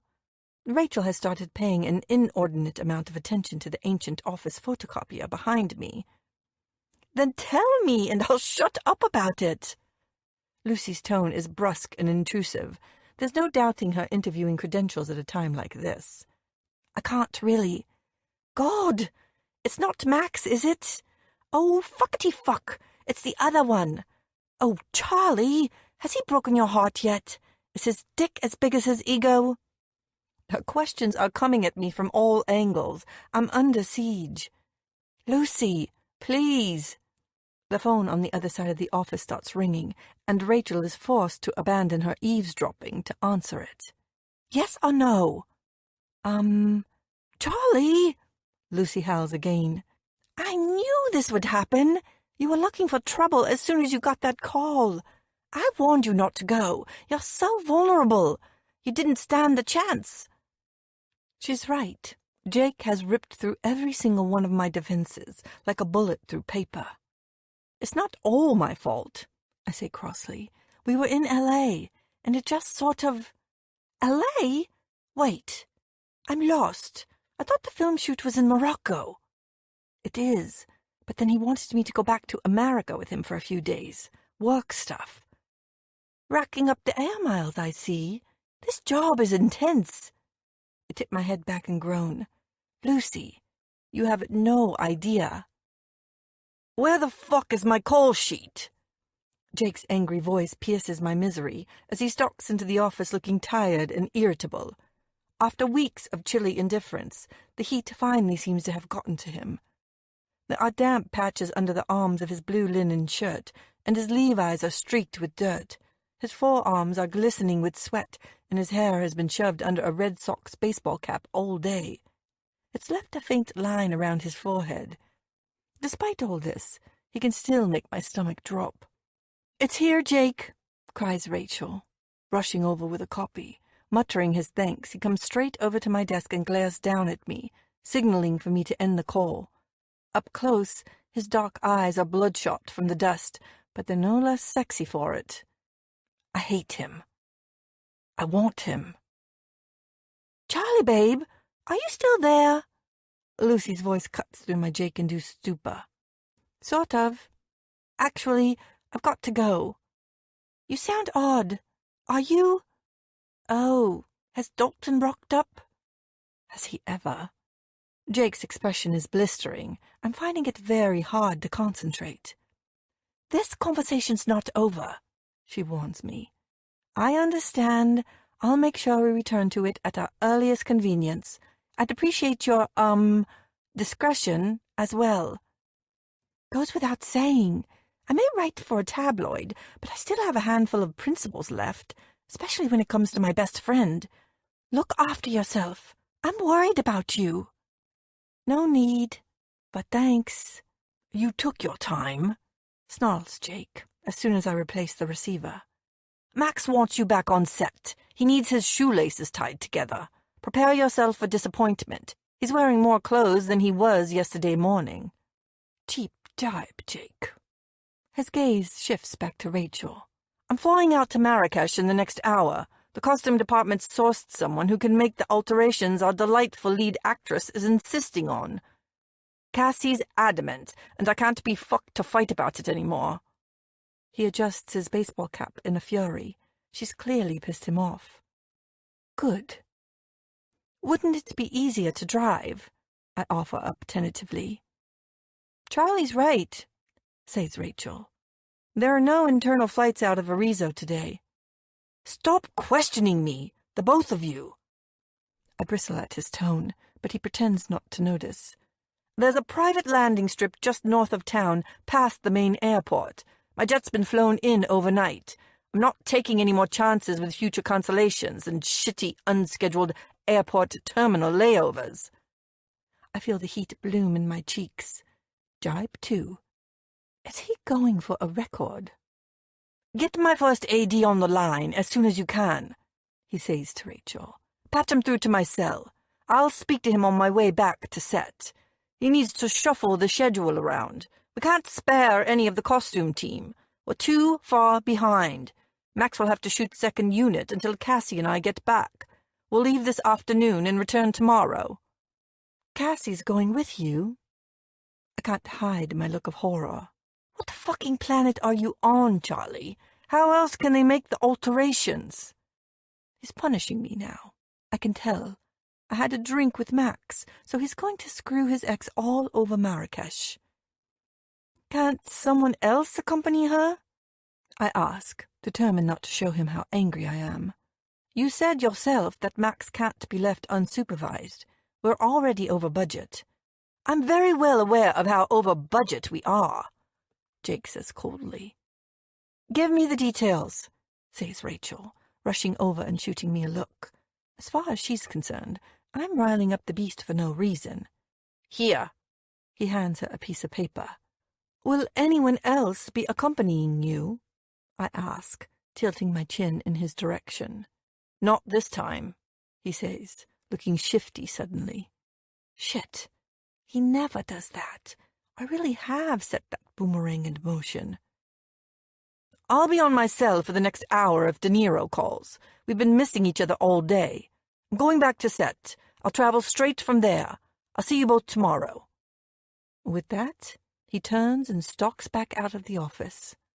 Rachel whistles in relief to the tune of a slamming door. That man is a whirling dervish. I'm finding it harder and harder to keep up. What hotel is he staying at? I ask, shuffling a pile of scripts around my desk to make myself look busy. Rachel studies the piece of paper that Jake gave her. Hotel Yasmina. Very nice. Very nice indeed. Never heard of it. I drop the scripts and gaze unseeingly at my laptop screen. I'm not surprised. Regular folks like you and me don't get to stay at places like Hotel Yasmina. It's the height of 6-star luxury. Thousands of dollars a night. The stuff only celebs and billionaires can afford. Has he stayed there before? I'm trying hard to keep my burgeoning panic in check, but my heart isn't listening. It keeps crashing painfully against my rib cage. Not for a while, and only when... Rachel stops and starts chuckling.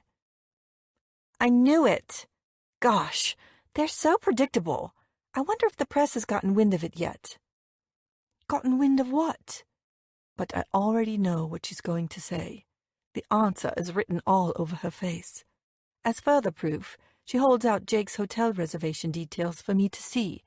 There, in black and white, is confirmation that I should always take Lucy's advice when jobs involving Jake Dalton in any capacity come my way.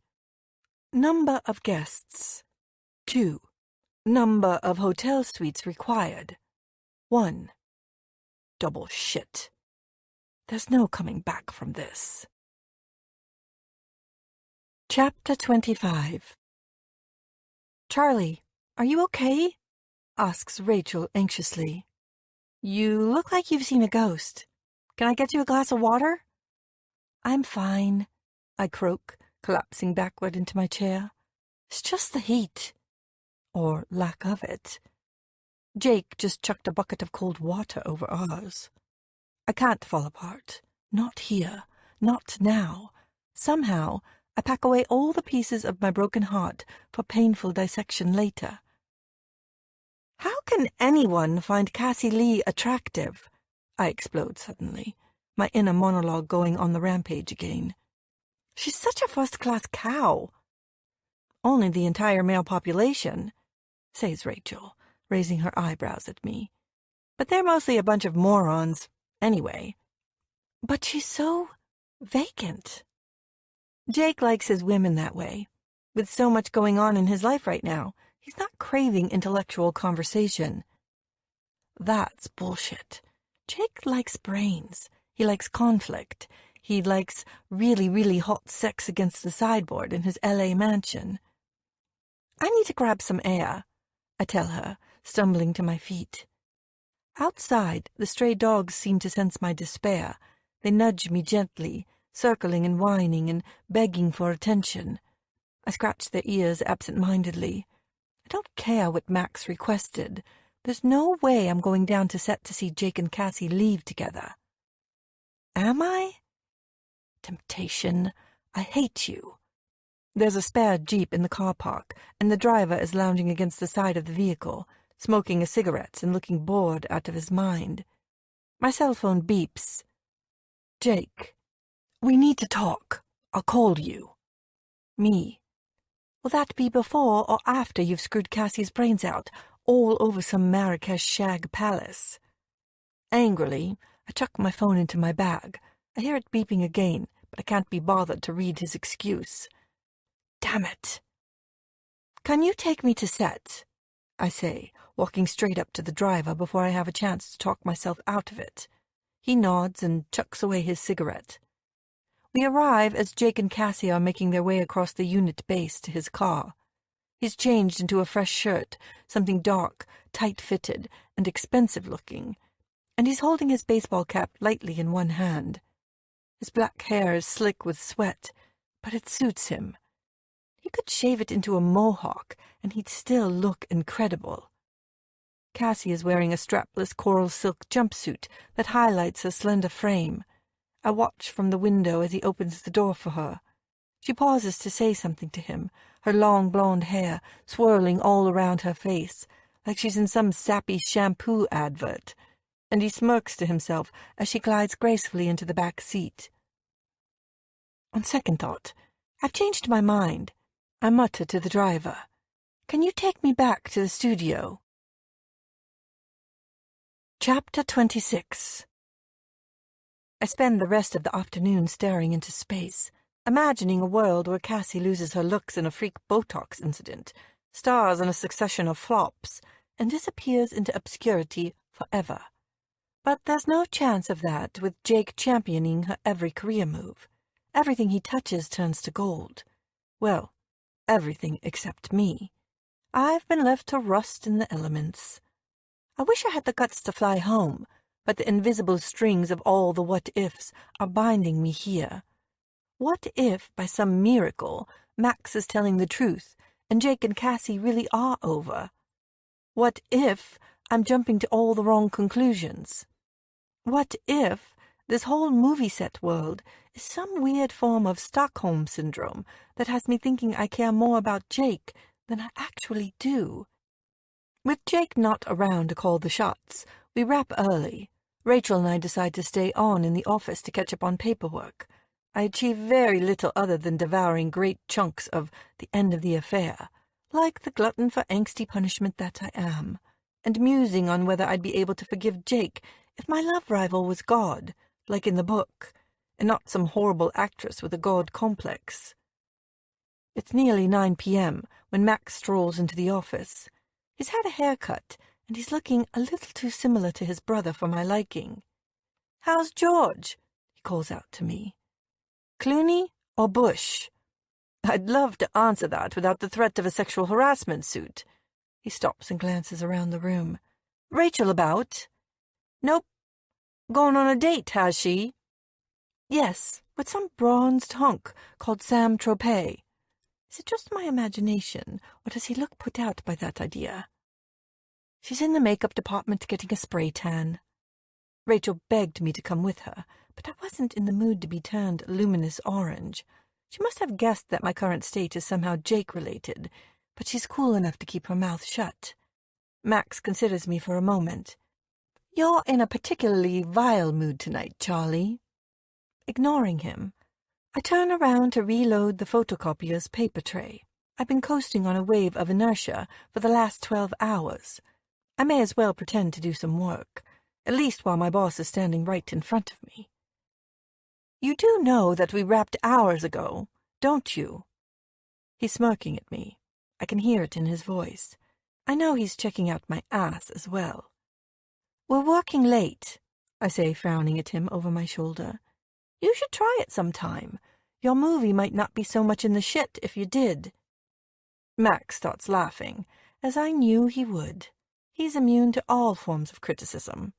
"I never knew assistants could be so cruel. You and Jake must be rubbing off on one another, or rather not, as the case may be. I'm guessing this has something to do with him sweeping that fashionably challenged moron off to Marrakesh without you. I couldn't give a damn what your brother does, and you're only saying Cassie's a moron because she probably kicked you out of bed once." "Wrong. I wouldn't touch her with my sound recorder's spoon pole." A steely note has crept into his voice, and once again I'm left wondering what Cassie did that was so bad. "Can I help you with something, Max?" I'm done with this conversation. All I want to do is get lost in my book again. "I've fixed your day timer and arranged your girlfriend's bra sizes in alphabetical order. Don't you have some love-struck runner to seduce?" "Not tonight. Not right now, anyway. I'm on a mission." "What sort of mission?" "To put the smile back on your face. Here."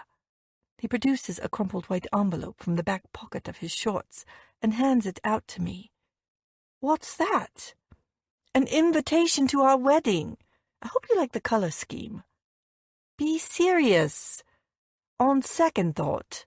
He moves it just out of reach, with an infuriatingly smug look on his face.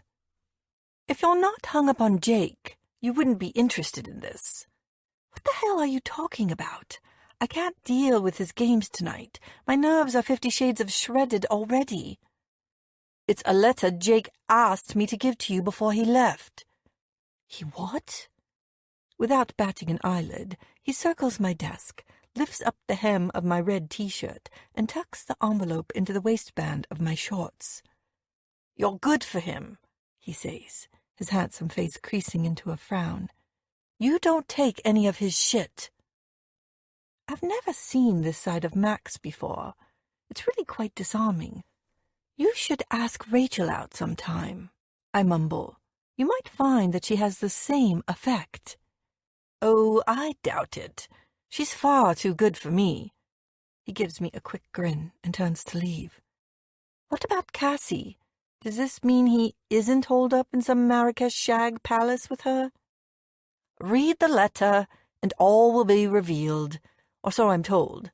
I'll see you tomorrow, much later tomorrow, if my brother plays his cards right. Your ass looks even more amazing in those shorts, by the way." "Goodbye, Max." I turn the envelope over in my hands, but I don't make any move to open it. "What's that?" asks Rachel, materializing next to me in a T-shirt 5 sizes too big for her and a waft of sweet-smelling chemicals. Sellotape for the broken-hearted, I say cryptically, stuffing it into the front pocket of my laptop bag. How did the spray tan go? I'll find out tomorrow. If you don't see me for the rest of the week, you'll know why. Are you ready to leave? Not yet, but you go on. Tell the driver to come back for me later. Are you sure? Rachel blushes. I just bumped into Max in the hallway. He's hanging around for a bit, so I might do the same. Another car crash is slowly unfolding here, but who am I to judge? I'm already upside down and burning over mine. Chapter 27.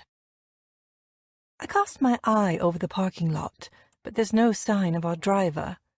Twilight is waning, the shadows have multiplied, and a shroud of darkness is threatening the vast, empty space. I stand on the studio steps, mentally rolling my eyes and balling my fists. I bet the guy is getting tanked up in the hotel bar already. I hope he's had the good foresight to order me a quadruple. Miss Winters?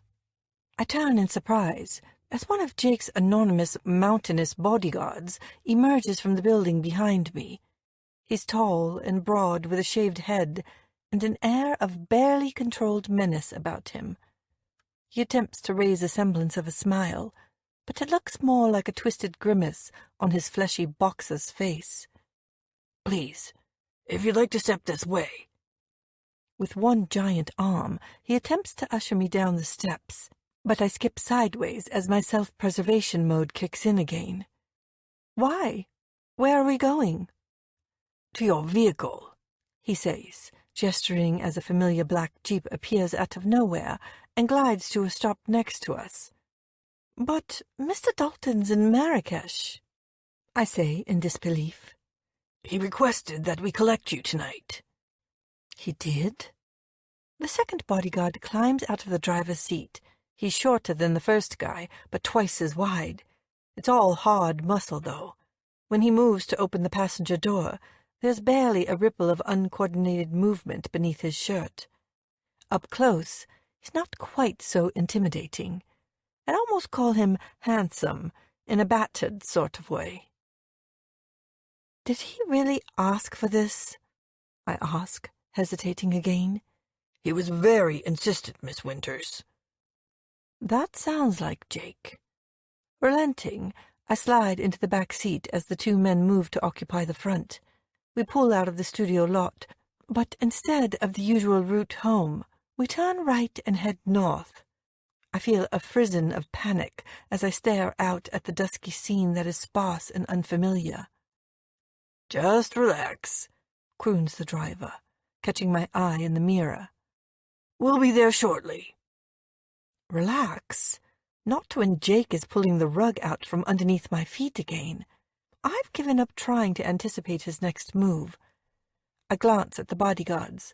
These men are as ever-present in Jake's life as I am, yet I still don't know their names. I can sense a cloak of curiosity separating the back seat from the front. The taller of the two suddenly switches off the radio and reaches round to offer me his hand. William, he states gruffly. Nice to meet you, William. I take it and wince at his firm grip. Mason, says the second, nodding at me in the rearview mirror again.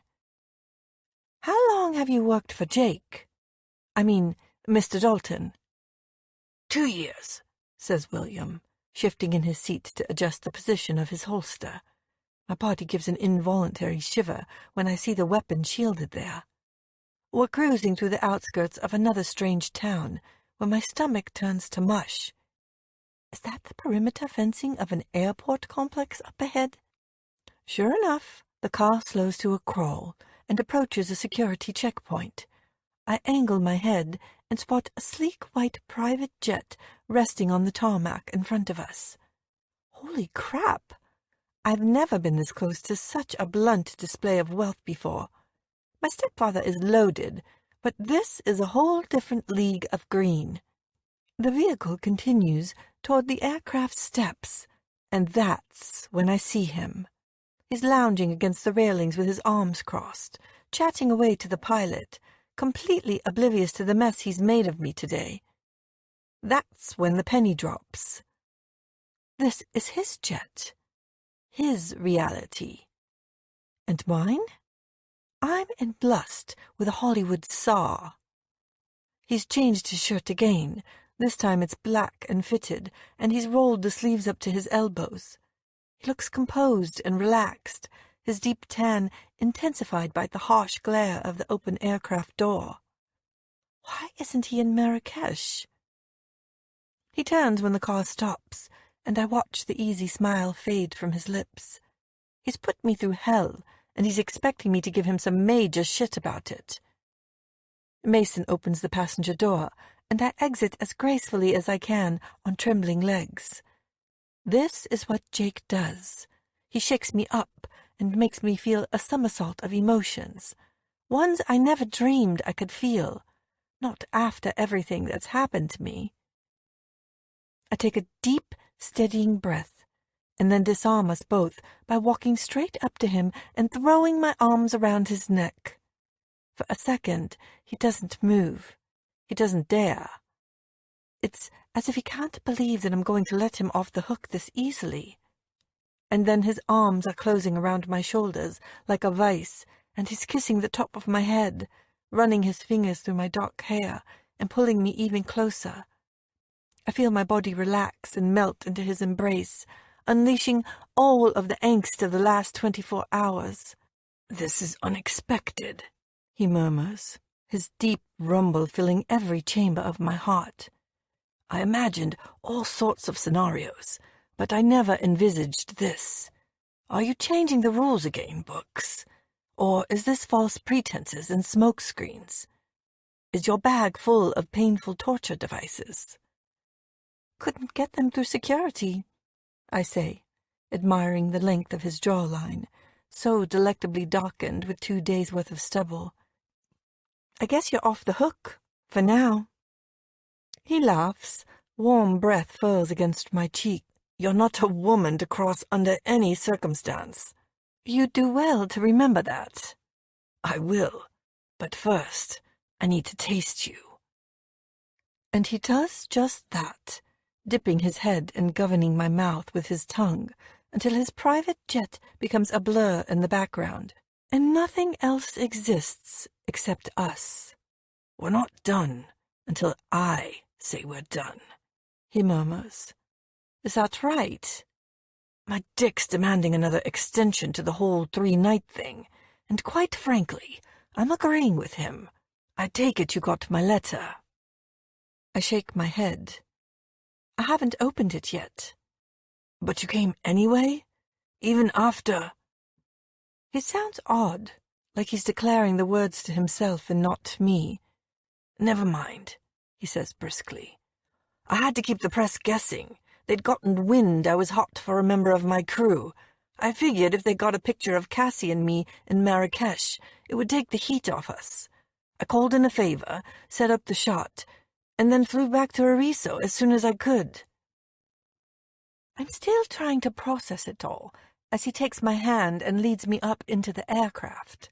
He walks me right through the luxurious cabin with its dark mahogany trim and cream leather seats, and into a small double bedroom at the rear. How close is too close? Is he worth it? "I'm not dragging you into the limelight, Charlie. That's my cross to bear." He sits down on the edge of the bed and yanks me astride him, nuzzling into my neck. "I know that isn't the claim to fame you're striving for. You want to be defined by your actions, not by the man you're fucking."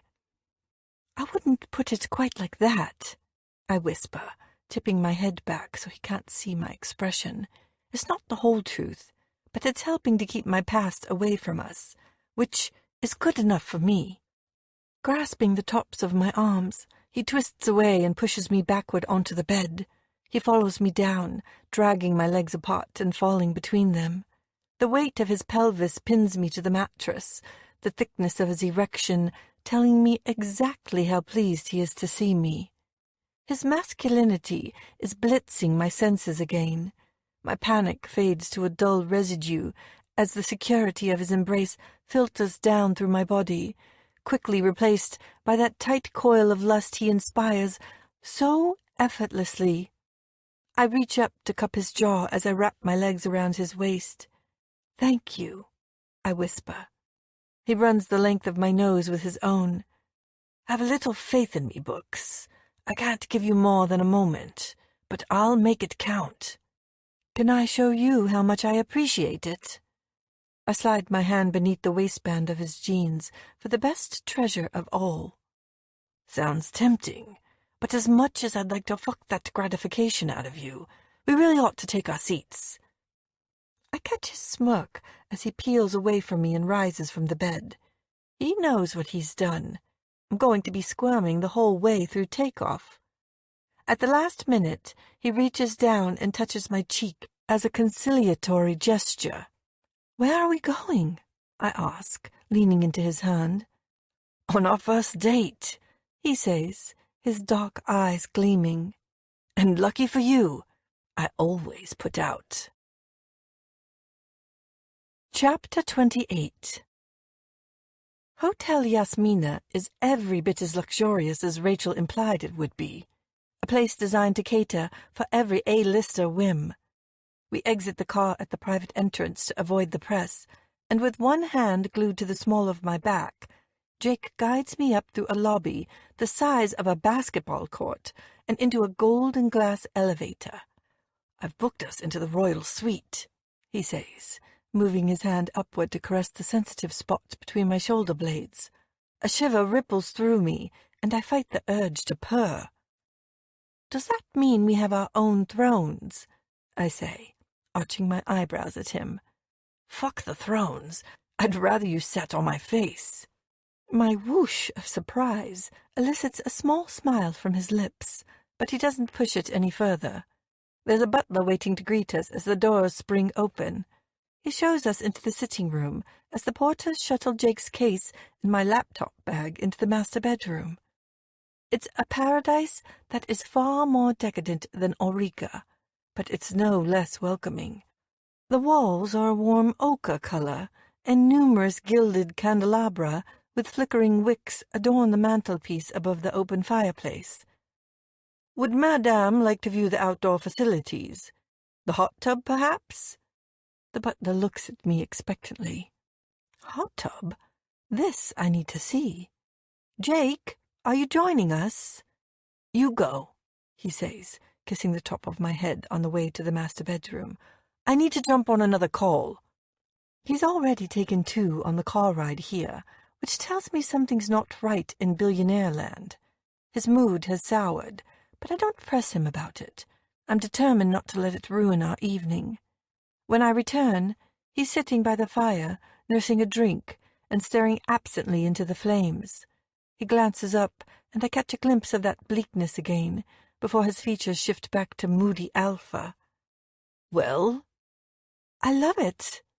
I flop down next to him as the butler discreetly disappears. "I'm feeling super relaxed already."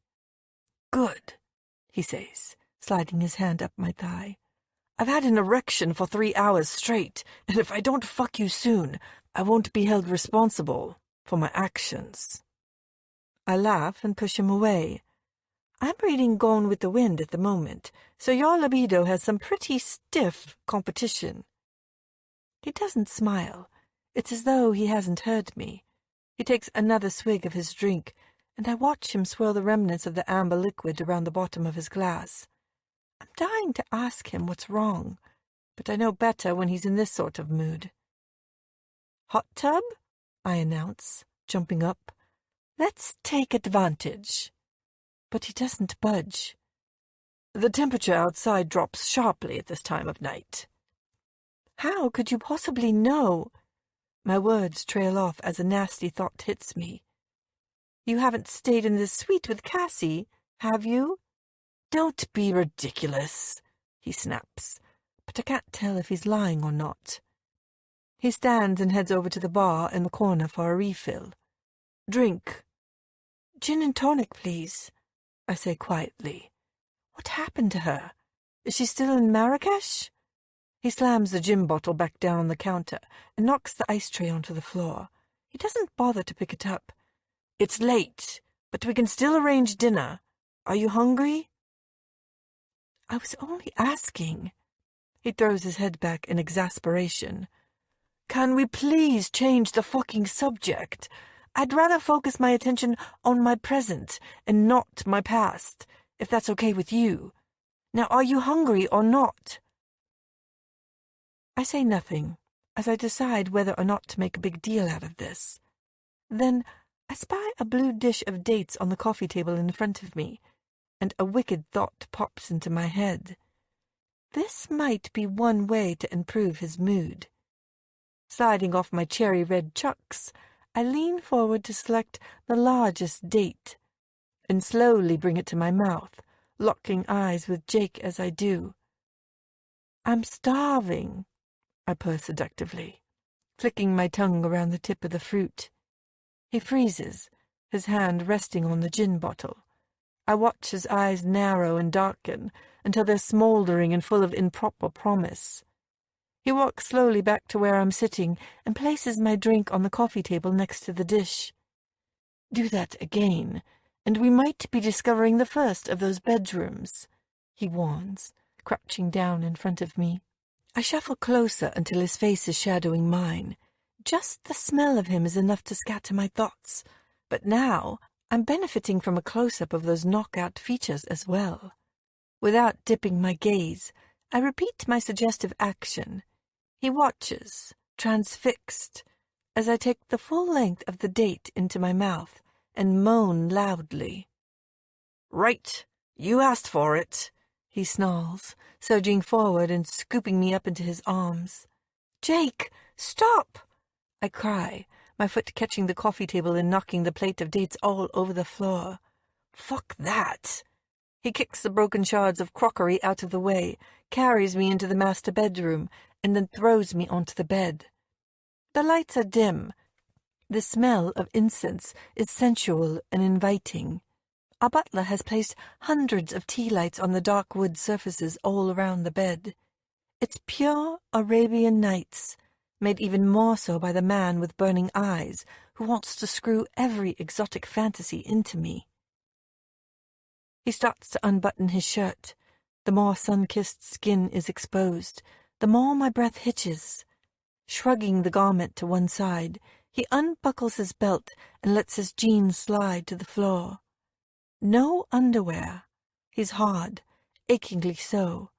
I long to touch him, but a warning look keeps me fixed to the mattress. See something you like? He murmurs, reading me like one of my books. Words escape me, so I nod faintly. I'm glad to hear it. He swaggers toward the foot of the bed, a champion, a thief.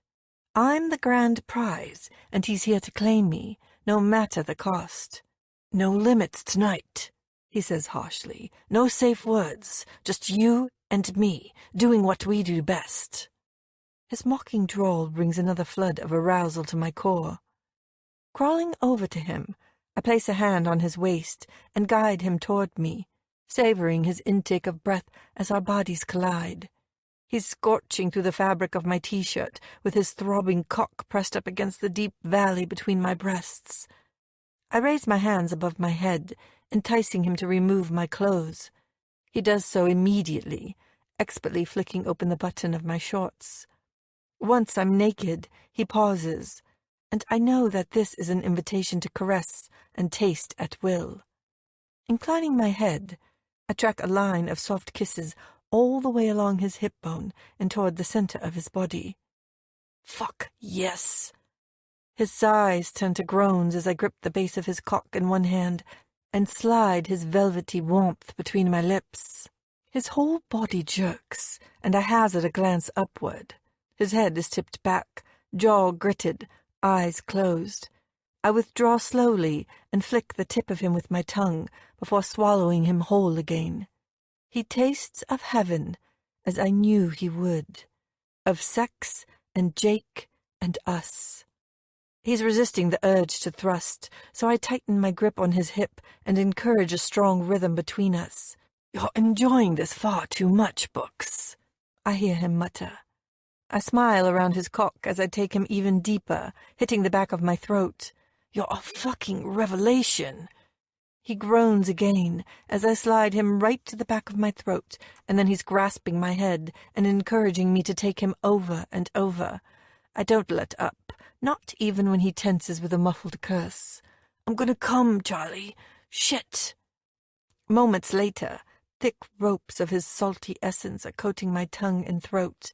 I swallow quickly, definitely an acquired taste, but worth it for the look on his face. Pride, lust, satisfaction.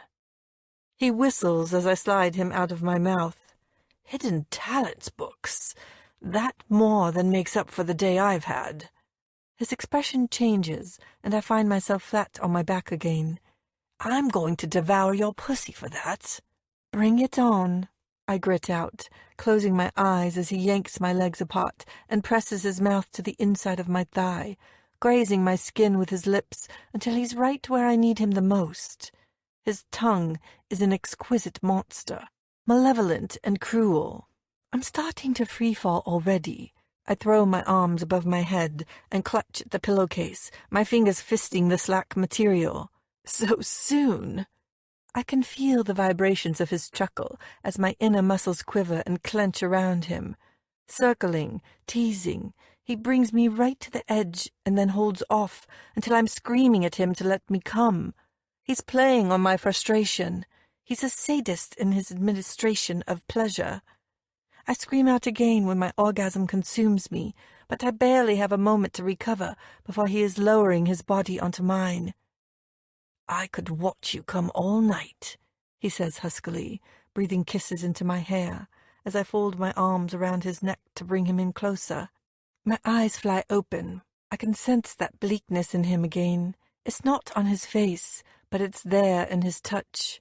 Wrenching my hands back above my head, he flexes his hips and eases into me. Not like this. Deeper, he rasps out after a few languid thrusts. He hooks my knees over his shoulders, and then he's driving back into me with a groan. Jesus, Charlie, I could lose myself in you forever. It's a balmy night. Our bodies are covered in a thin film of sweat. All I can see is him.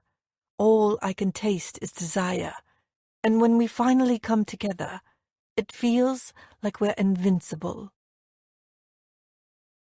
Chapter 29. He's closer now. I can feel his breath on my face. It's not Jake, though. The smell is too stale, too sickly sweet, like cheap wine or vinegar. It's him. He's back. I want to cry. I pretend to be asleep, but I know I can't fool him for long. Charlotte Bird, he croons, stroking my hair with an unsteady hand. It's time to play another game with Daddy.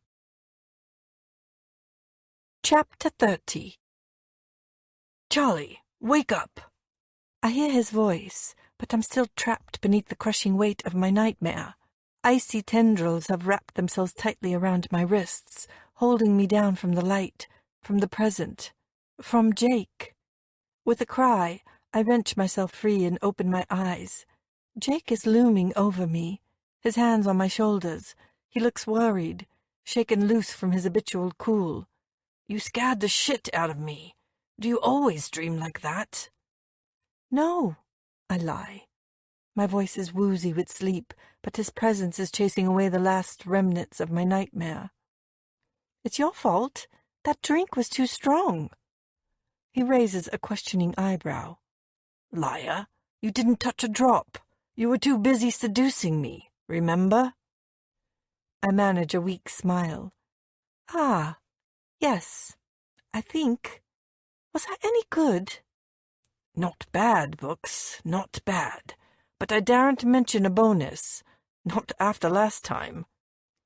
You can be my bonus then, I say, reaching for him, and we lose ourselves in each other all over again. But this time, it's my desolation that is spurring us on. Chapter 31. Did you confide in Max about us? I'm lying in Jake's arms, with my cheek resting on his chest. He's running his fingers lightly up and down my naked arm, his rock-hard thigh wedged between my legs. My body is aching, my mind a riotous mess. I'm being held hostage by this constant state of euphoria, and it's all his fault. Max was onto us from the start, from the first moment we met. Jake shifts position and slides his arm behind his head. His dark eyes are dull with exhaustion, and his black hair screams freshly fucked, but he's still the best-looking man I've ever been to bed with. I've been ruined forevermore by this dirty-talking sex machine. If you only knew what I was really thinking about you that day, I say teasingly. He angles his head to glare at me. Oh? Don't make me say it. I shoot him a sheepish grin. You'll only kick me out of bed. I doubt it. Like I said, I'm not done with you yet.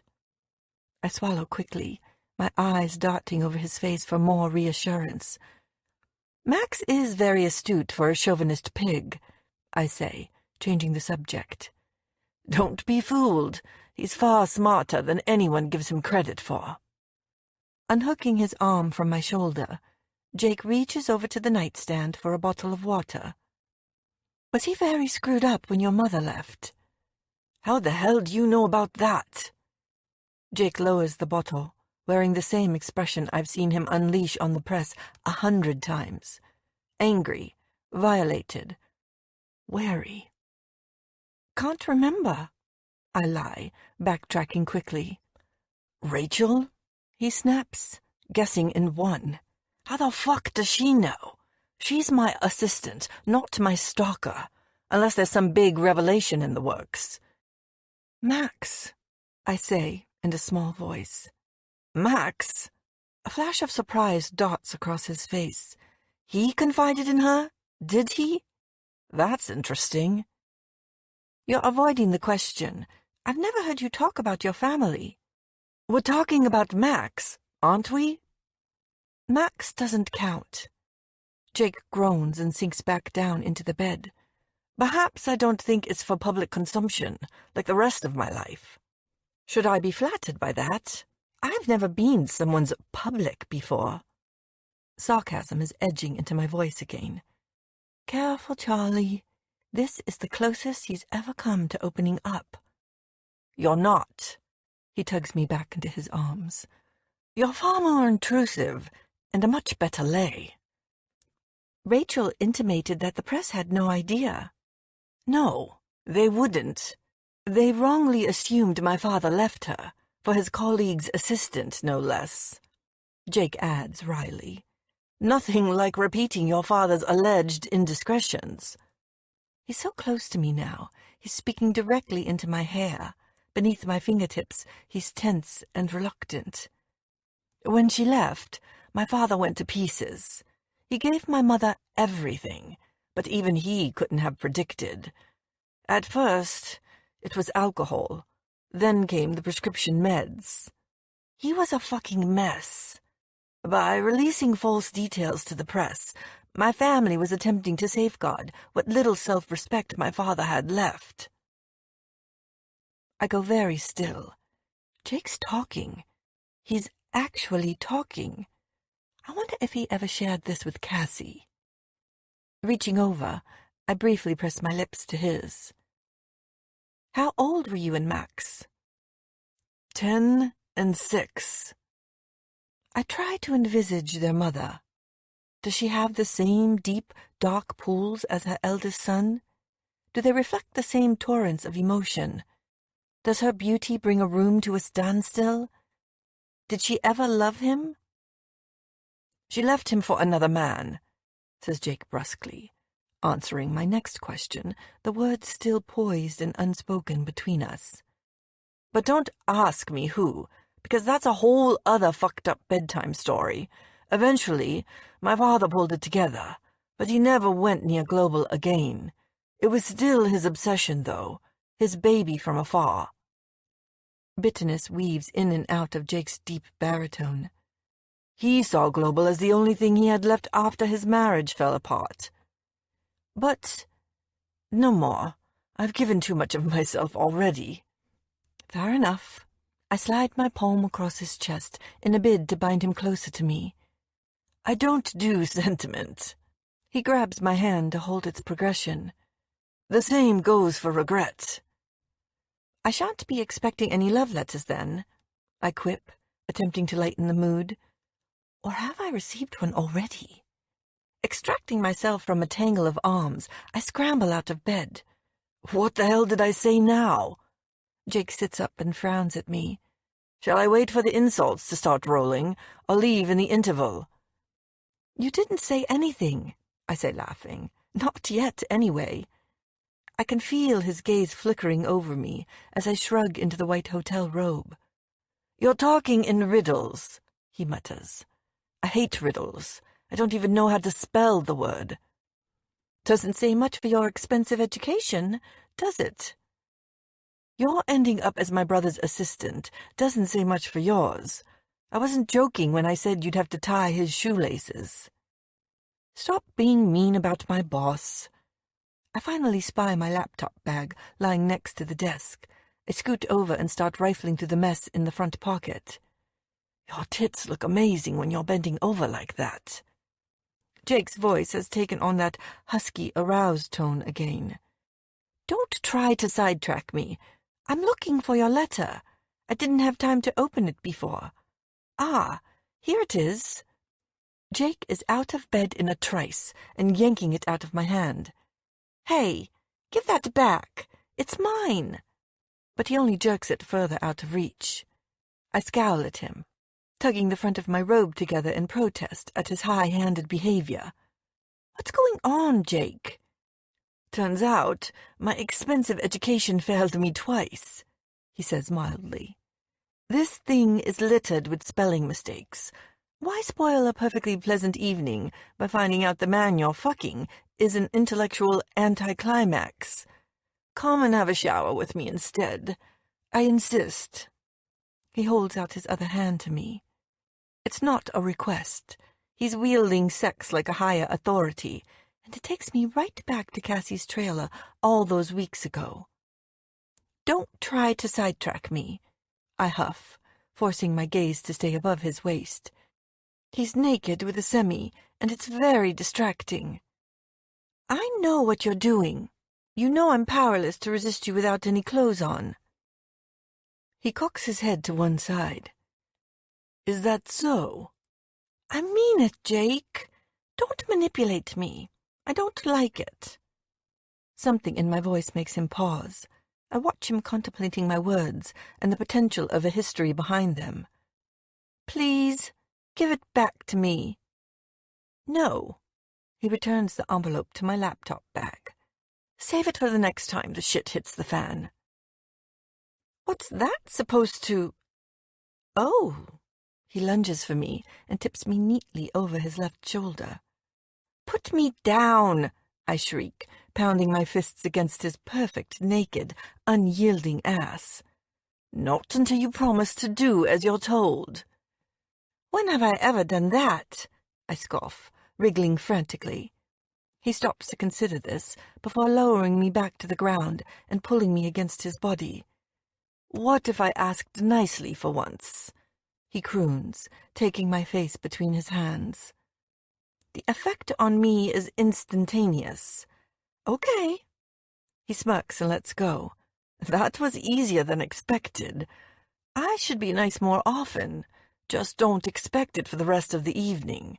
There's nothing nice about how I'm going to fuck you in this shower. Chapter 32. We journey back to Arezzo the following day, tired but replete. The last 12 hours have inspired a subtle change in both of us. It's smoothed away some of our spikiness. We're more relaxed in each other's company. It's as if we've passed the first test of something that neither of us can define. With my head resting on his shoulder, I gaze out at the tinted view below. Morocco is a place of muted color and hidden treasures. I'm coming back to life here. London was my prison, and I feel like I'm finally breaking free. How old were you when you made your first movie? I ask him, dragging my thoughts away from the window. Jake stops tapping on his iPad and reaches for the glass of scotch next to it. 21. Straight out of college. He grimaces as he takes a sip. Some pretentious avant-garde indie borefest that shall remain nameless and profitless. It clearly didn't have an appreciative enough audience. Not much to appreciate.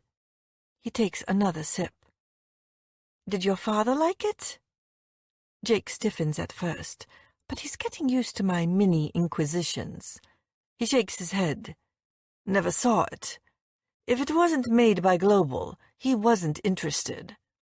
The pretty flight attendant pauses to offer us another drink. I watch her cheeks redden as she turns to address Jake. Damn, does he have this effect on every woman? Glass of water, please, I say loudly. She drops her gaze and scuttles away. I guess the water can wait. Christ, Charlie, that studio is like a fucking tombstone around my neck. Jake sinks down into his seat after this gritted-out proclamation and shuts his eyes. What just sparked in him, I wonder? Irritation? Disappointment? I know he'll never turn his back on Global. It's become too interwoven with his grief. If Global was your father's baby, maybe you could try introducing the toddler years, I suggest cautiously. One eyelid cracks open. How so? Develop a part of the studios as your own, something you can put your personal stamp on. The corners of his mouth tilt. Fuck's like a dream, and perceptive as fuck. You might be my perfect woman. Throwaway comment, Charlie. Don't read anything into it. You're right. I do have my own ambitions. I want to establish an art house division.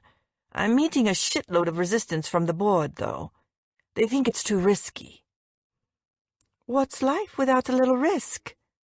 Strong words from someone so averse to it.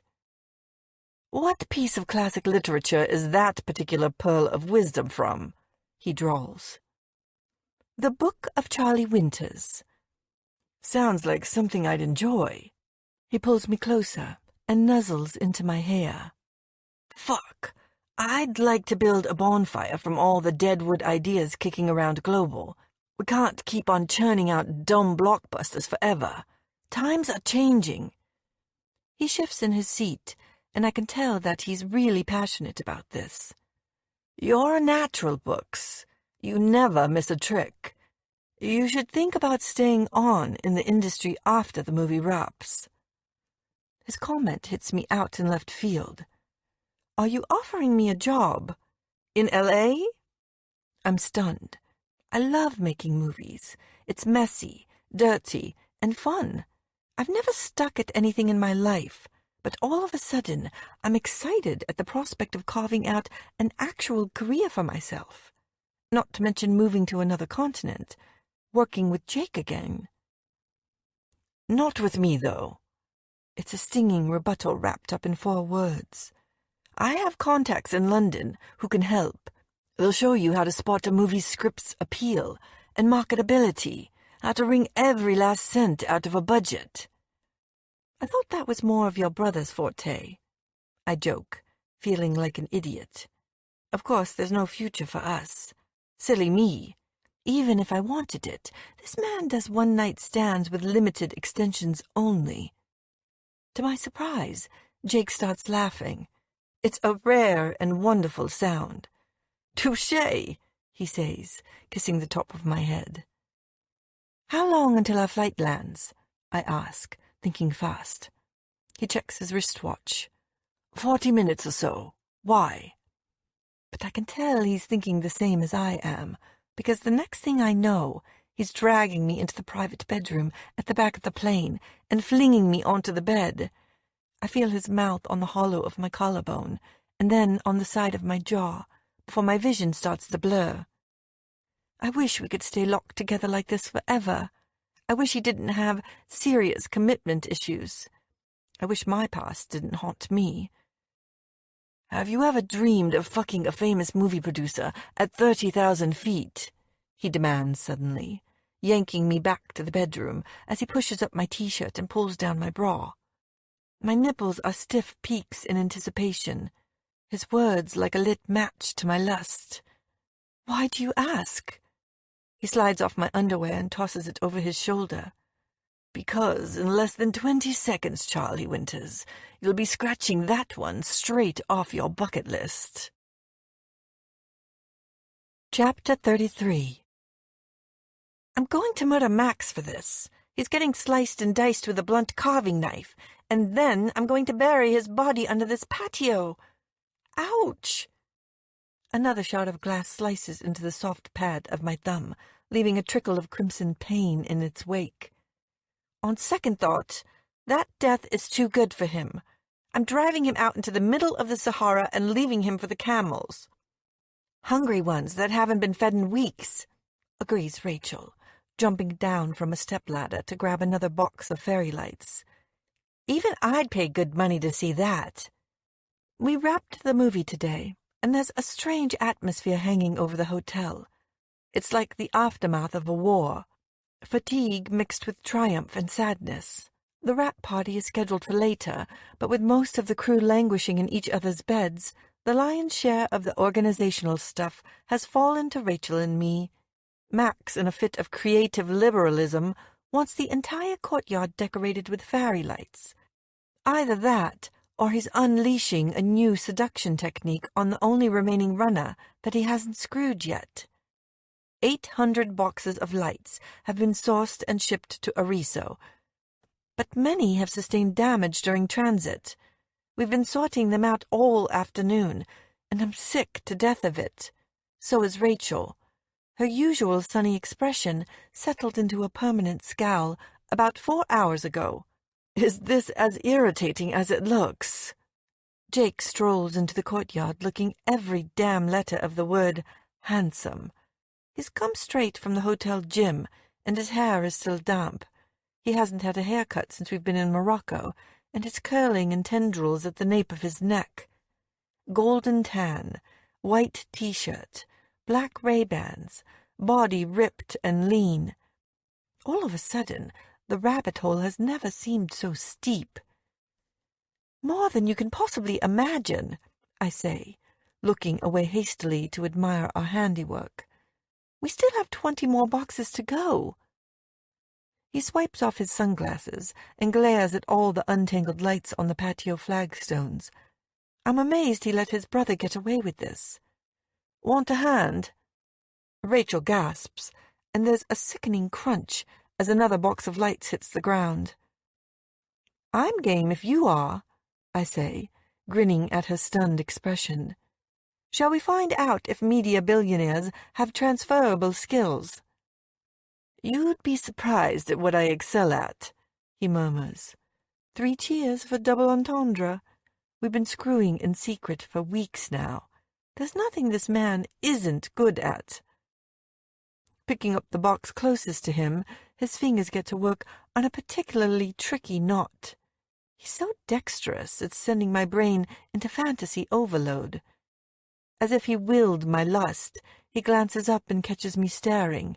The quirk of his eyebrows tells me he knows exactly what I'm thinking about. Later, he mouths, making my head spin. I'm all fingers, thumbs, and brooding brain cells now. I keep dropping the gaffer tape, then forgetting the lights when I climb back up the ladder to connect them to the outside socket. Let me finish up, he says, snatching the gaffer tape away from me. Max won't have any of his lights left at this rate. Go and get yourself dressed, both of you. The party starts in less than an hour. Are you sure? He shoots me his once-in-a-blue-moon devastating half-smile, and I melt on the spot. Boss's orders, he says, more for Rachel's benefit, before lowering his voice just for me. Don't spend all night over it, though. I'm only going to get you naked again later. Tearing out of the courtyard, we head straight for Rachel's room to get ready. It's the obvious choice. Her makeup game is so much stronger than mine. Before long, there are clothes strewn all over the bed, half-drunk glasses of wine on every surface, and an ever-present waft of hairspray. Can I borrow one of your lipsticks? I shout out to her through the bathroom door. Sure, Help yourself. Seconds later, a rainbow mishmash of lip paraphernalia is tumbling into the sink. I pop the plastic lid off of one and set to work, scouring my face for imperfections as I do. Thankfully, the spot on my chin that has been threatening eruption all day has vanished. A bit like my willpower every time Jake unbuckles his belt. There's a sharp rap on the door. Are you nearly done? I wouldn't mind a drink before the gaffers start raiding the free bar. Rachel's words trail off as I emerge from the bathroom. Whoa, Charlie, you look amazing. I'm wearing one of Lucy's dresses. I swiped it from her closet the day I left London, and like most of her clothes, it screams sex. A short, black bodycon that flaunts every curve and makes my legs look super skinny.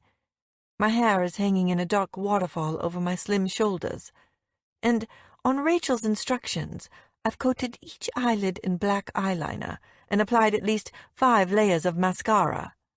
She can't stop gazing at me in wonder. You look incredible, like Jennifer Connelly and Liv Tyler's lesbian love child. I'd hit on you myself if I was into chicks. You look pretty hot yourself, I say, admiring her Maxi Flora number. She grins at me in delight. Good, because this single is ready to mingle. Max clearly isn't interested, so I might as well have a crack at our lead actor. It's rumored he swings both ways these days. Just then, her phone starts chiming. That's weird. She checks the message and frowns. Cassie left for the airport as soon as we wrapped, but she's refusing to board her flight until she speaks to Jake. Well, isn't he the lucky one? I scoff, downing the dregs of my Sauvignon. My dislike for the actress has continued to stagnate these past few months, like an algae-infested swamp. I'm not sure Jake's going to see it that way, Rachel says, quickly hitting his speed dial number. She's threatening to go to press with a story about him. She's on her way back to the hotel right now. Chapter 34. 30 minutes later, I'm polishing off my 3rd mojito. I've never drunk so fast in my life, but it's not having the desired effect. Not even close. The toxic unease that's been poisoning the pit of my stomach ever since Rachel received that text is growing and growing. What story does Cassie want to feed to the press? Has she found out about Jake and me? I'm standing at the bar next to Max, who is oblivious of my panic and is busy admiring Lucy's dress from every conceivable angle. Are you sure you're into monogamy, Charlie? Because that dress is seriously complicating matters for me. I clench my fingers around my 4th mojito and take a swig. Jake thinks I should keep making movies. Is that a euphemism? Have I not given my brother enough credit for his sexual ingenuity? Shush, I'm being serious. Where is he, anyway? Has Cassie arrived back at the hotel already? Held up on a conference call with the board. The Global Studios prison bars are beckoning. Does he hate it that much? Max shrugs. It's not just a case of walking away from the place. It's more about who'll inherit it if he does. He finishes his drink and checks his phone. Got to go. No point laboring under false pretenses. You're never going to put out for me, so I'm off to find someone who will. Hey. Kidding. He laughs and holds up his cell. Jake just messaged. He's on his way down, so I'm making myself scarce before he goes all Sly Stallone on my ass again. I'm desperate to find out if he's spoken to Cassie yet, so I exit the bar with every intention of intercepting him. As I do, I find myself stepping into a battlefield of heat and perspiration. The hotel courtyard has been swallowed up by a fresh wave of arrivals, and every square inch is crammed with heels and handbags. Doubling back, I find myself threaded into a conversation with a couple of floor runners. But it's not long before my skin starts tingling in that oh-so-familiar way. Jake. Looking around, I feel my head slipping underwater. He's wearing those Levi's, the ones I love so much, and the same black shirt from our night in Marrakesh. I know he's chosen it deliberately. It's his way of keeping a part of me close to him in such a public arena. I watch him scan the crowds with a slight frown on his face. I know he's looking for me.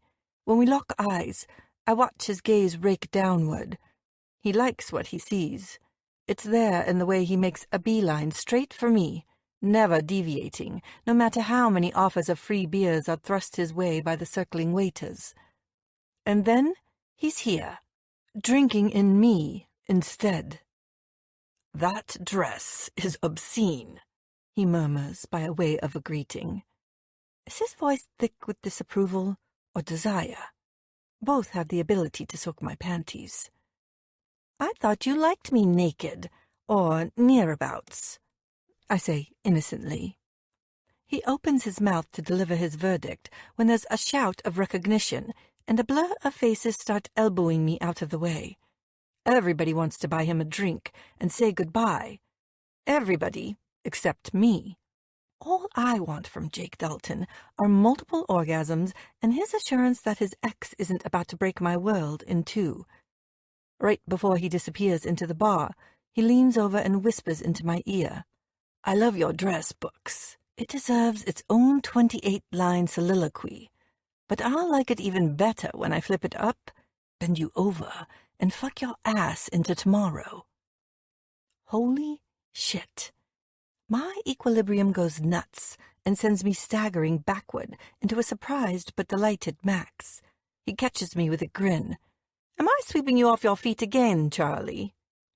"You Daltons should be illegal," I gasp, swatting him away. "I think I am in 4 countries already." "Charlie, there you are."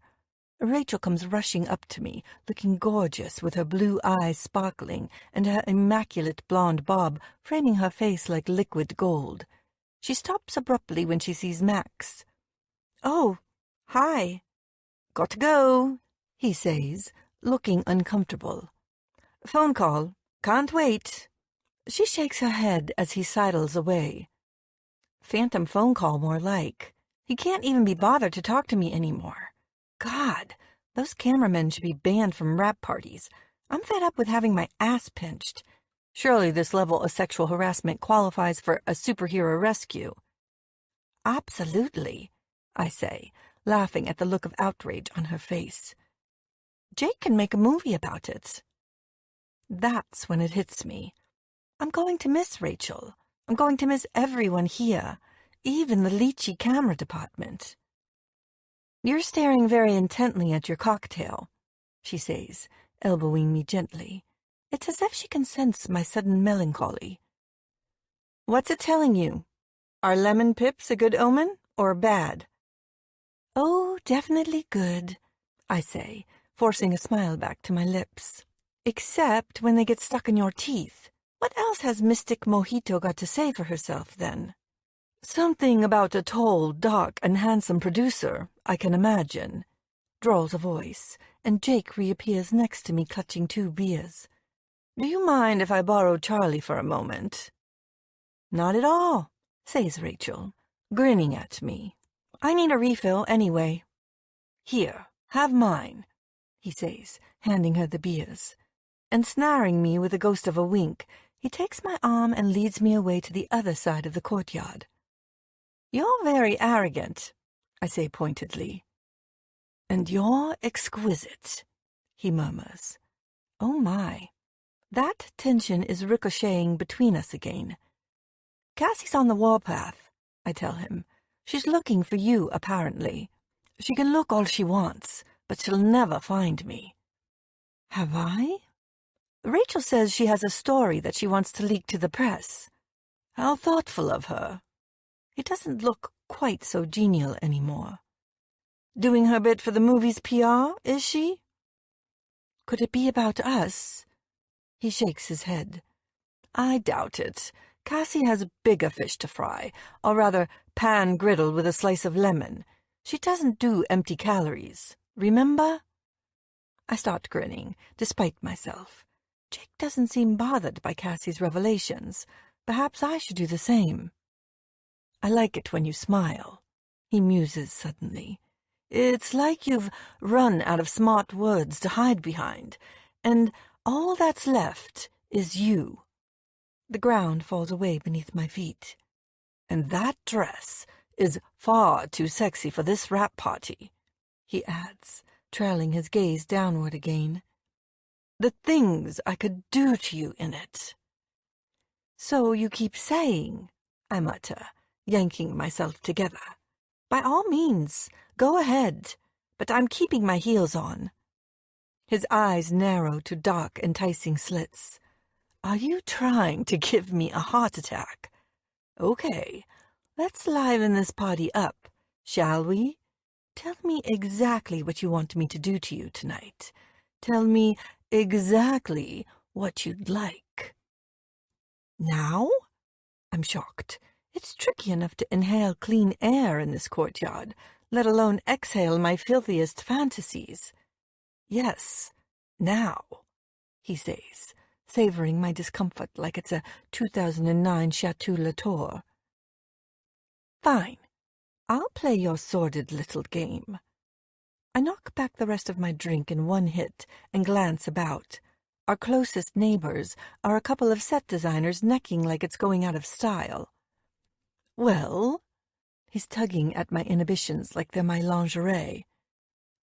"I'm imagining us both naked," I blurt out. Jake tuts and shakes his head in disappointment. It's a tepid attempt at talking dirty, and we both know it. "Come on. You can do better than that. What would really make you wet?" He's almost feral in his lust for me now. "You do. Repeatedly. Bend me over on your bed like you promised." Tempting. "Fuck me anywhere you choose, any which way." "Yes." He breathes, inching closer. Holy shit. Holy hell. I think I'm going to combust. "Heels on or off?" I croak. "On. Always on. Just like you stipulated. I bet you didn't get that idea from one of your books." I'm starting to think there might be life after literature, after all. Do you now? That wicked gleam is mesmerizing, reflecting like hazard signs off the glow of Max's fairy lights. Go back to that part where you say how hard you're going to fuck me.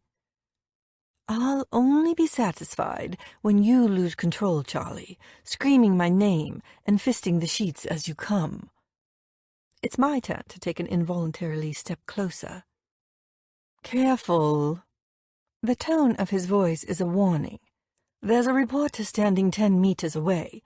If we continue like this, I'm going to take you right here, right now. To hell with public decency." For a split second, I contemplate smashing my caveat. It would be worth it to feel his hands on my body, satisfying my craving, putting all of my deepest, darkest fantasies into practice. Then the icy fingertips of my past send a ripple of fear up and down my spine. I can never let that happen. He must never know. Chapter 35.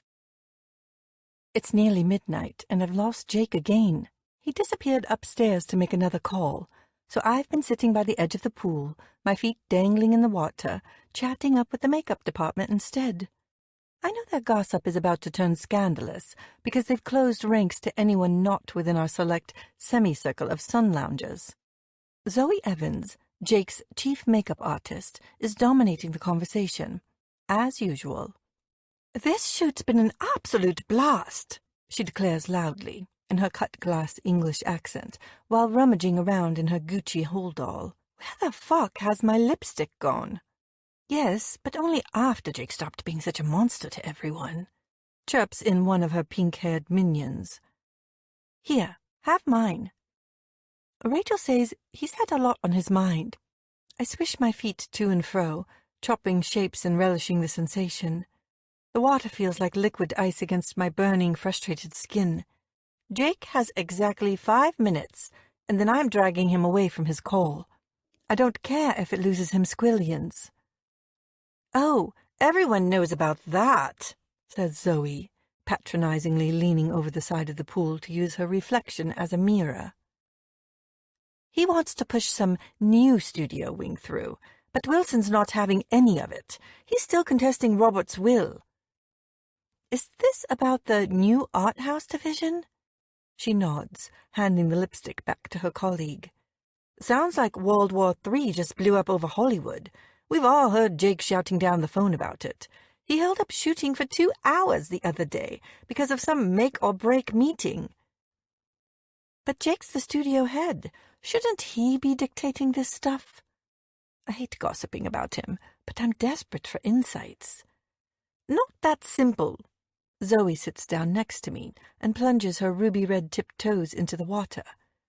God, that's bliss. Wilson's run global for the Daltons for years. He's not surrendering control without a fight. That's a gorgeous dress, by the way, she says, fingering the material. Thanks. It's my friend's. She stole it backstage from London Fashion Week.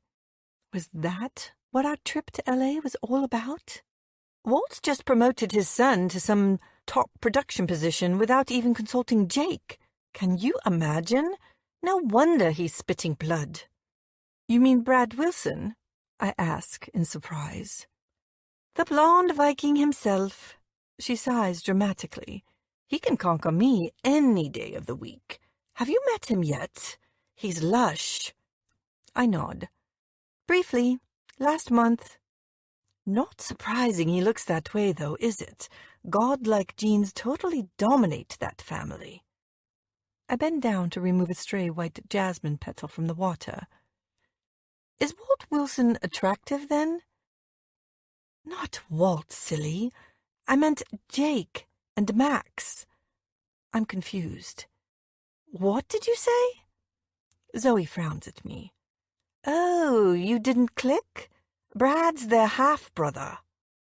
But that's... I'm gobsmacked. Are you sure? It's no big secret, Charlie. I'm off to the bar. Do you want to top up? She makes to stand up. But that would mean Jake's mother married Walt Wilson. She finishes, rooting around in her purse again for her cigarettes. They had Brad soon after they were married. Bit of a shotgun thing, I gather. I can't believe you don't know this. Zoe eyes me suspiciously. You're the one who works in the office all day with him. I'm not his assistant. Rachel is. I say automatically.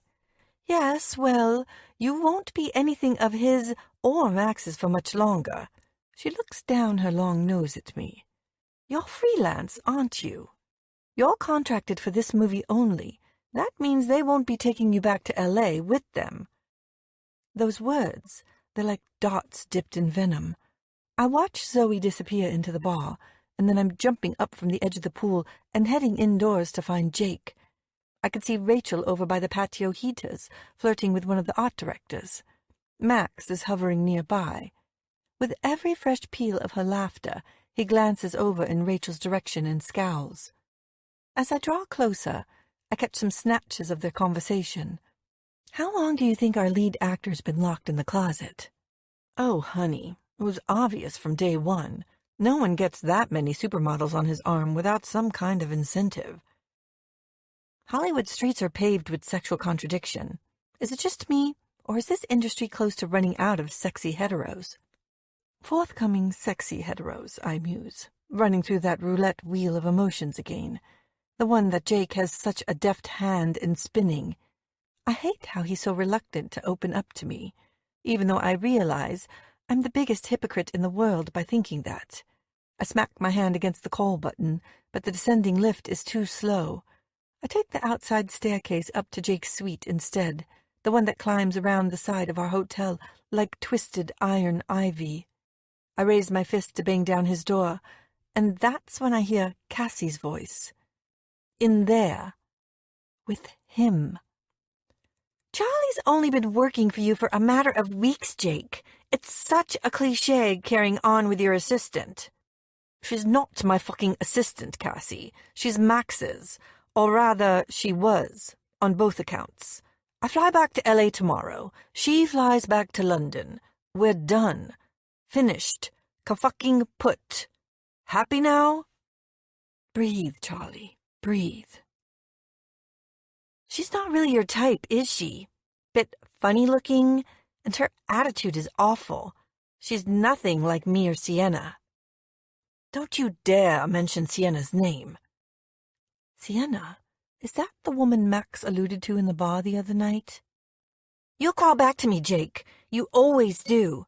Award season will swing around in no time, and it'll boost both our profiles, just like last year. It's her absolute certainty that cuts the deepest. That and the disdain.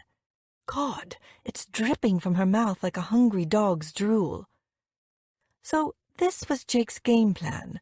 He must screw women on location all the time, and then crawl back to her when it's deemed mutually beneficial. Stupid for me thinking I was any different. I can feel the tears welling up. They're waiting in the wings like some melancholic troop. I look down to find my clenched knuckles pressed tight against the door, but I don't feel a thing. There's a raucous shout from downstairs, but it's like I'm hearing it from inside a bubble. Jake didn't give a shit about what Cassie was feeding to the press, because I was already dust in his rearview mirror. Have you spoken to Brad recently? You and your jealousy. Cassie's titter sounds like a 3-year-old on helium. You think after all these years you'd get a handle on it. I can recommend a real good therapist. Well, have you? As a matter of fact, yes. He's shooting a new movie in London, and the lead just dropped out. He's offered me the role. On whose fucking authority? Global is my studio. He needs approval from me before a single scene of that movie is shot. Calm down. I'm sure it's a misunderstanding.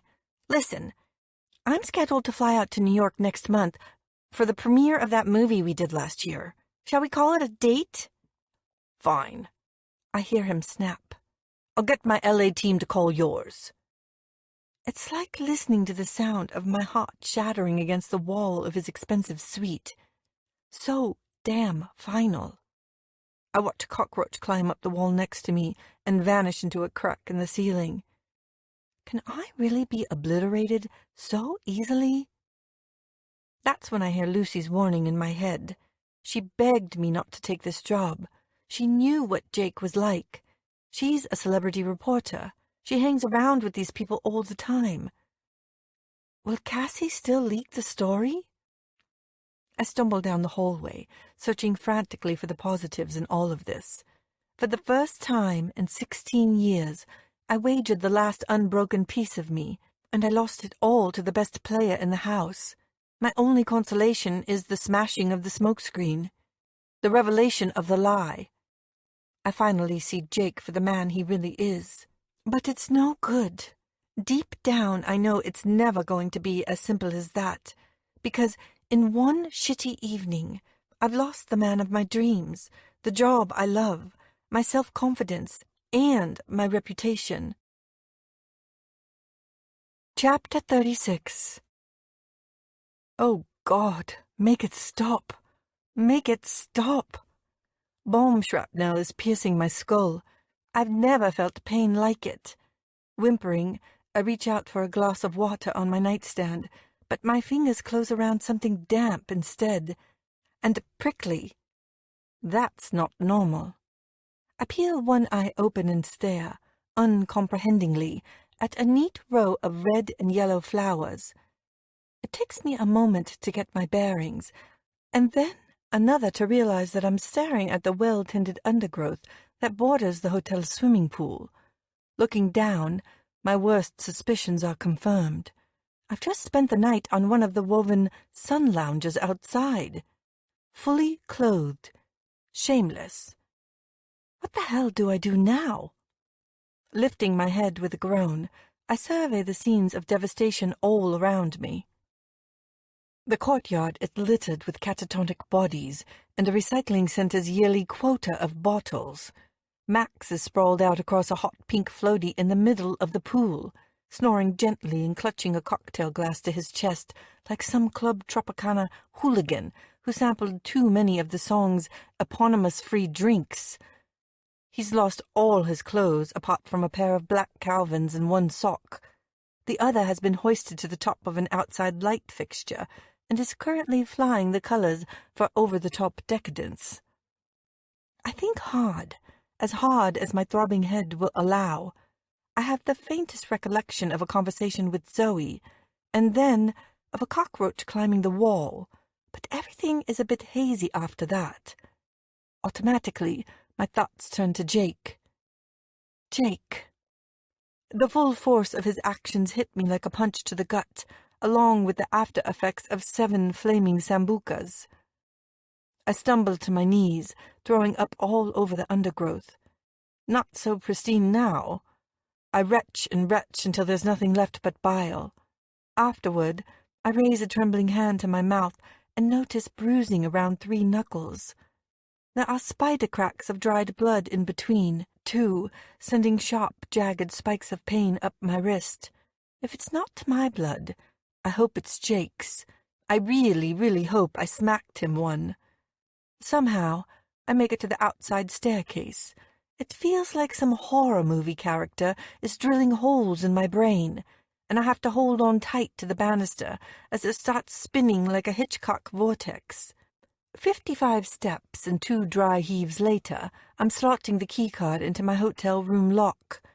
Someone's pushed a note under my door, but I kicked it out of my way without reading it. Jake is everywhere. There's a discarded white T-shirt of his hanging over the back of my chair, and his iPhone charger is sprawled across my desk.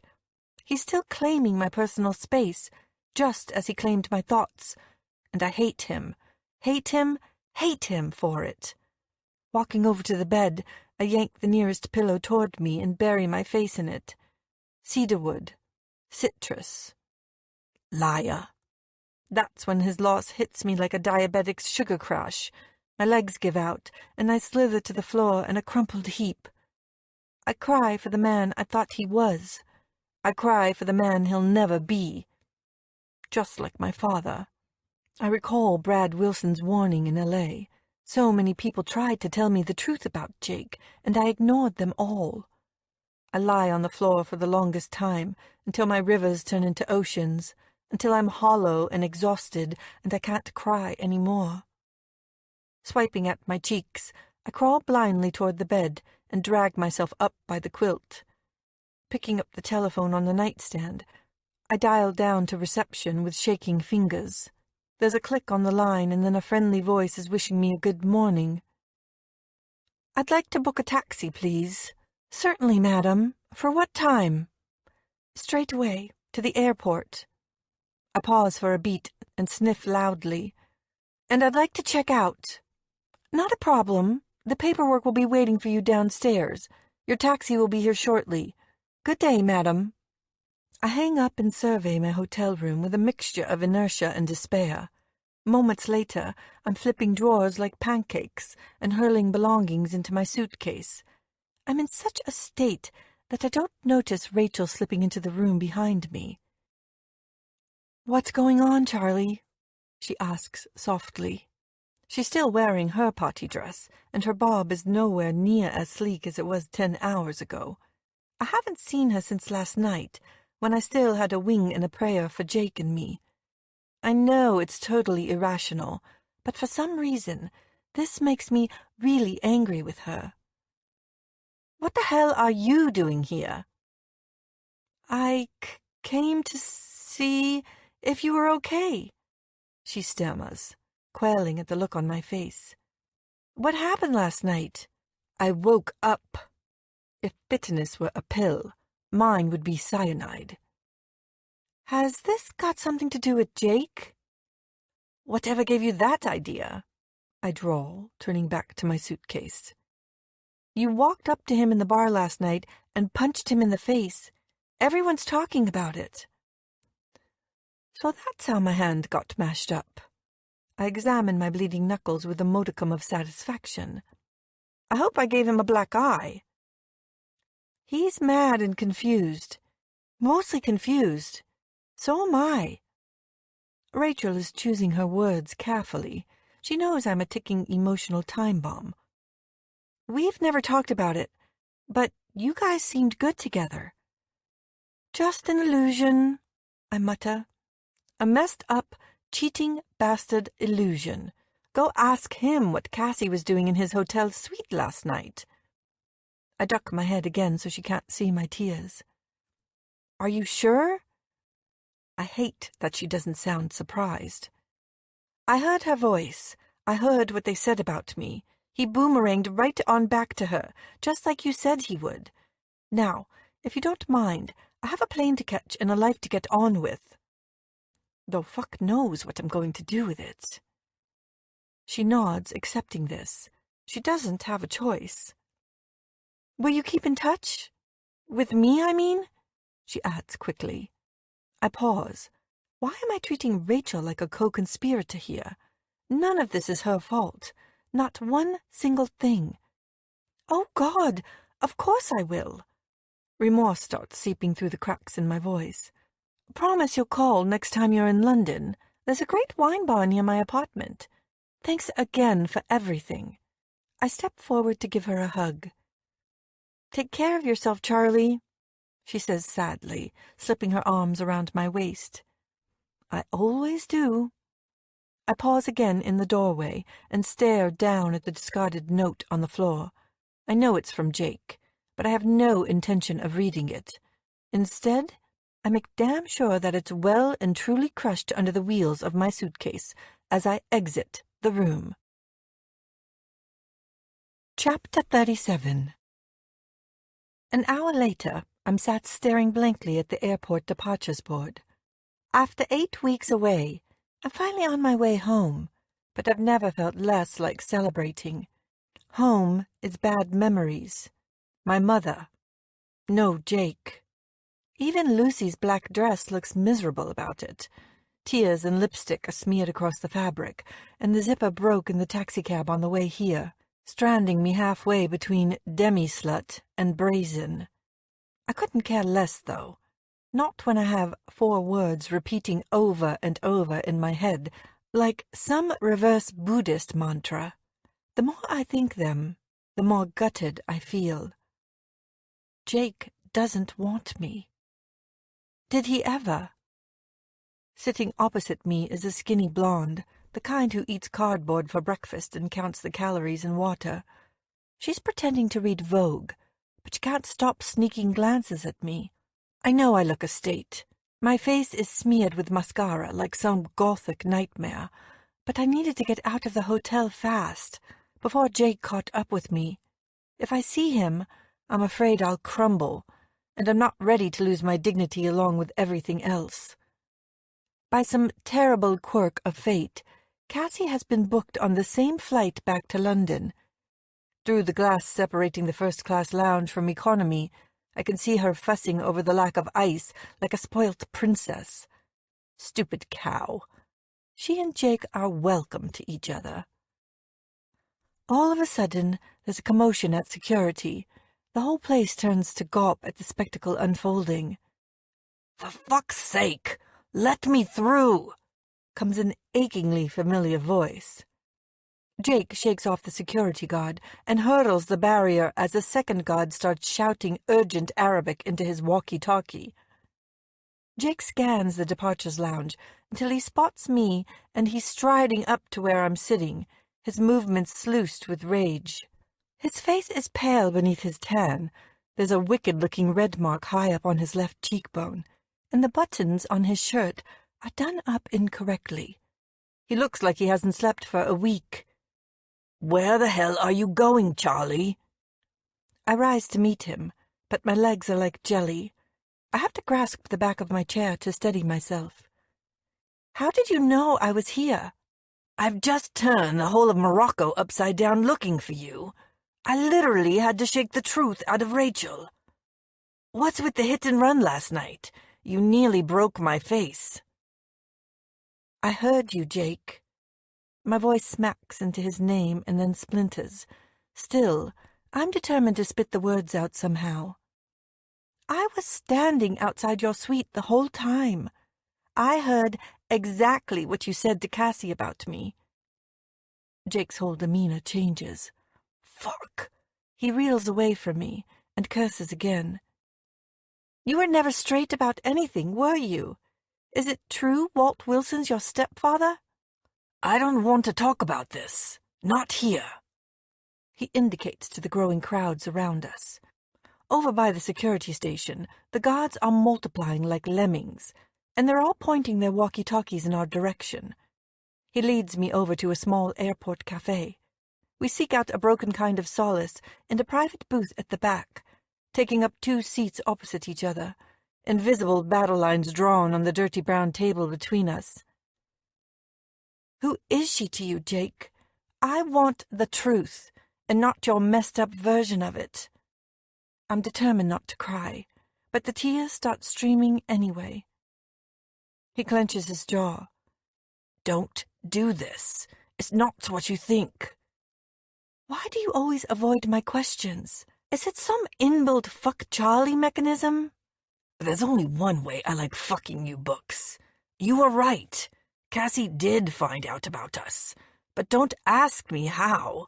She was going to shop us to the press unless I broke it off. What I said in that room was for her ears only. I'd have told her I was screwing the Queen of England if it shut her up. He tips his head back and exhales loudly. I have to keep you out of the limelight, Charlie. I told you that before. It's for your own sake more than mine. I have enemies, big enemies, and they don't fight fair. I allowed myself to be distracted before, and it blew up in my face. I've never seen him like this. Mr. Cool is spiraling. He goes to rake his hand through his hair, then stops and clasps it to the side of his head instead, as though he's trying to push a bad memory away. So, let me get this right. You're allergic to the truth, and you don't do apologies. That's quite a list of fuck you attributes you have there. I'm allergic? He snorts. Damn, that's rich coming from you. I make a stand immediately. I don't like where this is heading. He follows me out of the cafe and grabs my arm. Charlie, wait. No, I push him away, but he closes the distance again in one stride. I can't do this with you right now, Jake. The hell you can't. He takes my face between his hands and slams his mouth down onto mine. I taste the sour tang of his frustration. I'm bathed in the warmth of his embrace. I kiss him back with an intensity of my own, but at the same time, I recognize this kiss for what it is. It's no different from the one I saw him give Cassie all those months ago. Jake doesn't like to lose, but he doesn't have a choice this time. Come back to the hotel, he begs me. I need to fuck you, to climb inside you, to forget the world exists for a while. And when you're done using me as a distraction, will you tell me about Sienna? There's a brief flare of pain behind his eyes, a streak of lightning in a sea of black. He drops my face, and I feel our emotional chasm deepen into an abyss. Who is she, Jake? I ask, shattered by his reaction. A piece of my past who refuses to die quietly. His eyes dart toward the exit, and my heart sinks. The writing really is on the wall for us. Too bad I have 20/20 vision. Who told you about her? Cassie mentioned her last night, right before she slammed you for slumming it up with me. This woman, she meant something to you, didn't she? Did you love her once? Do you still? Tell me about the scar on your wrist. Are they connected? Why don't you tell me about yours? He says, turning it back on me so fast I can feel the whiplash. And while you're at it, tell me about your father. I don't know what you mean, I croak. He knows I'm lying. It's written all over his face. Tell me about him. Tell me what he did to you. Every damn night in your sleep, I hear you begging your father not to play games with you. What the fuck happened to you as a kid? White spots cloud my vision. I can feel terror gripping at my insides. Shut up, I whisper, tight-lipped, desperate. Just shut up. He hurt you. I can still feel his shockwaves in everything you do. He's the reason you can't trust anyone, why you can't allow yourself to be happy. Please. I start crying, big, ugly tears, and they won't stop. Meanwhile, the airport's security guards have finally located us and are closing in, encircling us like the wounded animals that we are. Neither of us is willing to budge. Neither of us is willing to give up our ghosts. I'm not going to beg you to open up to me, Charlie. Add that to your epic list of Jake Dalton character flaws. He sucks in a ragged breath. It was a mistake to ever let us get this far. Please don't say it. Please don't. I'm done. I'm so fucking done. I wish you all the best, I really do. Let me know if you ever need a job reference. And then he's walking away from me, and he's not looking back. Chapter 38. By the time my flight lands in London, Jake's words are forever imprinted on my mind. Every sentence and implication is as agonizing as a cigarette burn. I sent Lucy a message when I was boarding, begging her for a lift, but she clearly hasn't received it. I stand shivering at the back of the arrivals hall of Terminal 2, gazing at the endless streams of passengers pouring out of the gate like water from a leaky faucet. I need to go and find a taxicab stand, but my legs are like stone. My hangover kicked up a gear somewhere over the English Channel, and I've been exhausting myself with all the what-ifs again. Every so often, I'll lose my balance, lurch sideways into a heavily laden luggage cart, and let the torrent of abuse wash over me. Everyone seems in such a hurry to live their lives. I just want to reverse mine. There's a piercing shriek behind me as another cart claims a victim. Glancing around, I see the familiar spiky blonde tips of my best friend's hair pointing in my direction. "Fucking airports!" she screeches, barreling up to me. "They're nothing but a steaming hub of pent-up hostility. Common courtesy is left behind in the short-stay car parks and replaced with long delays, crap coffee, and those sodding trolleys. How are you, honey? How was your flight?" She throws her arms around my neck, but her grin fades when she steps back to take a better look at me. "Shit!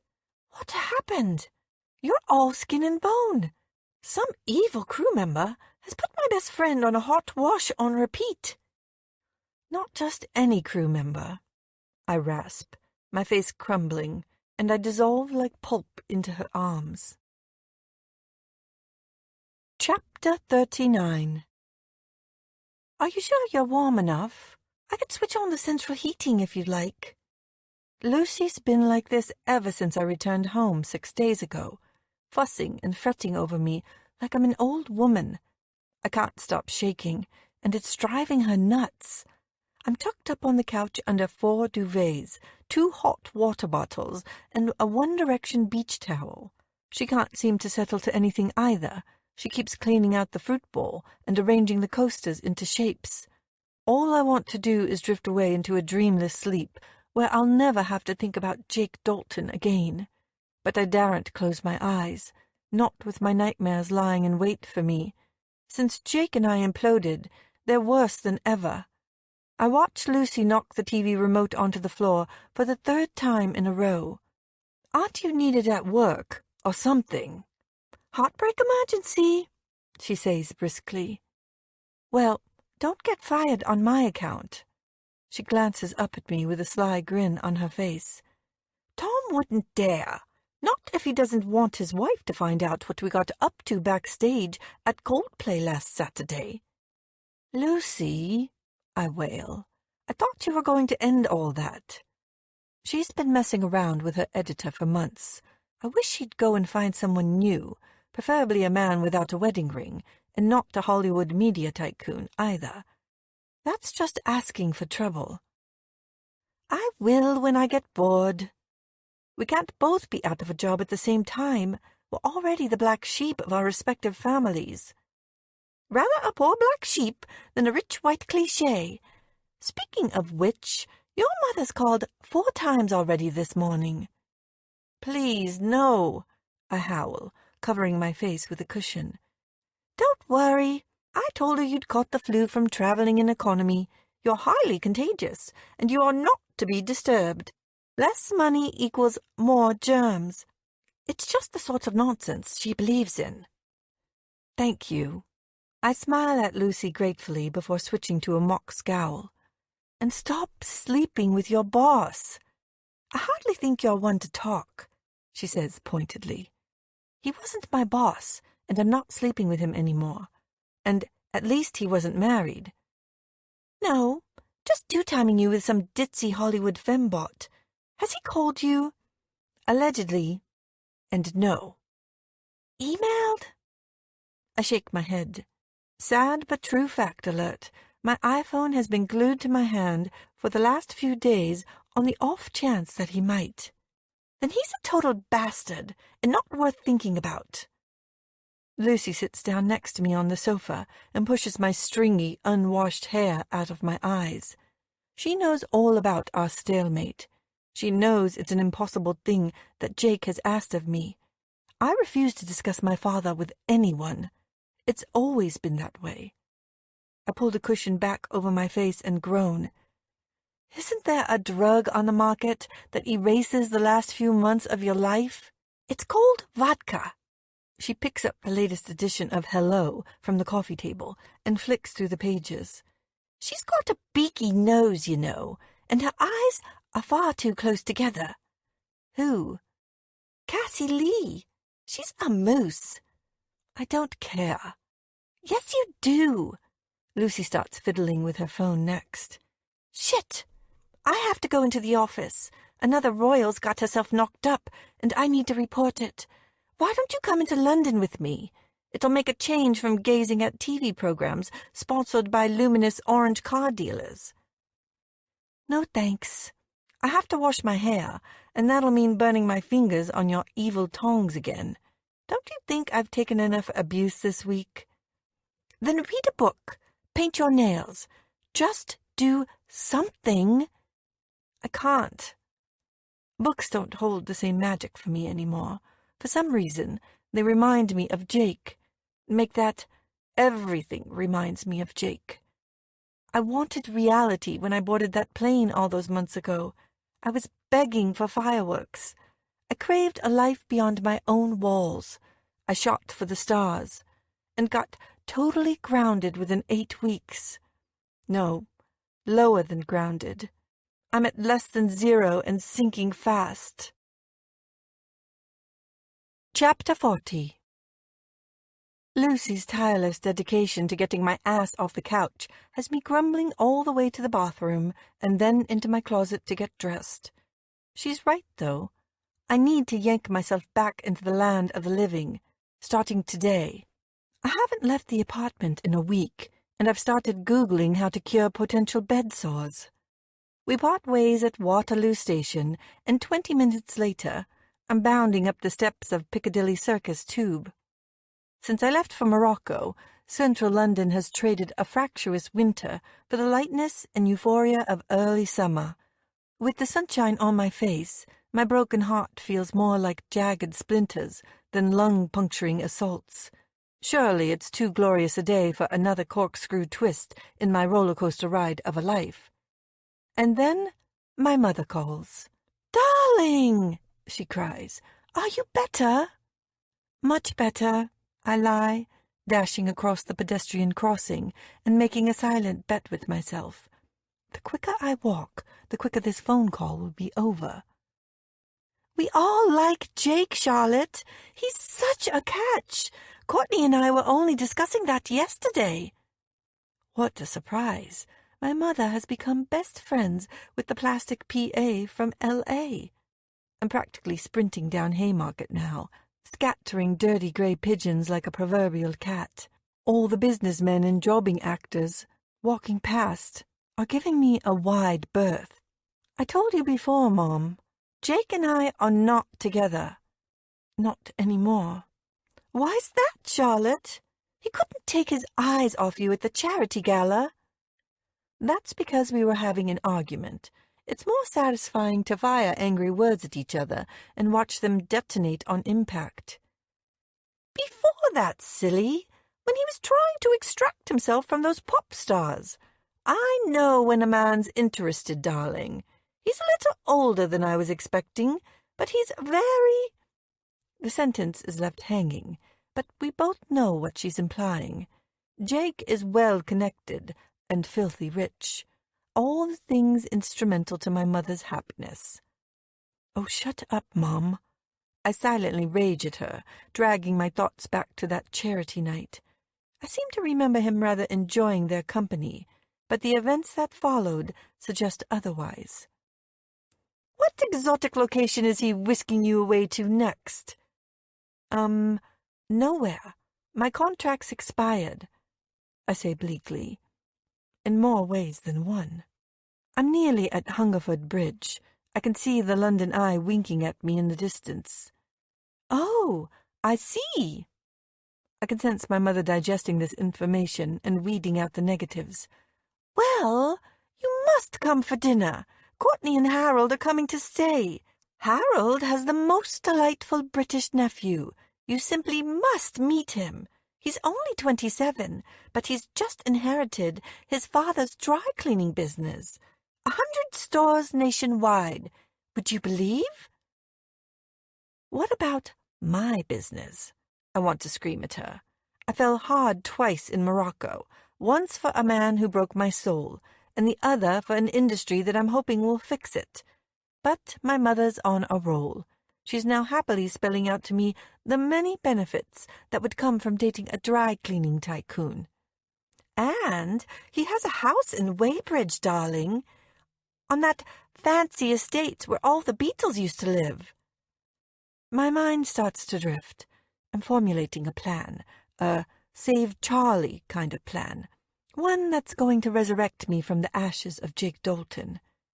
After this call ends, I'm going straight over to the TV studios on the South Bank and requesting a trainee job application form. If I can't have Jake, I'll have the next best thing. Will you at least think about it, darling? A coffee, perhaps? A quick macchiato to break the ice? And then dinner the following week? Fine, Mom. Whatever. Marvelous! Satisfied that she's pinned me down to a date with Harold's family success story, my mother makes her excuses and hangs up. I've reached the Royal Festival Hall, but I'm like a salmon leaping upstream against the tides of people coming the other way. The South Bank has always been my favorite part of London. It's teeming with energy, and there's a carnival atmosphere radiating out from the litany of cafes and restaurants and their colourful awnings. The River Thames is running alongside me, urging me on, enveloping me with its chilly, stale odour. Big Ben is behind me, guarding my back. St. Paul's and the skyline of London are stretched out before me like some modern-day Canaletto painting. Today will be a good day, I tell myself. Today is the day I take my life back. As I approach the great grey edifice of Queen Elizabeth Hall, I spy a familiar sight. A hub of activity has closed off huge sections of the walkway, and a tangle of trailing camera cables are jutting out from the group like an electrical umbilical cord. An army of baseball caps and North Face jackets has descended on the South Bank, and they're all darting in and out of their black-clad security detail, like border collies in an agility class. I stop to rubberneck like everyone else and hear a familiar shout. Oh my God! Will you please have these people moved on? This place is so claustrophobic. They're taking up my oxygen. I can smell their fish and chips. There's a ripple of excitement as Cassie Lee struts into view, wearing a full-length black puffer. A glitzy gold cocktail dress is peeking out through the open gap in her jacket, and her blonde hair is piled on top of her head in some fancy updo. Her endless legs elicit many admiring murmurs from the men. Even the leaves in the trees seem to approve as they swish and sway in time to the catcalls. I'm not so easily impressed. There's nothing pretty underneath all that makeup. I duck my head and keep on walking until I'm shoved out of the way by an over-enthusiastic autograph hunter. He sends me hurtling into the broad, muscular back of the tallest North Face prince, which in turn sends his mogulate flying. "What the fuck?" he yells, rounding on me furiously. "I'm so sorry." He glares down at me, and we both get the shock of our lives. "Shit, Charlie, is that you?" Is it? I'm not so sure anymore. I don't know who's more stunned, me to see Brad Wilson this far from L.A., or him by my flattened waif-like appearance. "Excuse me, madam, you can't stand there," says an officious-sounding security guard, shooing me away from Brad. "No, Danny, it's okay. She's with me." I am? Brad puts a possessive arm around my shoulders, and I want to bury my head into his Thor-like chest and weep. He seems to sense my despair, because I hear him calling out for 5, before whisking me off in the direction of the nearest coffee chain. He slams a hot chocolate with extra marshmallows and whipped cream down on the table in front of me. "I told you not to get close to him, Charlie. I fucking warned you." One of my tiny pink marshmallows is plummeting down the outside of the mug in a suicidal trail of chocolate goo. "How did you guess?" I ask quietly. "Saw it happening a mile off." Brad whips off his black baseball cap and pins me with his indigo eyes. His scruffy blonde hair cascades around his face, and he slicks it back in one easy movement. "What did that son of a bitch do?" "The works. Turns out we're not very compatible." "Well, I figured that out for myself. Not many women are good enough for narcissistic assholes. Fuck 'em and forget 'em. That's more his style." Brad studies my face for a moment. "Gee, he really hurt you, didn't he?" I like to think we hurt each other. Brad doesn't look convinced. "You sure about that? Jake's impenetrable. You, on the other hand, look freaking terrible." "No, I don't. I'm just about surviving a breakup with the hottest man on the planet. To be simultaneously insulted by his runner-up is really pushing it. Anyway, I've had the flu. I've been in bed all week." Brad smirks. "I have." I glare at him until the smirk breaks into a grin, and I find myself holding my breath. I can see Jake's features in his jawline and cheekbones. How did I not notice that before? I take a sip of my hot chocolate, but the remaining marshmallows have melted together to form a mushy clump that's impossible to breach. I put the mug back down on the table. "Why didn't you tell me Jake was your brother?" Brad shrugs. "I thought you knew." Jake chose not to share that particular detail with me, along with countless others. "He was like that with Cassie, too. Drove her nuts." "Are they back together?" Brad shrugs. "Probably. Those two have history. Did you know she was my girl first? We dated for a year before I walked in on her and Jake." My hand flies out in shock and catches the mug in front of me. Torrents of hot chocolate start spilling all over the table. "Oh, God!" I wail, diving for the napkins. "Did you ever suspect them?" "Nope. Never. That's the thing about Jake. He's so eaten up on the inside that he can't see the damage he—" "Excuse me, Mr. Wilson." A member of Brad's North Face army has popped up next to our table. He's fidgeting nervously with his hands, as though Brad's an unpredictable animal who is liable to chew his head off and spit out his brains at any moment. "We're ready whenever you are, sir." Brad dismisses him with a flick of his wrist. "I gotta run. It was good seeing you." He stands to leave and then sits back down again. "Listen, honey, I know this is too soon after everything that's happened, but the way I see it, you've gotta eat. I know a great place in Chelsea. I can pour the wine, and you can bitch about Jake. What do you say?" Brad's right. It's far too soon. But my ego is so bruised, and he's gazing at me so expectantly, that it's impossible to resist. I find myself accepting before I have a chance to say no. Chapter 41. You're going on a what? Lucy is standing in the doorway of our living room, with her hands on her hips. She really has the whole outraged friend thing down to a fine art these days. A date, I say, stabbing my lips with gloss in front of the hallway mirror. I knew she was going to kick off about this. A date with whom?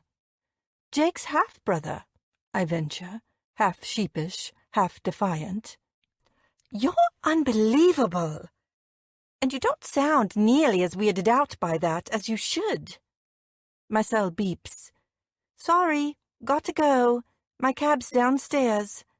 I grab my bag and bolt for the door before she has a chance to stop me. Charlie, wait! I'll fill you in on everything later, I promise. In the cab, Brad messages me the name of the restaurant. I chuck my cell back into my bag and hope it's not too upscale. The only swanky places I like are 6-star Moroccan hotels that come with the naked Jake Dalton as standard. Don't go there, Charlie. Don't go there. I'm wearing the only decent dress I have in my closet. It's Lucy's black bodycon from Morocco. I managed to fix the busted zip with the kitchen scissors this afternoon, and I'm determined to ignore both history and semantics tonight. Can I help you, madam? A glassy-eyed, glossy coiffeured maitre d' pounces on me as soon as I creep inside the front door. The restaurant is chic, but not nauseatingly so. A buzzing boutique hotspot where a cherry-red bougainvillea and pallid pink climbing rose have exploded over the front porch in a vapor of color. She's with me. Brad materializes to my left, and he's all aftershave and dynamism. Looks incredible, as usual, like a reformed bad boy who's kept that nuance of danger and rebellion about him. He swapped the black poofa for a dark blue three-piece, and his blonde hair has been neatly brushed back off his face. Every woman in the vicinity is pivoting in his direction. "You look amazing," he says, kissing me chastely on the cheek. I stiffen as his lips graze my skin. I'm dining with the enemy. I want to turn and run, but my legs won't allow it. Fortunately, Brad doesn't seem to notice. He takes my arm and leads me over to our table, which is easily the best in the house. "Tell me about your movie," I blurt out as our waiter fusses with the wine cork. Brad's already ordered something red and expensive. "Murder mystery," he says, tasting the wine and nodding approvingly. "Can I presume Cassie gets decapitated and thrown in the River Thames in the first scene? Or have you built enough contingency into your budget for a record number of takes?" Brad grins. "You really don't like her, huh?" "What's there to like?" I take a large gulp of my wine. "You know, she's okay once you get to know her." "Do you want her back?" I start fiddling with my bread knife next. I can't believe that the blight of my love life is a famous American actress with fake tits and the likability factor of Osama bin Laden. "Fuck no," Brad laughs. "She drives me up the wall. God knows how Jake put up with it for years." God knows, indeed. That's the big difference between you and him, right there. I drop the bread knife and take another gulp of wine.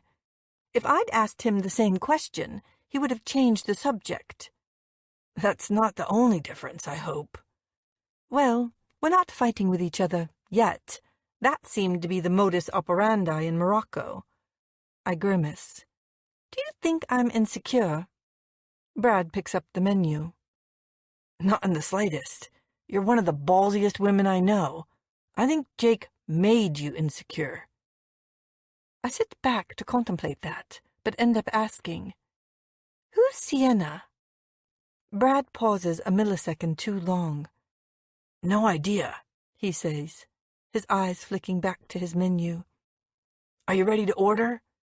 Not yet. Tell me about your mother. He frowns and slaps the menu down on the table.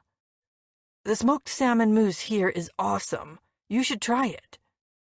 Nice change of subject there. I shoot him a quick grin. Turns out, You're more like your brother than you think. Indigo switches to cold, hard steel, and I feel the first wave of uneasiness. Sorry, bad choice of words, I mutter. Don't be.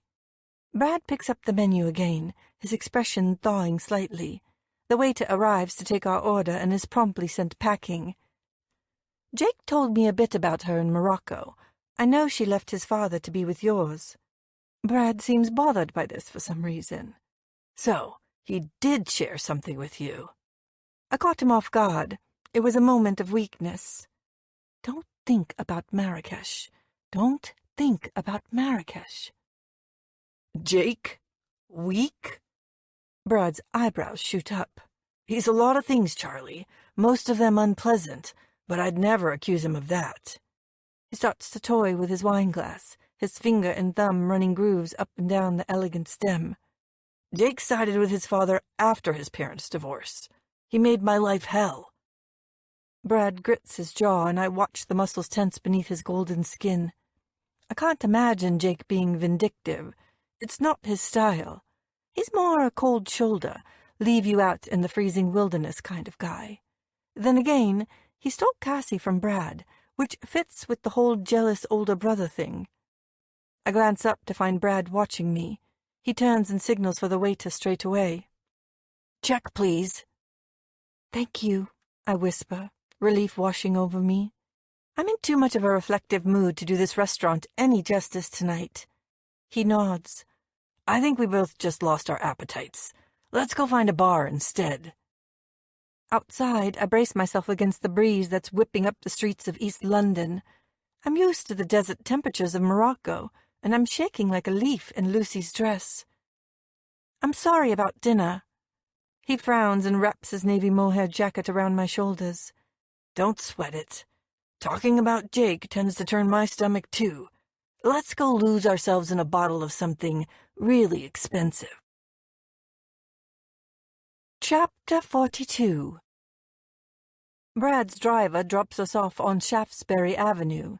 We avoid the tourist bars, strolling arm in arm through Soho, in search of something smaller and more anonymous.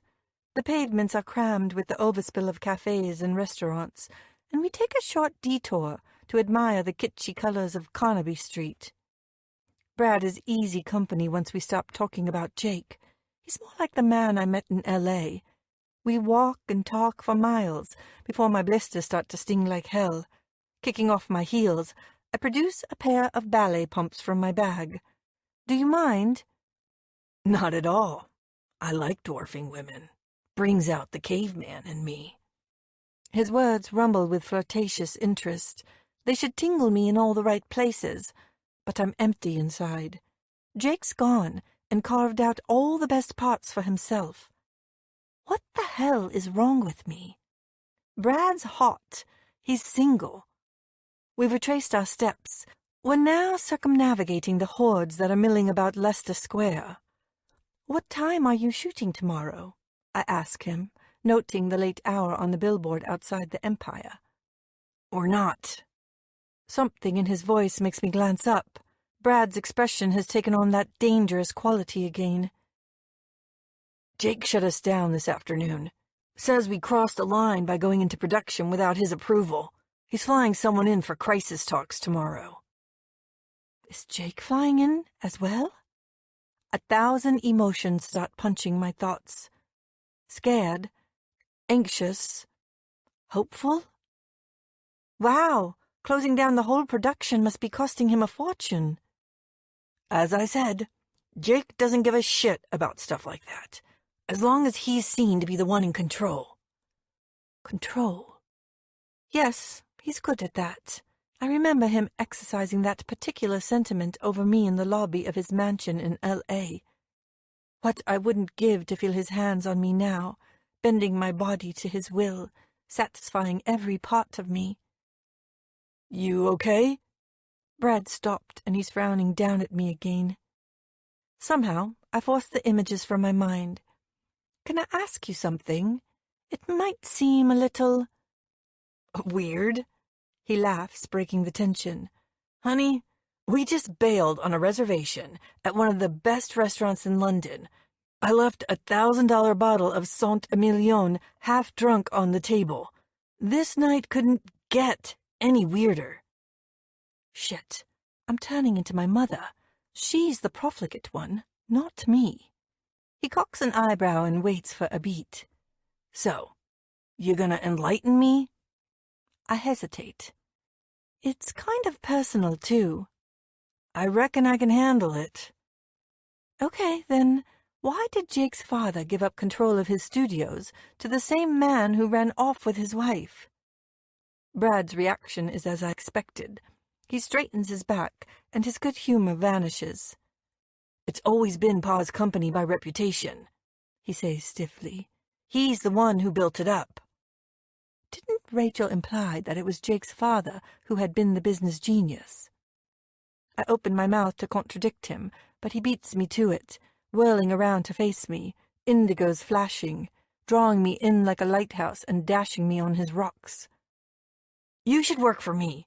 My offer still stands, you know. My reply is interrupted by a mob of tourists pushing past. I lose my footing as I'm shoved backward into a dirty red telephone box. Brad chuckles and reaches out to grab my arm. I won't keep you in the shadows like Jake did. If you want to produce movies, I'll let you. Come be my assistant first. What do you say? Pandora's box has never been this tempting. The job is perfect. I can't believe my luck. Even so, it's one that is bursting with doubt and recrimination. Working for him will mean seeing Jake again, working alongside Jake again, and the thought of that makes my stomach churn. These two men hate one another. Jake will see it as the ultimate betrayal. What if he closes down the London shoot for good? I'm grappling for excuses not to accept. Then we'll figure out something else. To hell with Jake. Just because he screwed you in Morocco doesn't mean he gets to screw over your career, too. I wince at Brad's words. They're too overfamiliar, too coarse. Another flicker of doubt crosses my mind. Jake was so insistent that I should never work with Brad. Don't think so much, he says softly, drawing me close as another group of tourists pummel past. Do what your heart is telling you. I breathe in his energy and his strength, and I wish I could steal a part of it. As for my heart, it's telling me to go where Jake is, no matter the cost. My decision is clear. When do I start? I say, smiling back at Brad. Chapter 43. I have my answer at 7 a.m. the next day. Brad calls me as I'm climbing out of the shower.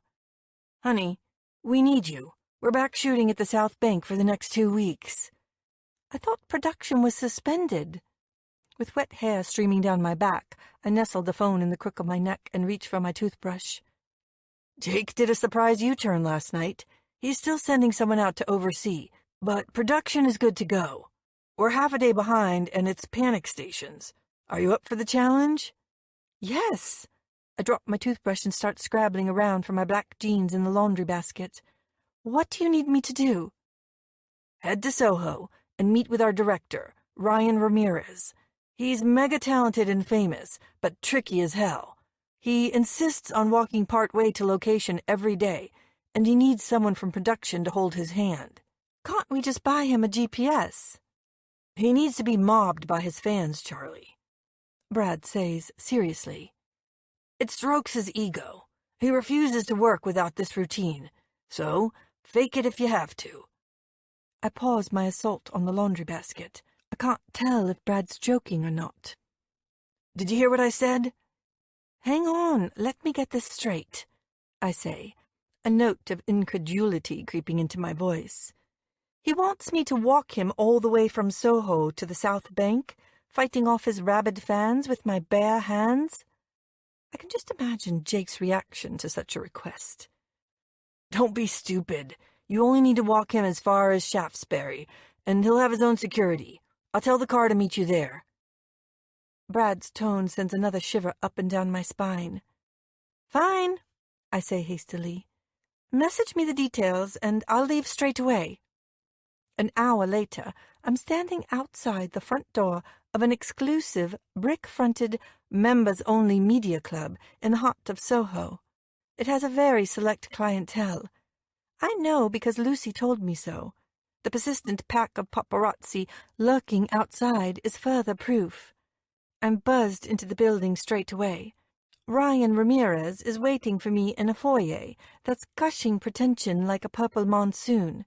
He's splayed out on a crushed velvet chaise lounge, flanked by 2 bodyguards, wearing identical black bomber jackets and dark sunglasses. My heart sinks when I see him. He looks like an asshole, and his first words to me confirm it. "Where the fuck have you been?"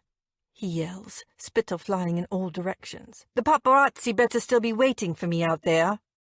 Photoshop. It's the scourge of internet stalking. Ramirez doesn't look anything like the press images I found of him on the way here. Up close, he looks more like a bad-tempered hobbit in Armani jeans. "Brad only just called," I explain patiently. "Are you ready to leave?" "I've been ready for the last freaking hour. Get behind me and stay the hell out of shot." The narrow sidewalk explodes with enthusiasm as soon as we step outside. There are hundreds of bodies straining to paw at their idol, and I'm being accosted from all sides by the stench of stale sweat and excitement. The questions come from all angles. "Right this way, Ramirez. Can you tell us about the movie you're shooting? Any messages for your fans?" We're facing a firing squad of outstretched iPhones and camera lenses. It's no wonder Jake can't stand this. Not Ramirez. He's loving every minute. The expression on his face is near orgasmic. His bodyguards push and fight our way to the corner of the street where the car is waiting for us. After signing one final autograph, Ramirez heaves himself into the back seat as one bodyguard follows after him and the other jumps into the front passenger seat. The doors slam shut, and I'm left stranded on the pavement as the car roars off down the road, scattering the paparazzi like 10 pins. By the time I reach the South Bank, I'm shaking with anger. I need to find Brad. I want fireworks. I want heads rolling. I want evil glares and sharp words between him and Ramirez before filming starts. The production has transformed a nearby car park into a white city of Winnebagos and generators. Brad's over by the craft services table, bawling out some pretty floor runner about his breakfast order. "Are you stupid or just incompetent?" I hear him yelling at her. "I asked for the vegan breakfast, not this." "I'm so sorry, Mr. Wilson. It won't happen again." "Damn right it won't. Get the fuck out of here. You're fired." Not fully processing the scene, I march straight up to him and start running my own mouth off.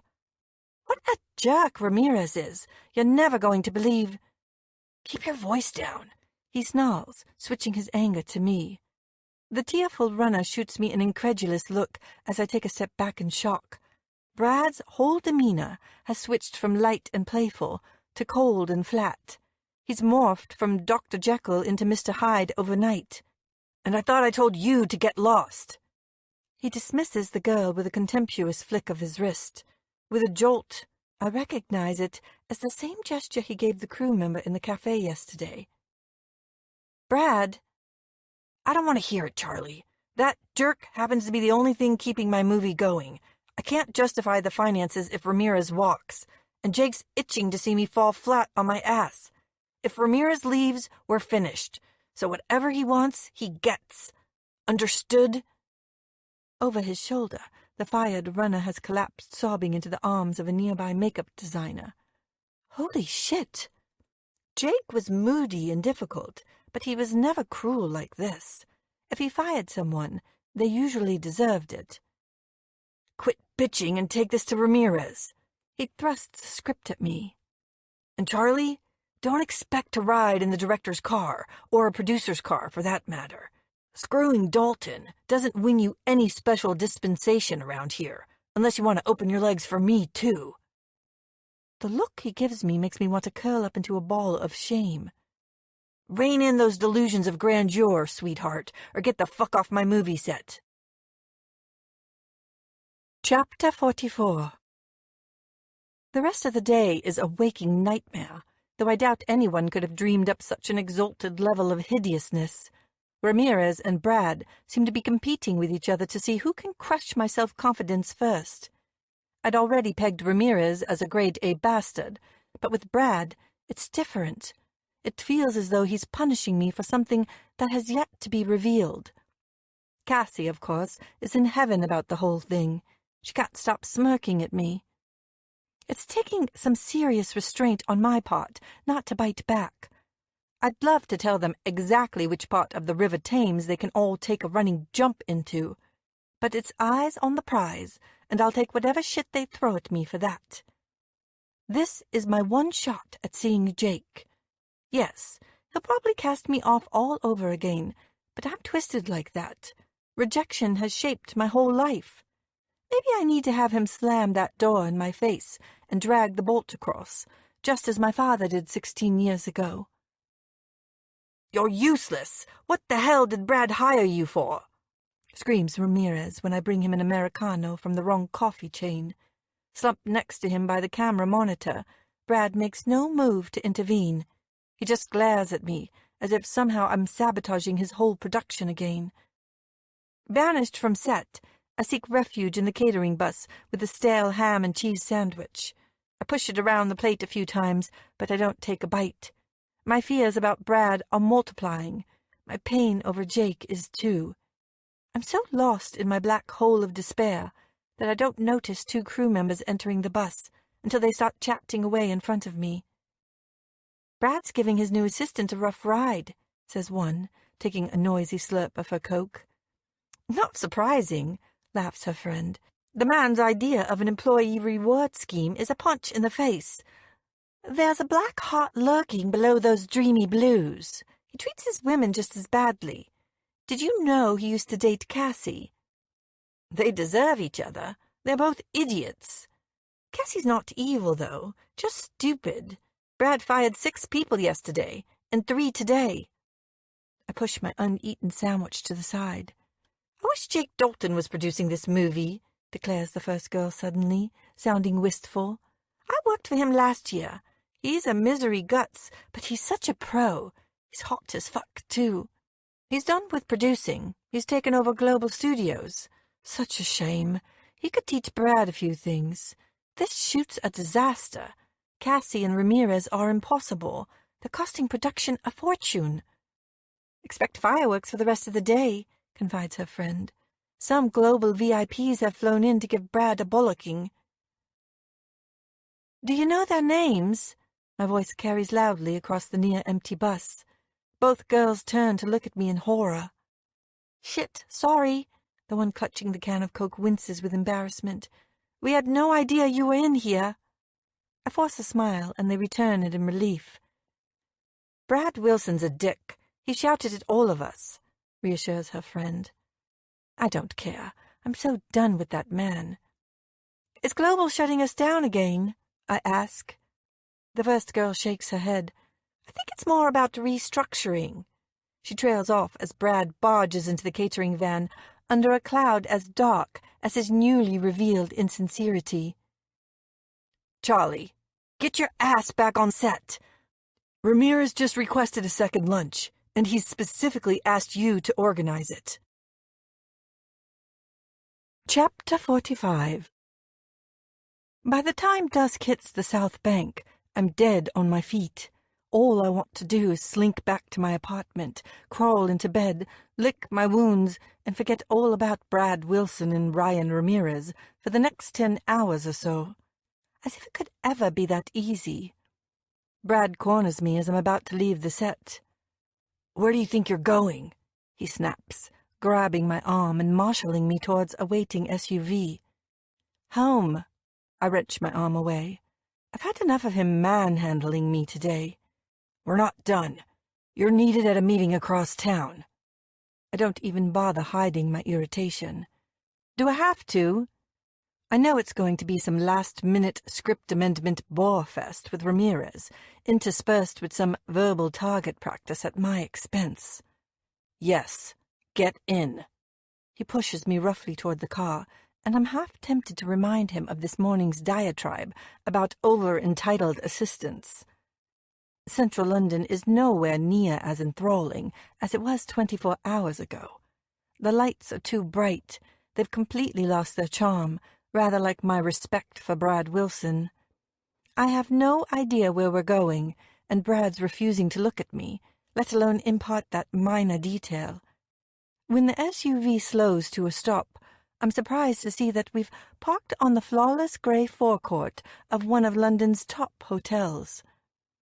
I thought we were going to a meeting, not out for cocktails. I quip, even though I'd rather drink poison than sip margaritas in his company.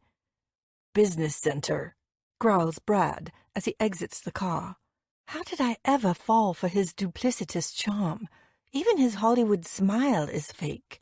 He's no better than my mom and all her gold-digger cronies, except his drug of choice seems to be these power plays with his brother. We enter the lobby and make our way up to the 4th floor. I never knew an elevator ride could be so excruciating. An elegant redhead is waiting to greet us, but she's clearly working late for no overtime. She keeps checking her watch and doesn't bother to offer us any refreshments. She ushers us toward a large meeting room that is fronted on all sides by frosted glass panels. "This way, please. He's been waiting for you, and he's growing impatient." Trust Ramirez to be chucking his weight around. He can't have been waiting that long. He left the set around the same time we did. "After you." Brad stands aside to let me enter first, and he catches me off guard. I thought the man was devoid of all manners and decency. Mumbling my thanks, I slip past him and step inside the room. At first glance, it's like any other business center around the world. Neutral cream walls, nonsensical abstract paintings to distract from the tedium of meetings, a carpet in the richest claret to cover up all the blood from corporate backstabbings. And then my gaze shifts left. A large oval meeting table dominates the space. There are 5 men sitting around it, but I only see one. He's at the head, dressed in a familiar 3-piece Tom Ford suit, and there's a muscle working hard in his left cheek. He stares directly at me with those smoldering dark eyes that I know so well. "Hello, Charlie," Jake says grimly. Chapter 46. I grind to a halt, and Brad crashes into the back of me. "What the fuck?" he yells, and then he catches sight of Jake. With a smirk, he neatly sidesteps around me like the emotional roadkill that I am. "At least you two won't need an introduction. Still, I'm betting this evening won't be nearly as enjoyable as yesterday's." The implications of his words swing like a guillotine above the table. At the same time, I'm miserably aware of how crap I look. My black jeans are filthy, my pale pink hoodie is covered in spilt coffee, and I sweated off the last traces of makeup hours ago. Jake's eyes keep swiveling from Brad to me. I could tell he's trying to second-guess the nature of our relationship. No, no, no! I want to scream at him. Don't even think it for a second. He's changed since we last saw each other. He's grown older and harder somehow. His cheeks are hollow, and despite his golden tan, there's no warmth left in his face. There's nothing left for me. "Sit down, Charlie," he says coolly. "I assume you're here in your capacity as Brad's new assistant. If so, I'd appreciate you taking the minutes for us." Why am I here? Is Brad taunting me? Is he taunting us both?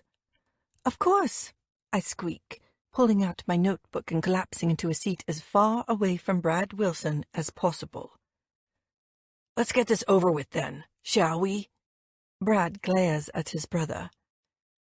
"Are you going for the explosive Dalton special, or is this going to be a long, drawn-out affair? If so, I need a whiskey."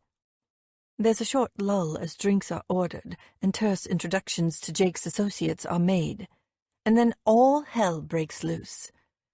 "You irresponsible fucker! What the hell were you thinking?" roars Jake, slamming his bourbon down on the table with a deafening crash. Brad just smirks again and says nothing. Do you have any idea how much money this shoot is hemorrhaging? The budget's shot to shit, half your crew want to quit, and your leading lady has just blown her entire costume allowance on a single outfit. Don't even get me started on Ramirez's expenses. I don't answer to you, Dalton. It's my father's budget, not yours. Not anymore, Jake says grimly. I took back full control of Global Studios exactly 2 hours ago when your father's ridiculous lawsuit was thrown out of court.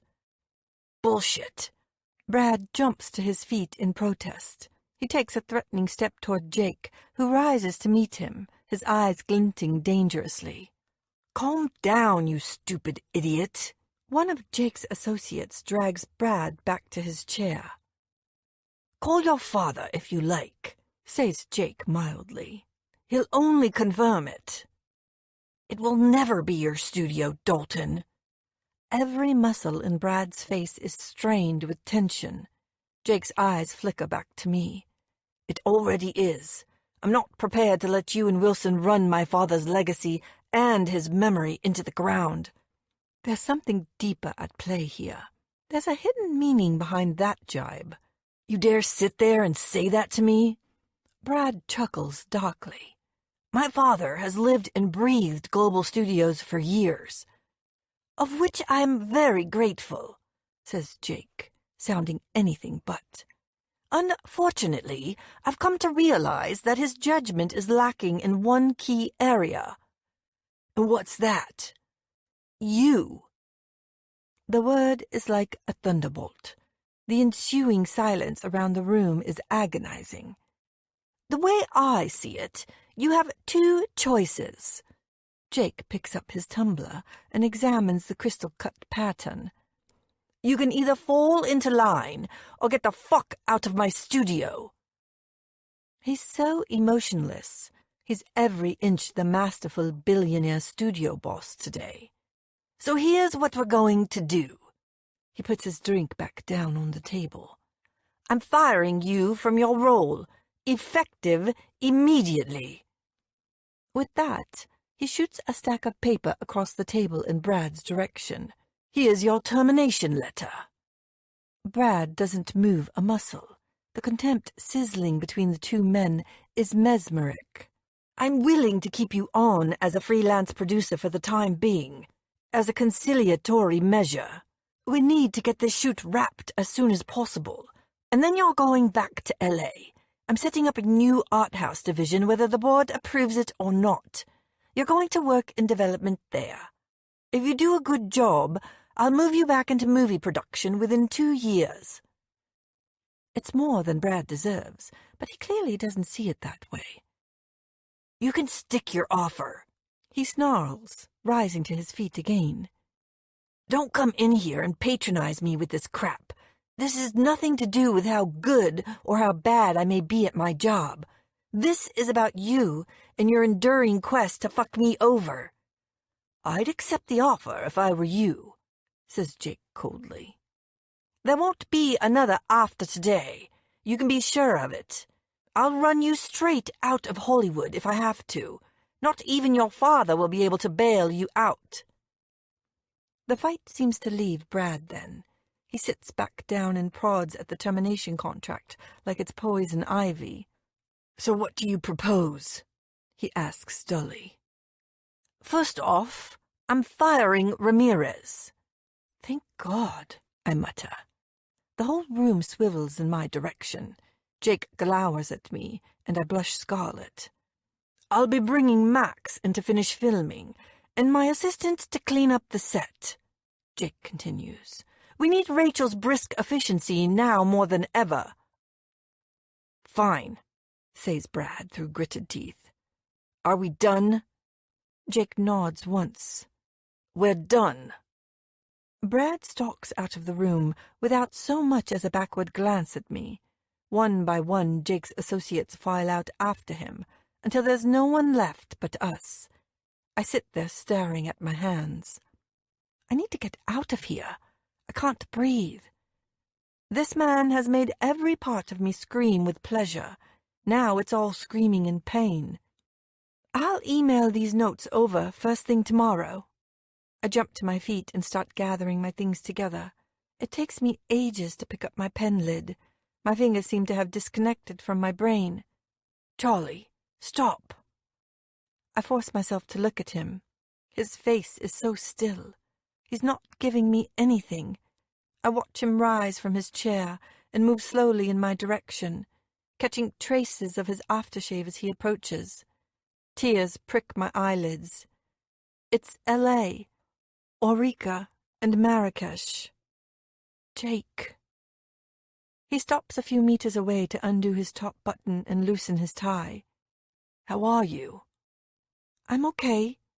It's a false whisper. There's a shout from the street outside.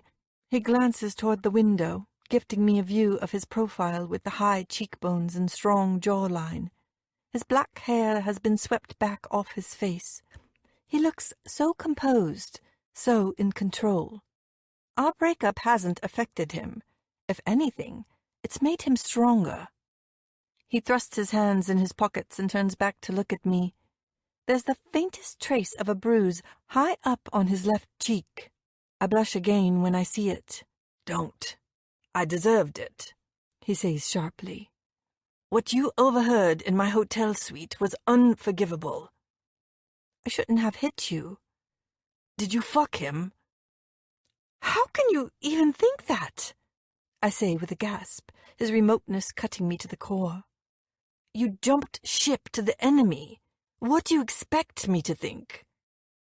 Jake is so calm, it's unnerving. I want him to lose his temper and shout at me like he used to. Anything other than this chilly indifference. It's too synonymous with the way he treated Cassie in his office all those months ago. I didn't sleep with Brad Wilson, I say quietly. He offered me a job and I took it. I wanted to see you again. I thought he could make it happen. I wish you'd told me he was your brother. About Global, about the lawsuit, everything. We stare at one another again, sizing each other up, taking in each other's pain. Why did you want to see me again, Charlotte? I shrug helplessly. I guess I wanted to apologize. I'm not thrilled with you working on Brad's movie, but I'm glad you found your way back into the industry. He interrupts, brushing off my words like it's meaningless noise. He leans across the table and reaches for the conference room telephone system. Your job will be more tolerable with Ramirez out of the picture. I gather he gave you hell today? Ramirez was a breeze compared to the last 5 minutes. I watch in a daze as Jake dials down to reception. Have my driver bring the car around. He replaces the receiver and delivers a grim smile. Since my brother has so gallantly stranded you, allow me to offer you a lift home. When are you flying back to L.A.? The words stick in my throat. Tonight, as soon as I can get away. As soon as you can get away from me, you mean? Jake. I take a step toward him, and he stills. Don't. Don't. I close my eyes in agony. We're right back to where we started. You made your feelings perfectly clear in Morocco, he says. I didn't like it, but I respected it. I've thought a lot about what you said. You were right. There was too much uncertainty, not enough trust. I know, but I need to concentrate on the business, Charlie. I fought my ass off trying to wrestle it back from Wilson. I couldn't do it when my father was alive. I'm determined to make up for that now. The enemies you spoke of in Morocco. You were talking about Walt Wilson, weren't you? Jake frowns. The devil incarnate. All he ever wants, is global, and he's prepared to do whatever it takes to get it. First, he destroyed my father by taking away my mother. Then, he tried to destroy me by taking...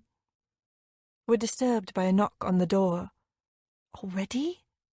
Trust my luck that he has a driver as fast on his feet as his Maserati. Goodbye, Charlie, he says bleakly. I hope you find that peace of mind you're searching for. God knows you deserve it." Wordlessly, I scream after him. I think I already have. Chapter 47. "Charlie!" squeals Rachel, flinging her arms around my neck. "It's so great to see you! I can't believe we're going to be working together again." She looks so glossy and healthy, with her polished blonde hair and well-rested skin. I wish I looked that good. My own hair is a shapeless mess. My Moroccan tan has faded into the London pollution, and the dark shadows under my eyes give out the impression that I'm wearing a pair of hideously unfunny comedy glasses. I'm back on the South Bank again, but it's a very different atmosphere to the one from yesterday. The sun is shining, and the gossip chains are clinking with the news of Brad's demotion and Ramirez's demise. "You wouldn't believe the relief around here, now that Jake's in charge," confides Rachel, letting go of my neck to link arms and walk me over to the production trailer.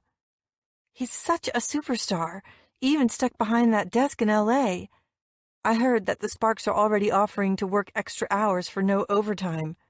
That's like Moses parting the Red Sea." I nod, but I'm not really listening. I can't get Jake's last words to me out of my head. I replayed them over and over until I finally fell asleep at 4 a.m. "He's insisting that you work in the office and not as Brad's assistant anymore," she says, pretending not to notice the state of me. "Shall we grab a coffee and go through stuff? On second thought, let's hold off until after lunch. Brad wants a run-through for the next scene in a half an hour." No freaking way. If anything's going to tip me over the edge, it'll be speaking to that asshole again. Jake was right. Brad never gave a shit about me. He only used me to take potshots at his brother, and, like a complete idiot, I allowed him to. "Hey, Rach, I'm not feeling so good. I think I might just—" "Are you fucking kidding me? What the hell are you doing here?" Max appears out of nowhere, erupting in front of us like a raging volcano. "Jake's out of his mind to keep you around after all the trouble you've caused. You couldn't help yourself, could you? You knew how he felt about Brad." "Good to see you too, Max," I say, shattered by his greeting. When did our light-hearted repartee switch to this accusation and regret? "I'm sorry I'm such a crushing disappointment to you." "To us both. Talk about the ex-assistant from hell." "Max," whispers Rachel, reprovingly. "Jake's had a lucky escape, if you ask me." He stops after this grand finale of insults, but his eyes are like chips of ice. "He's not perfect, you know," I say, my own temper flaring. Can't Max see how much I'm hurting here? "I know he slept with Cassie behind Brad's back." "And who did you hear that from? Brad, perchance?" I go very still. "Are you saying he made it up?" Of course he did. Everything Brad ever fed me was a lie. "Max, your first AD is signaling to you," Rachel says, but Max ignores her.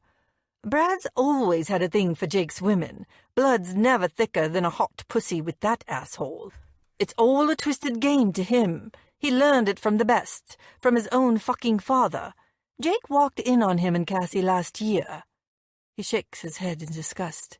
"Jesus, I'm going to find that little shit in a minute and knock the living daylights out of him. Jake may have fucked around before you came along, but in reality, he's the only one of us with any morals. He was there for my father, there for me. He was even there for our sodding mother whenever she deigned to put in an appearance.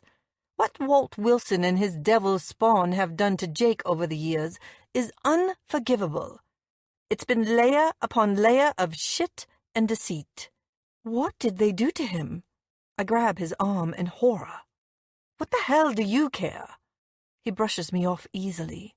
"Max!" cries Rachel. This shuts him up. She's never so much as raised her voice before. We watch together in silence as he stalks off in the direction of his Winnebago. "Don't take any notice of him, Charlie. she says, slipping her arm through mine again. He's just being overprotective. Doesn't matter. I extract myself gently. I don't deserve her comfort. I sure as hell don't deserve her making excuses for why Max said what he did. Brad's a manipulator and a liar. You're not the first woman to fall for his crap. But it's not just him. It's everything. Max called it like it is. And now I'm riding out an eternal landslide of emotion debris. I stagger away from her, walking blindly in the direction of Waterloo Station, my tears streaming unchecked.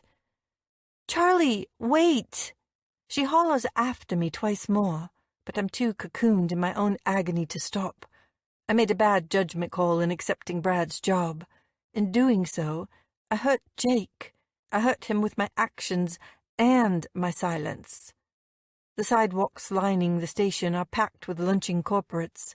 I jostle my way through their plumes of chit-chat and cigarette smoke, aware of the glances that my red eyes and smudged mascara are attracting. I know what the women are thinking. I can feel their silent vibes of solidarity.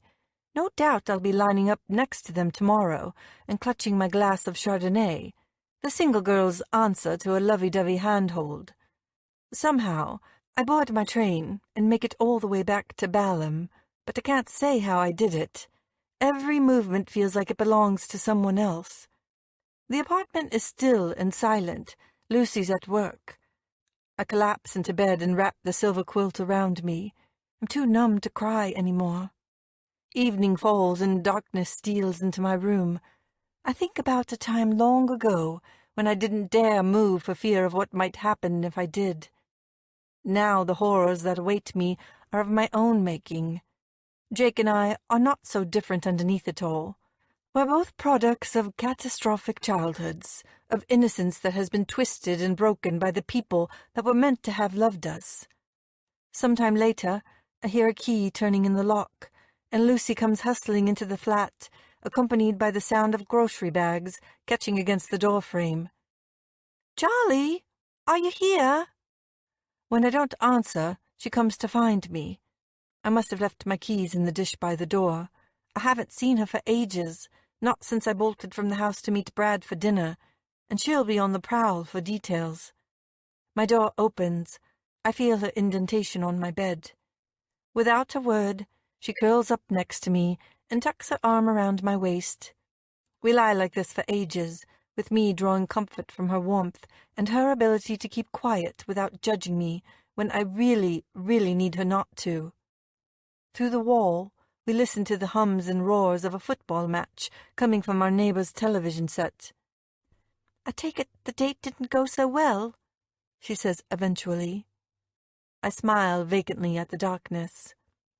It was more the after-dinner digestive that sucked, followed by some really bad indigestion. Her arms tighten around my waist. "He didn't try anything, did he?"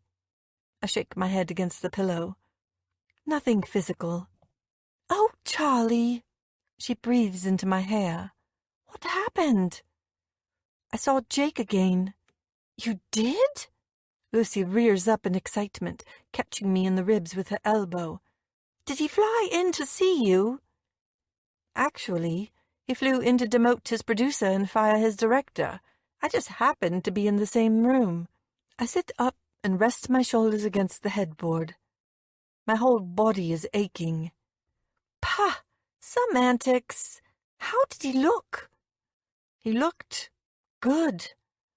I pull my knees up to my chest and wrap my arms around them for comfort. "Lucy, what's wrong with me? Why can't I open up about my past? If I had, Jake might have understood why I kept pulling away, why I found it so hard to trust him. Now he's turned himself into this ultra-aloof businessman. He's all about the studio. He thinks he owes his father this huge invisible debt, and I can't seem to reach him anymore." Lucy regards me thoughtfully. "Did Jake have to fly over to do all that stuff you just said?" "I suppose he could have fired Ramirez by phone." "Did he know you'd be there?" "He knew I'd started working for Brad, but..." You what? Since when?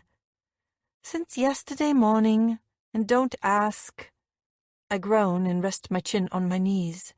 Turns out the devil's spawn has a cute smile and abs to die for, but really ugly ethics. Complete dickhead, is he? Well, I could have told you that, she says sternly. No self-respecting brother would have moved on you that fast. Mind you, he's technically a Dalton, and between them they've screwed most of Holly. She cuts off when she sees my face. Sorry, wasn't thinking. Doesn't matter anymore. Yes, it does. Jake can screw who he likes. No, he can't. The thought of his mouth on someone else's body makes me feel sick. You need to go to him, she says, taking my hand and squeezing gently. One last time. All in. You need to tell him everything. You have to make him understand. I'm arriving at the same conclusion myself. One problem. My thoughts and actions have very different pain receptors. What would I even say to him? How do I start? Thanks for the amazing sex, but sorry for punching you in the face, and then siding with your arch nemesis? Oh, and let me tell you all about my fucked up past while we're at it. Better still, I'll write it down so you'll never forget. I stop mid-rant. My mind is working overtime. Lucy, where's my laptop bag? I ask suddenly. She frowns at my abrupt turnaround. Try the lounge. No, the kitchen. I think I saw it under the table. She joins me as I'm emptying the contents of my laptop bag all over the kitchen floor tiles. She sits down on a nearby chair and opens up a can of Diet Coke. What are you looking for? A letter. What sort of letter? This letter, I say triumphantly, as my fingers close around the white envelope that Jake stuffed there during our naked disagreement in Marrakesh. I have to jostle it free. It's become entangled with an old shooting script and my laptop charger. When I do, I'm hit by a wave of memories. I'm back in that suite in Morocco. I can smell the candle wax and hear the cicadas underneath our bedroom window. I can feel the raw heat of his body lying next to me, moving inside me. Aren't you going to open it? Lucy stands up and peers over my shoulder to get a better look, cocking her head to read the writing. Am I? With trembling fingers, I rip the small envelope apart, collapsing into her empty chair as I do. Letters are like apologies for me books. They're only produced in rare circumstances or under extreme duress. Yet, here I find myself, backed into a corner on both accounts. I fucked up last night when I said I didn't trust you, and when I fuck up, I make things right. I find myself compelled to always make things right with you, because somehow you make everything all right with me. No declarations or proclamations. I know words are your thing, but I'm going to keep this simple. Forgive me. Come and find me. I'll make it worth your while. This is from Jake, isn't it? Whispers Lucy. I nod and let the paper part from my fingertips. A splinter of hope is lodging deep within my thoughts. Are his words still relevant, even after everything that's happened? Charlie? She's studying me closely, trying to gauge my reaction, her avid gaze raking across my skin like sharp talons. What are you going to do? There's only one thing I can do. I'm going back to LA, I tell her. It's my turn to make everything right this time. Chapter 48. I'm sitting in a hotel chair next to a window, some 34 floors up, hugging my knees again and gazing out at the lights of Hollywood. In the bed next to me, Lucy is out for the count and snoring softly. She insisted on coming. There was no way she was missing out on all the excitement. She's even managed to wrangle an interview with Matt Damon to justify the entire trip on expenses. At the airport, I sent a message to Rachel saying I needed a few days away. I feel bad for ditching her without a proper explanation, and I can just imagine Max wringing his hands in glee at my apparent career suicide. It's all for nothing, though. Why? Because Jake won't take my calls. I've been wallowing in misery for 5 hours. 5 hours! I'm exhausted from jet lag, but too depressed to sleep. I've been trying him all day, ever since we landed, but some hag of a receptionist refuses to put me through. Apparently, he's been in a meeting for 8 hours straight. Lying cow. I'm just going to have to get creative, even if that means camping outside his mansion like some crazy autograph hunter, until he deigns to speak to me. I'm growing bored of my own company, and these walls are closing in on me. I dress quickly in grey skinny jeans and a lilac silk cami, and make my way down to the lobby. I exit the hotel and immerse myself in the busy sidewalks of Hollywood Boulevard. I wander along aimlessly for a while, gulping in the heat and the smell of hot dogs and dodging all the Batmans. Jake was right. This place comes alive at night. He was right about so many things, but I won't allow myself to see it. I have to find him. I have to make this okay. Pausing at the intersection of Las Palmas, I spy a faded pink neon sign in the distance. Bingo! I make a beeline straight for it, no hesitation. A strong drink is exactly what I need. Parking myself at the bar, I smile at the guy polishing glasses behind the counter. "What can I get you, lady?" "Your most calorific cocktail, please. Diet's been suspended." He laughs and sets to work, as if lovesick 20-something women wandering into his bar on a Wednesday night in need of a sugar fix is a regular event. I watch him unearth a glass from the shelf beneath the bar and start packing it with crushed ice. Next, he pulls out a cocktail shaker and drowns it in vodka and some violent green liquid. Giving it a good shake, he tips out a grim concoction and serves it with 5 cocktail umbrellas, half a pineapple, and an enormous sparkler that he lights in front of me with a twinkle in his eye. "Enjoy your cocktail. Round here, we like to call it the Ghostbuster." "You mean if the spirits don't keep me up all night, the sugar high will?" I take a sip and start coughing and spluttering. It tastes worse than it looks. I hand over a 20 and see him glance up as another customer enters the bar. "What can I get you, buddy?" The customer must have indicated to my glass, because the barman sets to work with the same routine. "Does it come with a joke?" says a weary voice. I whip around so fast that I knock luminous green liquid all over the counter. Jake slides onto the bar stool next to me, looking tired and guarded, but oh, so handsome. He's wearing a black 3-piece again, but he's ditched the jacket and tie, and the sleeves of his white dress shirt have been pushed up to his elbows. His hair is shorter than before, much more businesslike. My heart starts to pound as the rich, heady smell of him wraps around my senses. I'm not surprised I lost you, Jake. You were out of my league from the first. "What are you doing here?" I mumble, chasing shards of ice around my drink with the straw. He ignores the question and clasps his hands together. He's gritting his teeth beneath his 5 o'clock shadow. I try again. "How did you find me?"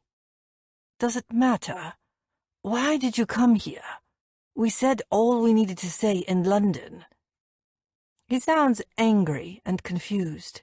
He's clearly not flattered in the slightest that I'd chased him halfway across the world. "You didn't let me finish, and you know how much I like to have the last word." He shakes his head and mutters something like "infuriating woman" under his breath as the barman places his drink down in front of him. He waves away the sparkler. There are more than enough fireworks flying between us at the moment. I watch him take a sip and make a face. He pushes it to one side and snaps his fingers. The barman brings him a beer straight away. So, it's just sheer obstinacy that brought you to this enchanting establishment, is it? He lifts the beer bottle to his mouth, and I'm transfixed. I need to feel those lips on my body again. I can't live the rest of my life without him. That, and the canapes. I unfurl the pineapple from my glass with a shaking hand and take a bite. He stills, and I know what he's thinking. I've reminded him of that night in Marrakesh. I blush and drop the pineapple. Why didn't you take my calls? I've been tied up in meetings. It's been a tough day. Embracing your legacy? He takes another draught of his beer. I figured there would be less chance of bumping into you if I was trapped behind a desk. But you're here now. Tell me how you found me, Jake. He pauses for a beat. I had someone tailing you as soon as you landed. You what? He sounds so unapologetic about it. Let me get this straight. You don't bother to return my sodding phone calls, but you have me followed around all day by some old man in a beige Mac, Columbo style? My voice rises indignantly.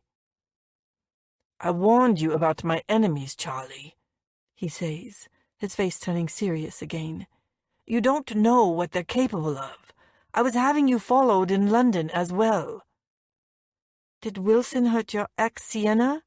Does he want to hurt me? Jake raises the beer to his lips again, but doesn't answer. I opened your letter, I blurt out, hating the strained silence between us. The one you gave me in Morocco. Damn. The bottle comes crashing down. The word is barely audible, but his regretful tone speaks volumes. I forgot about that stupid thing. Listen. I never get to hear what he says next. My chest is crushing, squeezing, and turning everything to white noise. I can't faint in here. I can't make an even bigger fool of myself than I have already. Grabbing my cell phone, I bolt for the door. I don't hear Jake calling out my name, either. I don't see him jumping down from the bar stool to follow me out. I'm so confused, I step out into the road, but I'm honked into retreat by a passing taxicab. Changing directions, I head back up Hollywood Boulevard, swerving around tourists like a vehicle in a high-speed car chase. Meanwhile, Jake has exited the bar and is sprinting up the sidewalk after me. Charlie, stop! I make it all the way to the corner of Highland Avenue before he catches up with me. I said, stop! He yells, grabbing my arm and spinning me around to face him. Stop running away from me, woman! You once said that you're no good for me, but the truth is, I'm no good for you.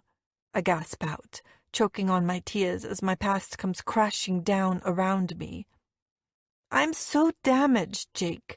I knew there'd be no going back for us after I signed up with Brad, but I did it anyway. Charlie. Jake's expression softens, but I can't bear to look at him anymore. This was a mistake. I'm sorry. I shouldn't have come. I wrench myself away from him and start walking again. I'm right next to the gaping golden aperture of the Dolby Theatre entrance, with the giant sign looming over me like a censorious overlord. What happened to you? What made you this way? Jake's words stop me dead in my tracks. I don't move another muscle until he's alongside me, his dark eyes flickering over my face, searching for answers. It's there on the tip of my tongue, but I can taste its bitter recrimination, too. He'll never look at me the same way again.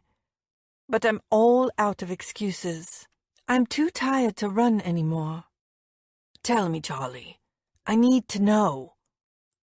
I drop my head and steady my breath. When I was 6 years old, my father kidnapped me, tortured me, and then killed himself in front of me. I say quietly. Chapter 49. Take it slow, Books. Start from the beginning. We're back in Jake's mansion. I'm sitting on one of his somber grey couches with his black suit jacket wrapped around my shoulders. He's sitting on the edge of an elegant glass coffee table, directly opposite me, and with his troubled eyes and mussed-up hair, he doesn't look quite so businesslike anymore. The last hour is a blank space. I can't recall how we got here, or how I came to be wearing his jacket. I'm pretty sure he didn't have it with him in the bar. But now we're here, with nothing but the ticking of a distant clock eking into our silence. I'm a wreck, sustained by one thing only. Jake's not kicking me out. Yet. My father wasn't always a bad man. Jake's head jerks up, and a look passes between us. I can see he's trying to remember all the good about his own father, too. "Can I have a drink?" I mutter. "Christ, yes."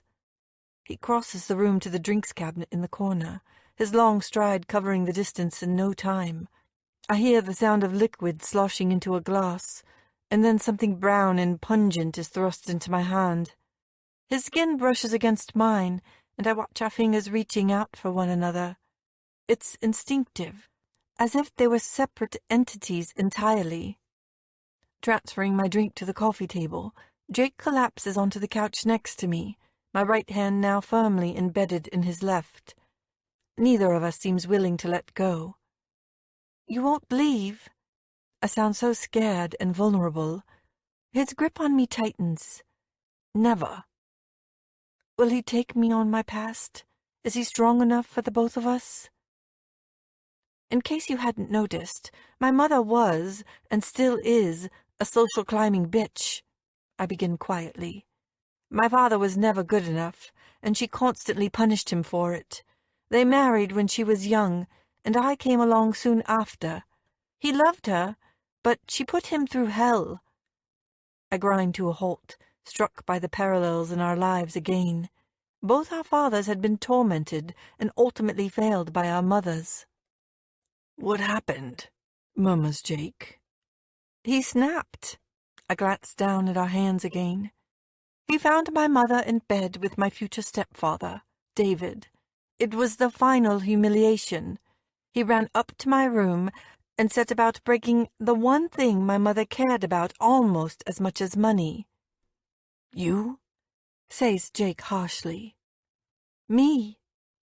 I reach out for my glass and take a large sip of whiskey, choking as the liquid scorches a hole in the back of my throat.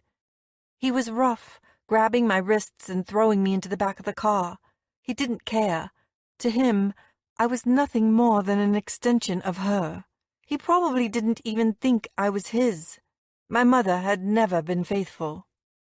"Where did he take you?" Jake's voice is like stone. "Some deserted farm. He kept me there for 5 days." "Where the hell were the police? Why the hell didn't they find you sooner?" He's on his feet and pacing now. He's all fire and vengeance on behalf of a 6-year-old girl who was all alone and scared to death. He hasn't even heard the worst part yet. "My father drank all day, every day, but he never took his eyes off me. He wouldn't let me sleep or eat. Some days the hint of a conscience flashed across his face. On those occasions, he just drank more." Jake stops pacing. "Did he touch you?" "Not like that. He got his kicks from mental torture instead." "What about a gun? Tell me about the gun." "How did you—" He knows. Of course he does. Any man who hires a team of professionals to follow me around would have delved into my past. But when? At what part in our relationship did he uncover my dirty little secret? "After Morocco," he says roughly, answering my unspoken question. "Those nightmares you were having." He shakes his head at the memory. "There had to be a reason why you kept on pressing that self-destruct button. I had to know." He drops to his knees in front of me, clasping my hands to his chest. His heart is like rolling thunder beneath his shirt. "Is that the reason you were so cold to me in London?" I whisper. knowing what you do about me? Fuck no! He looks furious at my insinuation. I convinced myself you had enough to deal with. You didn't need all my shit as well. I came to London because I couldn't keep away from you. This last week has been hell. I couldn't think straight. I couldn't sleep. I missed you so fucking much. Besides, nothing would have given me greater pleasure than to demote Brad by phone. He turns my hands over and gently presses his thumbs into my palms. Come to bed with me, Charlie.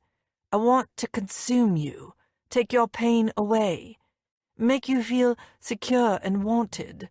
Let me love you. It's the only way I know how to do that.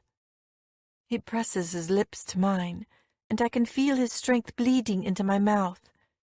It tastes like paradise. What about your business?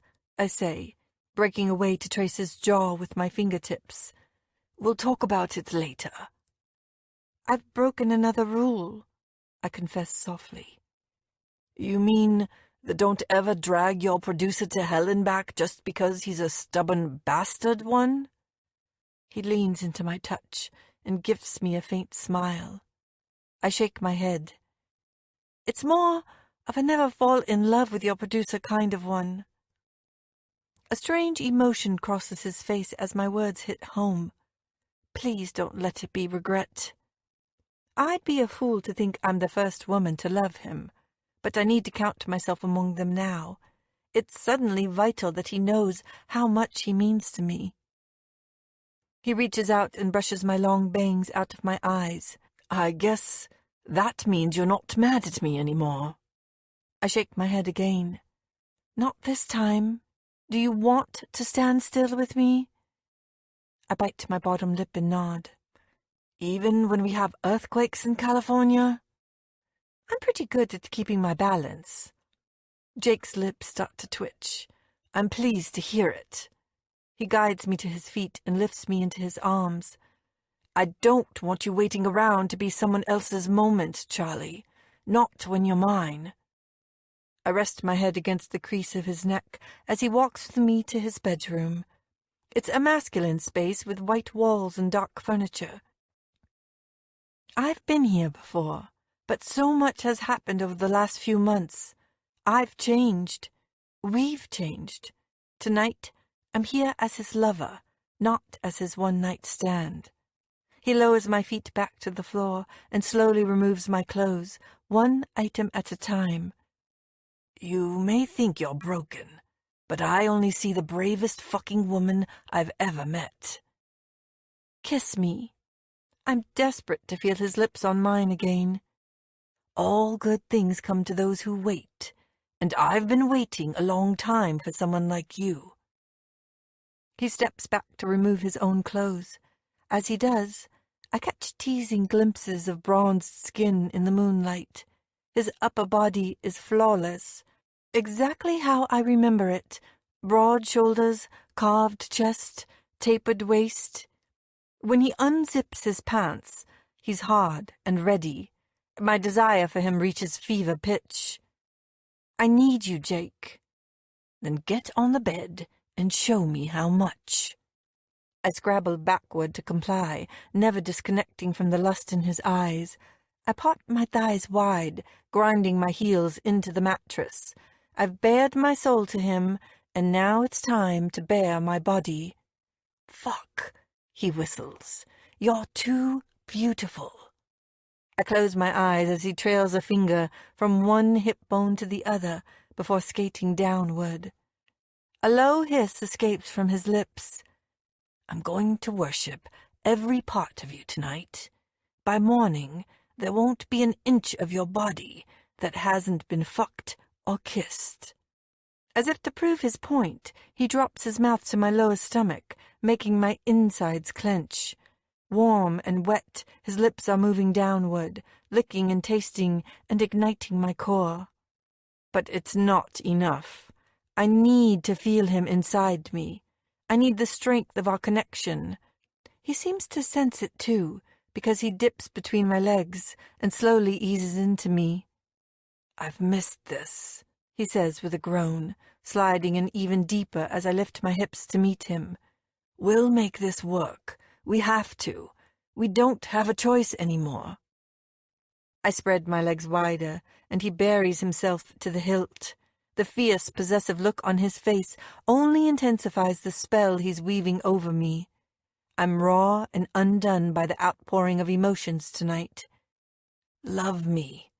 He molds his mouth to mine, a demand so harsh and needy that another wave of wetness soaks my core. He moves at breakneck pace, urgent and uninhibited, like me. We're using our bodies to communicate just how much we want to heal each other. Without warning, he pulls out of me and flips me onto my front. He pushes my knees up to my chest and slams into me from behind. "Jake!" I cry, clutching wildly at the sheets. That familiar sensation is building, and spreading like wildfire throughout my pelvis. "You feel so good, Charlie. So fucking good." I'm blown apart by his words. My cry turns into a sob as I shatter around him. In the moments that follow, it feels like he's consuming every part of me, just as he promised. The hurts of my past splinter all around us like broken glass. My present, Jake, has overridden it all. Chapter 50. I'm lying on my front, and Jake is lying next to me, his left leg thrown carelessly over my thighs. Propped up on one elbow, he's lightly running his fingers up and down my back. "I could lie here forever touching you." His fingers delve deeper under the top sheet. He's circling the base of my spine, and I can feel that insistent, telltale buzz between my legs again. "Tell me more about the gun," he asks suddenly. I tense, all thoughts of pleasure forgotten. "Not now," I beg him. "I can't." "No more secrets, Charlie." I turn away and hug the pillow to my face. The pain that he'd managed to banish is slowly creeping back into my consciousness. I shut my eyes to block out the images, but they're too powerful to ignore. He kept it in his hands the whole time, an old-fashioned wheel gun. He'd make me play these sick games. My voice turns into a sob, and Jake pulls me back into his arms. "Easy," he croons, gently stroking my hair. "I've got you. Take all the time you need." He'd load a single bullet and then spin the chamber 10 times. Always 10. He'd make me count. My voice is devoid of emotion now. We'd take turns. He'd point the gun at me and fire, then hold the barrel to his own head. Jake's grip on me tightens, but he doesn't interrupt. He'd do this 3 times every evening. It was like a sick ritual. On the 5th night, his luck ran out before mine. I stop there. There are few ways to describe the horror of watching your father blow his brains out, or to describe an aftermath equally as bloody, of shattered innocence and lasting legacy of guilt and mistrust. My mother was crushed, of course, I say bitterly. She blamed herself, and so did I. I was unmanageable, disrespectful. I couldn't stick to anything. Books were my only comfort. The more angst-ridden, the better. If I could lose myself in someone else's pain, I didn't have to feel my own. God, Charlie. I was smart, so my grades were good, but I wielded my grief and trauma like a talisman. It was my fallback excuse for all my shitty behavior. I didn't care. In my mind, I'd lost both parents that day. Jake turns me back around and snags my falling tears with the pad of his thumb. "So strong," he murmurs. "I don't disgust you? How could you even think that?" "Because," I say, fresh tears welling up, "if my own father could treat me like that, I can't be worth loving." "Bullshit." Jake silences my painful admission with an all-consuming kiss. You deserve all of my love and respect, now and forever. I'm sorry I kept pushing you away in Morocco. I didn't want the press finding out about my history. You should have trusted me. You should have trusted me, I countered gently. I know all about Brad sleeping with Cassie. I could give a shit about Cassie. As far as I'm concerned, he did me a favor. Before you came along, I didn't care about any of the women. There were many. Too many, he admits reluctantly. And Sienna? I hold my breath as I say her name. Infatuation that fell afoul of my stepfather's malevolence. We were 19. I loved her. He seduced her. She was just another game to him, an opportunity to slap me back into my place, a chance to ruin me as he'd ruined my father. I did some stupid stuff afterward. Jake flashes the small silver scar on his wrist at me. Then I boarded a plane to England, and that was that. Did you ever tell your father about any of this? He chuckles without mirth. And confess to history repeating itself? I couldn't even admit it to myself. Me turning my back on Global was like a festering wound, right up until he died. But now, it's time to settle old scores. Jake pulls me tight to him, grinding his hips into my ass, his body re-energized by whatever he's about to share with me. My 8-hour meeting today was to officially vote Wilson off the board. Won't that make him even more dangerous? Not when he's just been arrested for embezzling global funds. Wow, are you serious? I'm stunned. I don't expect to be hearing from him for at least 30 years, in fact. That's if he ever makes parole. Global is mine now. Jake grins suddenly, and it's like sunlight blasting through the clouds. And you're all mine. On top of everything else, Max has decided to stop nailing everything that moves. This might be the best day of my life. I blink. Wait, what happened with Max? We're not the only ones predisposed to bending a few rules, apparently. Jake rolls me onto my back and settles between my legs again. Max professed his undying love to Rachel last night, and evidently, though God knows why, she feels the same way. Jake glances at the clock on his nightstand. They should be halfway to Paris by now. That's all well and good. But if they're not back on my movie set by 7 a.m. on Monday, there'll be hell to pay. I can't believe he finally admitted it. He told me he couldn't live without her. Speaking of which, and how do I fit into your life, Jake Dalton? I say, locking my legs around his waist. He smooths away my bangs with his fingers and smiles down at me. The same way you have from day one, front and center of my heart. We're opening that cage together, Charlie, and setting both our pasts free. His honesty knocks the sass clean out of me. That first night in L.A., you made me feel things I thought were dead and buried long ago. My smile blossoms. I'm your voodoo charm. Your pure witchcraft, he agrees huskily. Just don't shrink my dick when I piss you off. Just your huge ego, then? No such thing. We gaze and gaze at each other. I want to curl up inside his thoughts and stay there forever. Since he walked into my life, I've laughed louder. I've cried harder. I've made love in ways I've only ever dreamed about. Then a thought hits me out of nowhere, and my face crumples in dismay. What's wrong? He demands.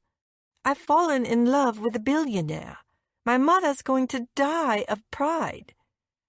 Let's make it a lingering death, then, shall we? He murmurs, grinding his erection into me. Time to shift priorities, books. Time to start thinking about what you want. It's time to put down the paperbacks and write your own happy ending for a change. He looms large over me, like the sexy, brooding temptation that he is. I want you, I tell him, bracing myself for pleasure as he surges forward and the smooth head of his cock slips between my folds. You have me, he says with a groan. Heart and soul, I love you, books. I have from the moment you barged into my office like a petulant teenager. What else do you want? He eases in another inch, but he makes no move to claim me with that first savage thrust. He's going to torment the truth out of me if it kills him. Movies, I pant. I want to make movies. Good girl. He slides in a couple more inches, and I let out a gasp. Because you're all about the words, and I need a script producer for my new art house division. Even better, there's a room right across the hall from mine that has your name all over it. He bottoms out inside me and pauses to wait for my reaction. Does that mean I get to screw you during my lunch hour? I'm in command of this, he says with a growl, jerking his hips sharply in sweet, delicious punishment. I say when, I say how, and then there's this other thing. What thing? My mind is starting to drift. There will never be anything better than this. A question I've been meaning to ask you. Transferring his weight to one elbow, he tugs my left arm free from his shoulder and brings my ring finger up to his lips. And just so we're clear, I'm not taking no for an answer on this one. This concludes Hot Nights in Morocco by Catherine Wiltcher. Narrated by Camille Quinn. Copyright 2019 by Catherine Wiltcher. This unabridged audiobook is published by arrangement with Entangled Publishing, LLC, and was produced in the year 2022 by Tantor Media, Incorporated, a division of Recorded Books, which holds the copyright thereto. Please visit tantor.com for more information on our growing library of unabridged audiobooks.